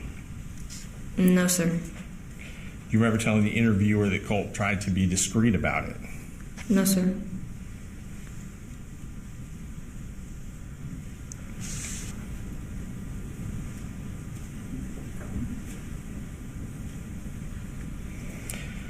Do you remember telling the interviewer when she asked you about the shooting on the 4th that you could kind of see it coming?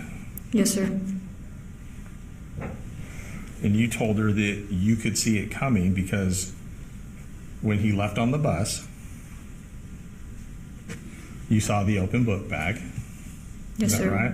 You saw the poster board sticking 1.5 feet, 2 feet out of it. Right? Yes, sir. He had had a weird attitude that morning. Yes, sir. And then after he left, you told the interviewer that you went into his room, right? I don't remember, sir. Do you remember telling the interviewer that after Colt left, you went into his room and didn't see his guns anywhere? I don't remember, sir. Okay.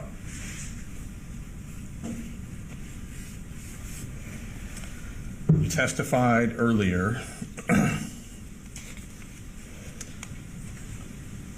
that you're living with foster parents now. Yes, And sir. I don't want you to tell me any information about them or where or anything like that, okay? Yes, sir. All right.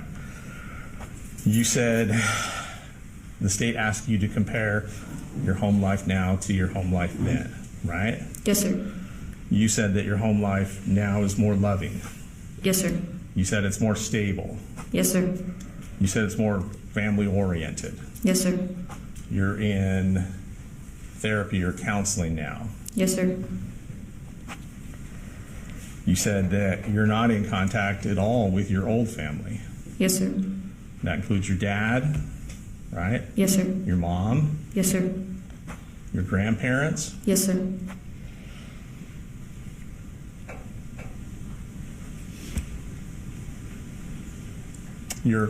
And don't tell me where, you're currently in school. Yes, sir. Is that right? Yes, sir. And don't tell me what it is, but isn't it true that the last name you have in school is not Gray? And Judge, I'm going to object to that. I don't know why that's relevant. It's going to go to bias. All right, I'll overrule the objection. Can we approach? Yes.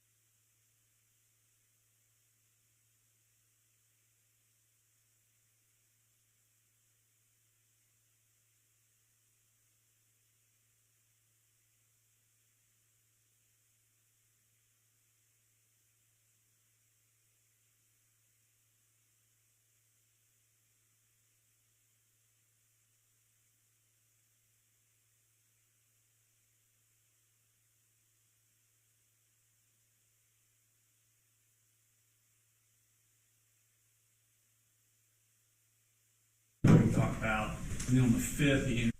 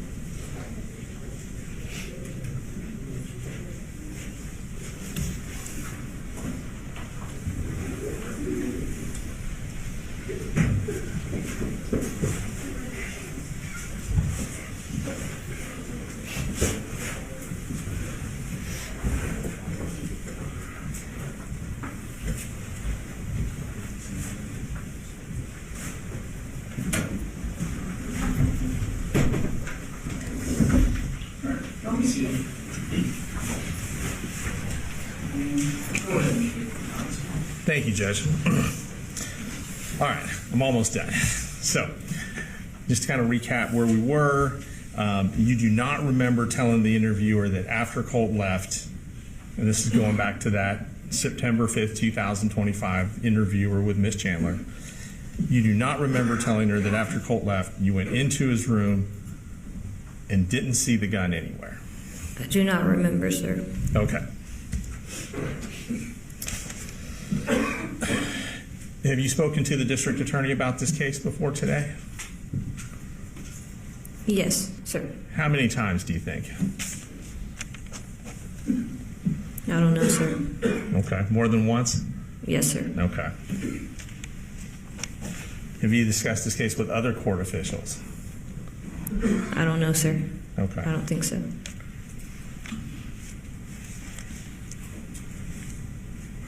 When was the first time you told someone that your dad had asked him to cover for you? I don't remember, sir. Okay.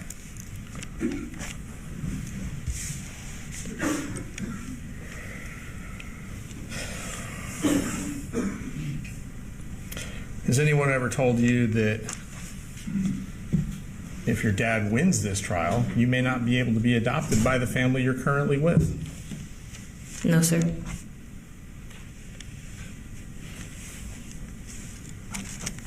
Do you hope to stay with the family you're currently with? I don't know, sir.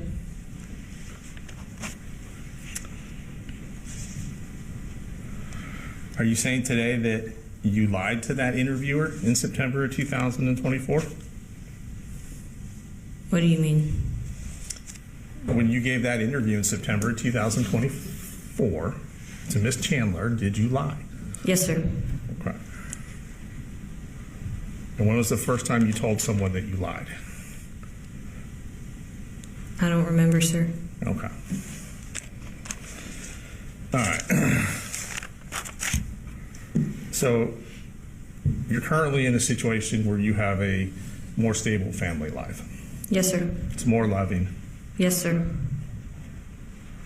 It's more family oriented, I think you discovered. You Yes, sir. described it. Yes, sir. Less drama, Yes, sir. less chaos, Yes, sir. and you'd like to stay with the family you're currently with. Yes, sir. And you've broken off all contact with your old family. Yes, sir.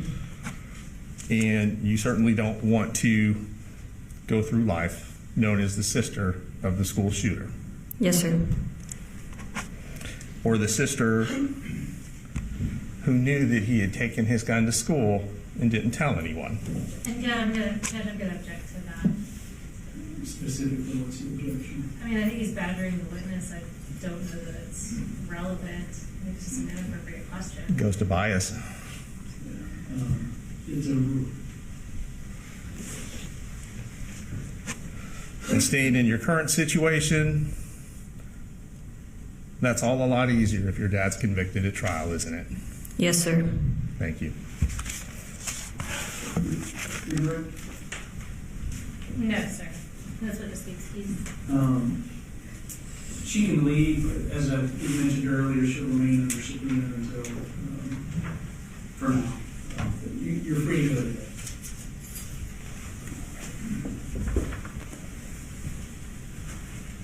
State, can you call us next? State calls Jason Smith to the stand.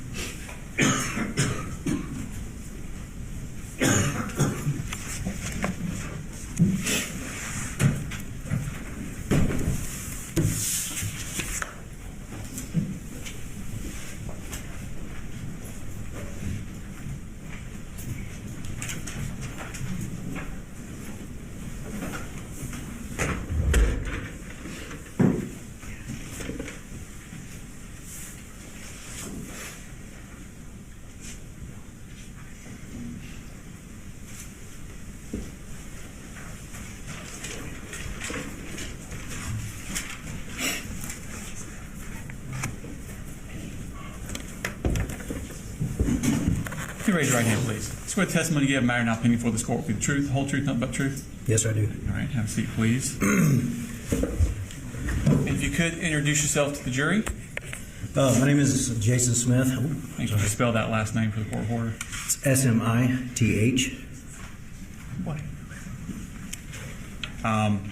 Could you tell us what you do for a living? Yes, I'm a criminal investigator with the Barrow County Sheriff's Office. And how long have you worked there? Almost 16 years now. Okay. And what are your duties? What do you do for there? So we are assigned.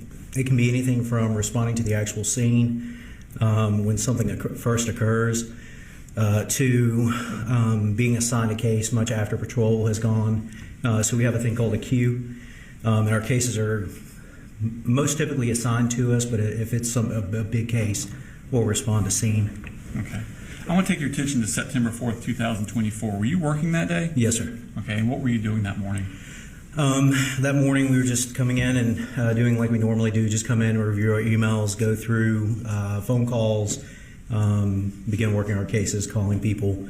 When we received a call of an active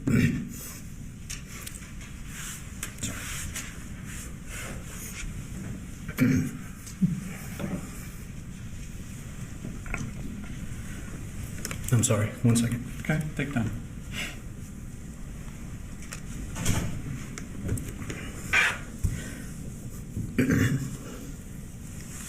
When we received a call of an active shooter. Tell me about how that call came in. What was the mechanism of that? So that actually came through on the radio. We listen to the radio throughout the day, so we can hear when calls like that come in. Certain people in the building had access to an app called Syntegix, so certain people received it on their phone, but the way that we kind of found out in CID was over the radio. And what does CID stand for? CID is the Criminal Investigations Division. So that's the other investigators and you? Yes. Okay. So when you find out over the radio, what do you do? We immediately left there, ran lights and sirens to Apalachee High School, which is approximately 5 miles from the office. Okay. And what did you see when you arrived at the school? So when I arrived at the school, there was a large number of people.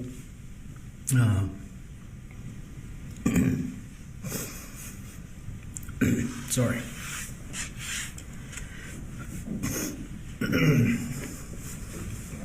Were you one of the first to arrive? Would you? People have referred to like waves. Yeah, so I would say that I was in the second or third wave of people that arrived. There was a large number of patrol cars. Where did you park your vehicle? There was a large number of patrol cars going in the school, and I didn't want to wait to get up to the school.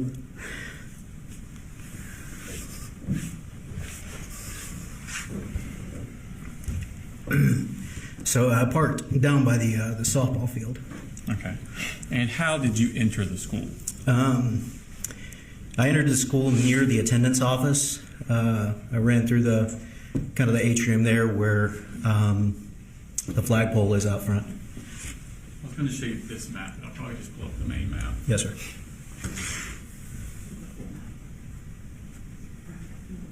Yeah, full. Yeah, okay. So,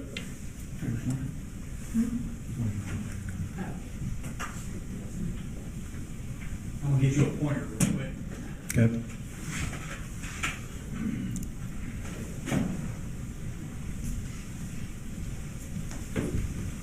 She can use this to kind of describe what we're talking about. So where did you enter at? So I entered.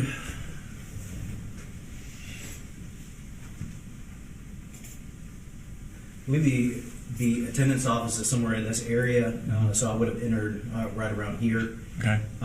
Nearest to the cafeteria entrance. Okay.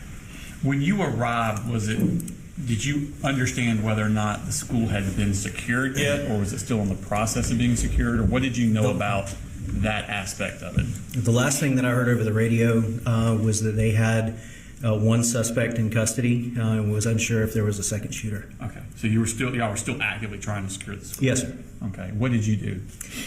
So I went in and I got a briefing from some SROs that were already there. They were allowing us entry into the school. and kind of letting us know, giving us updates. So I paired up with some of the SROs and went around and cleared the north and west areas of the school. Okay. And when you were clearing, what were you finding? Basically, where we were going through and looking for, is there another shooter? Are there injured persons in this classroom? Just kind of making notes along the way as our observations and relaying that back to people that were in other parts of the school. Okay. When you were arriving at the different classrooms, were the kids still in the classrooms? Yes, sir. Okay. Were y'all checking and then leaving, or were you escorting the children out at that time? At that time, we were just mainly kind of in a secure mode, making sure that there was not another active shooter, and just clearing the classrooms, making sure that no one had barricaded themselves in a classroom with the children. Okay. At some point, were you approached and asked to do something else? Yes, sir. And tell me about that. I was approached by my supervisor, Lieutenant Jason Wilkerson, and he asked if I would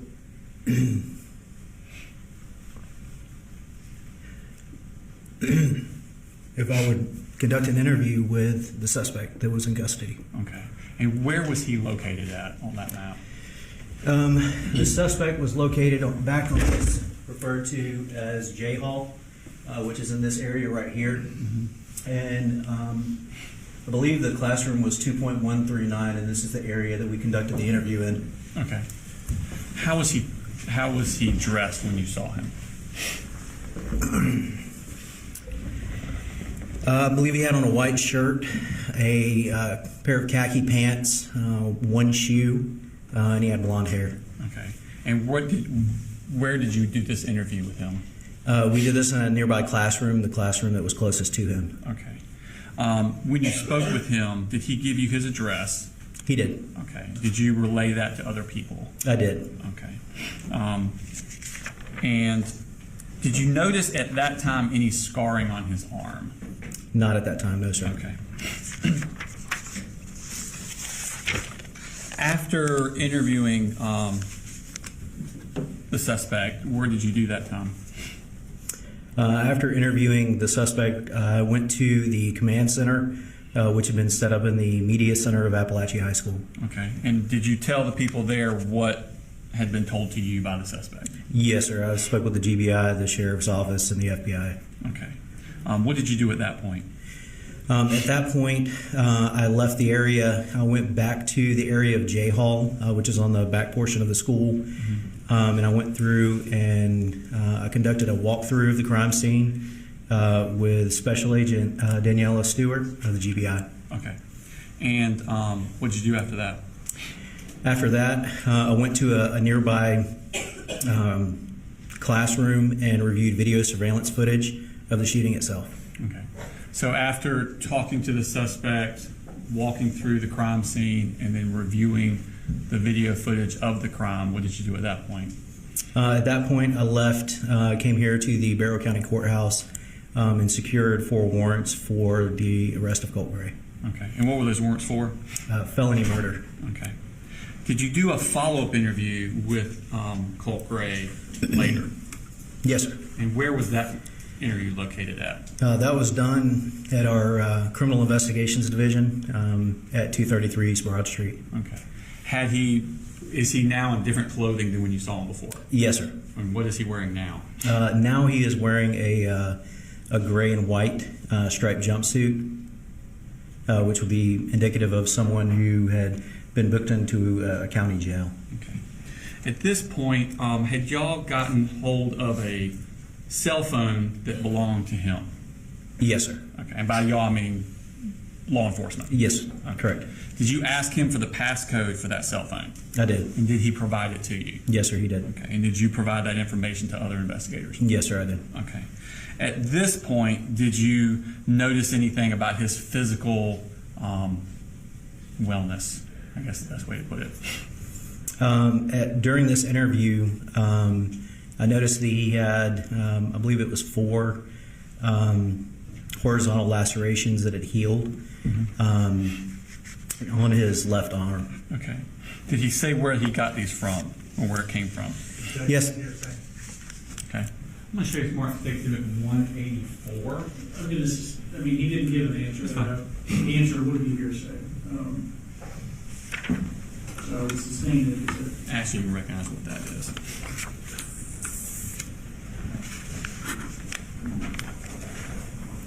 Yes, sir. That is the suspect's upper left arm. Okay. And did you take that picture? Yes, sir, I did. Did they accurately reflect the condition of his arm at that time? Yes, sir. This time I intend to take exhibit number 184 into evidence. No objection. All right, 184 is it? Okay. Does that pretty much sum up your September 4th, 2024? Yes, sir, it does. Okay. I want to move forward to September 5th, 2024, the next day. Did you meet with Kelsey Ward with the Georgia Bureau of Investigation? Yes, sir, I did. Okay. And did she brief you on an interview she had had with Colin Gray from the previous day? Yes, sir. Okay. Were you also briefed on an interview with Marcy Gray done by the GBI that previous day? Okay. What did you do at that point? Did you go somewhere? Yes, we actually went to a forensic interview located at the treehouse, which is approximately 500 feet behind our building. Okay. And what is the treehouse, basically? The treehouse is a child advocacy center here in Barrow, and they have forensic interviewers on staff that can interview children in a kind of a neutral, non-leading manner. Okay.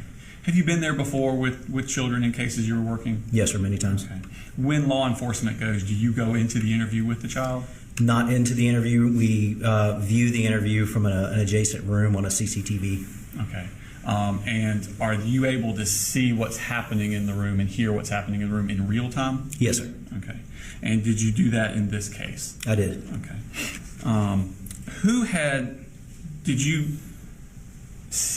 Did you talk with Jenny Gray before she went in there, or did you introduce yourself to her at all, or are you just kind of in the background? No, I would have gone straight in and spoken with the staff at the treehouse. Okay. Do you know who it was that brought Jenny Gray to the treehouse? Yes, sir. And who was that? That was Colin Gray. Okay.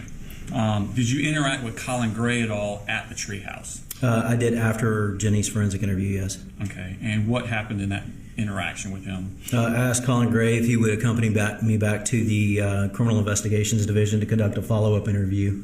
And did he agree to do that? He did. Okay. And was that voluntary? It was. Okay. Where was this interview? Where did it take place? So it took place in an interview room within the Criminal Investigations Division. It's an audio and video recorded environment, and it has soundproof walls. And there's a couple of chairs and a desk. Okay. And who was in the interview with you, with him? Myself and Colin Gray. Was there anyone else in there?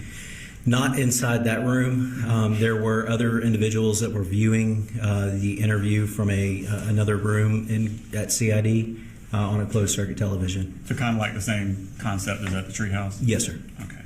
And did he agree to speak with you? He did. Okay. And did he do that voluntarily? Yes, sir. Did you give him any hope of benefit for speaking with you? No, sir. Did you give him any sort of fear of injury if he did not? No, sir. Okay. In your honor, at this time, I would play the interview, but like I said earlier, the interview was 2.5 hours long, and it'd probably be better if we played it through instead of playing some today and some tomorrow. So, ladies and gentlemen, we're not going to start a 2.5 hour interview right now. The continuity's sake, it may benefit you to hear it all in one piece rather than part today and part tomorrow. So we're going to go ahead and recess for the day, enjoy an early evening. Continue to refrain from doing any research about the case, looking up anything about it, stay off social media, stay away from the news. Have a good evening. Good evening. See you in the morning. Thank you.